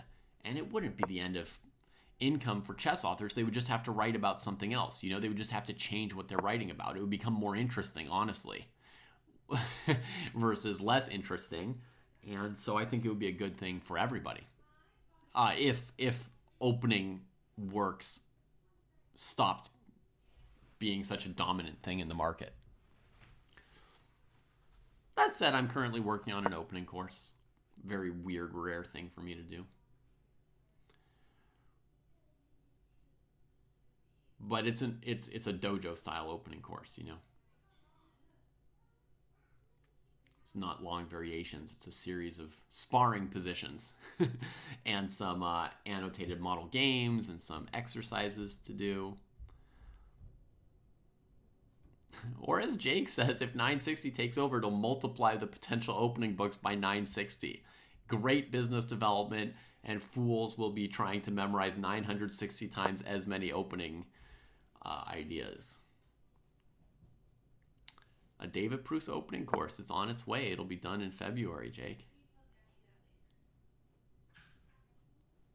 It's going to teach you how to play sort of the classical Carl Kahn type positions, you know, like positions with a white pawn on d4 and black pawn on c6 and the e4 and d5 pawns traded. So that's what it'll teach you how to play. Don't expect any analysis in my opening course.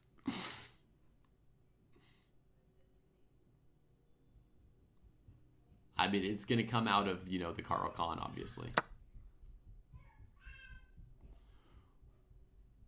But it's more like, yeah. Anyway, as Dojo is, it's a little bit in the direction of like a series of strategic practices rather than a really amazing opening repertoire. Though, I mean, there's still like a repertoire to it, you know. I show you how to always get a position with a pawn on d4 and your opponent having traded on e4.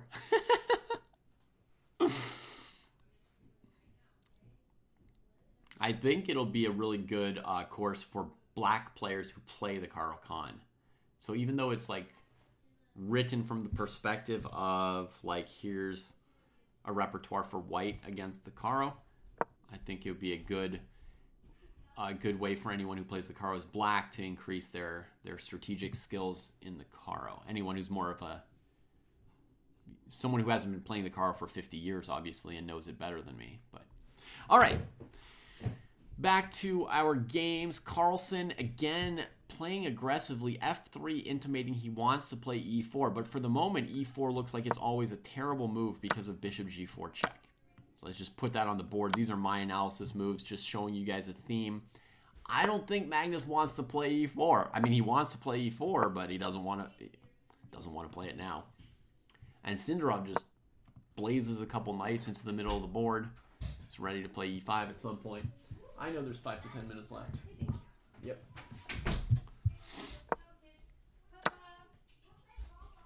And so Magnus switches to grabbing space elsewhere after a minute of consideration. Actually, I do notice Sindarov's playing slower than in the previous 4 rounds. Is he intimidated by Magnus? It's hard not to be. It's hard not to be. How's Gukesh doing? My boy has a weird mess on his hands. He tried to take it all. Look at all that space he's grabbed. Oh, man. But Naka's position's pretty resilient. He's not too badly off here. There's a lot of open space around White's king. I don't think either Gukesh nor Magnus has achieved like an amazing opening. That's my first instinct, but we'll see. I think A4 was played partly to bring the bishop out this way.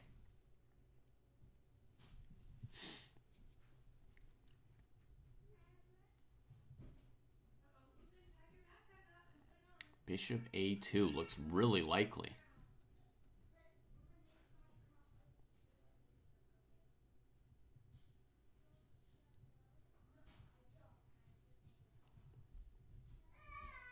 Could lead to a very like solid maneuvering Magnus type of game as well, you know, like where he tests the kid in the endgame immediately, right? You should play like Queen E3 here with tempo. Like they got to develop their bishop with tempo.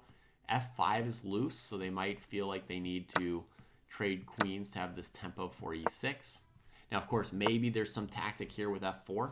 One would have to keep the eye out for it, or maybe knight d5. Oh, knight d5 would be better than e6 here. That would keep tempo from black's side. That's an important move. Yeah. But I was going to say, you know, some endgame like this, and then you play here as Magnus, and you're like, all right, got you in my endgame world, right? You're going to play a long strategic maneuvering endgame. I think that would really suit Magnus. But knight d5, that takes a couple tenths of a pawn away from White. That takes the sting out of that option of bishop a2. Now Magnus is thinking a really long time here. So they're both spending, relatively speaking, a lot of time on the first 10 moves of this game, right? We're 5 minutes in, 3.5 moves, 3.5 minutes for Magnus, 2.5 minutes for Sindarov. If they're under 5 minutes by the time they get to move 10, it's not good time management, right? Or not far from ideal. It's tough on them. Gukesh and Hikaru have played more than twice as many moves as them. 7.5 to 8.5 minutes as they crest 12 moves. They've each gotten castled queenside. They're each going to have one pawn traded on their queenside castle. But now Gukesh's king looks okay. Actually, he looks like he's just clearly better. I was more worried that Hikaru would take with the rook, honestly. I was much more worried about that. This G takes F is less dynamic, and it seems like, yeah, after they just both get castled, that White has a nice space advantage from this. And even if Black counters with D6, we can always just trade and, you know, flow our pieces into the middle of the board. So, pretty comfortable position for Gukesh. Maybe he's thinking forever because he wants to sack on C5. He is a mad lad, so it could be that. He could also be thinking about A6 or bishop D5, like going after the light squares. Knight D3 to set up a sack, but finally just develops nicely. H6! That was a costly tempo, Naka. I could believe bishop C5 now, after you give that tempo to me. But I think Gukesh will play something normal, a little bit faster. All right, let's see the other guys. They're finally moving. E4 from Maggie. What? Walking into bishop G4 check here? Are you kidding me? I don't believe that at all. I'm going to switch from white is better to black is better. Just on instinct, immediately. Oh, that's a beautiful center. I mean, I dream of building centers like that, but I don't see it, Magnus. And bishop g4 check is not played?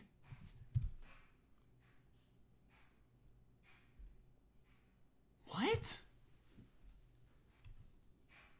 You want to help me out, somebody from chat? Why is bishop g4 not played here?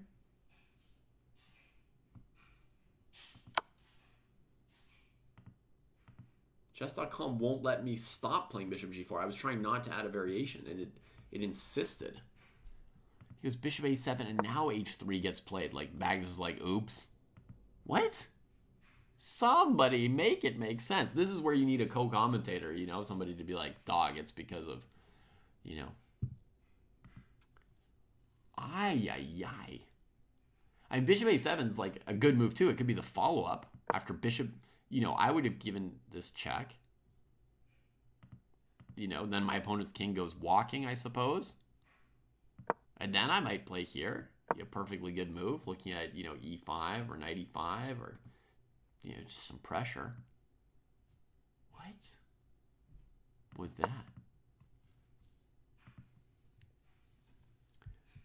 Oh no, Gukesh is in the tank. He's down 4 minutes on the clock. Ay. Okay, folks, where else are they watching it so I can send a raid to the right place? They're watching it on chess.com, on the chess channel. All right. So, first of all, I'm going to copy that link and send it to our friends on YouTube. So there's a link where you can watch chess.com's coverage of this bishop c5. I was right. Gukesh gives it to Naka. Woo! That's a move right there. That's a move right there. Would have been better if you weren't down 4 minutes going into this, but that's pretty exciting. I will set up a raid to chess. I'm going to go take one of the kids to a doctor's appointment, and I will see you all later.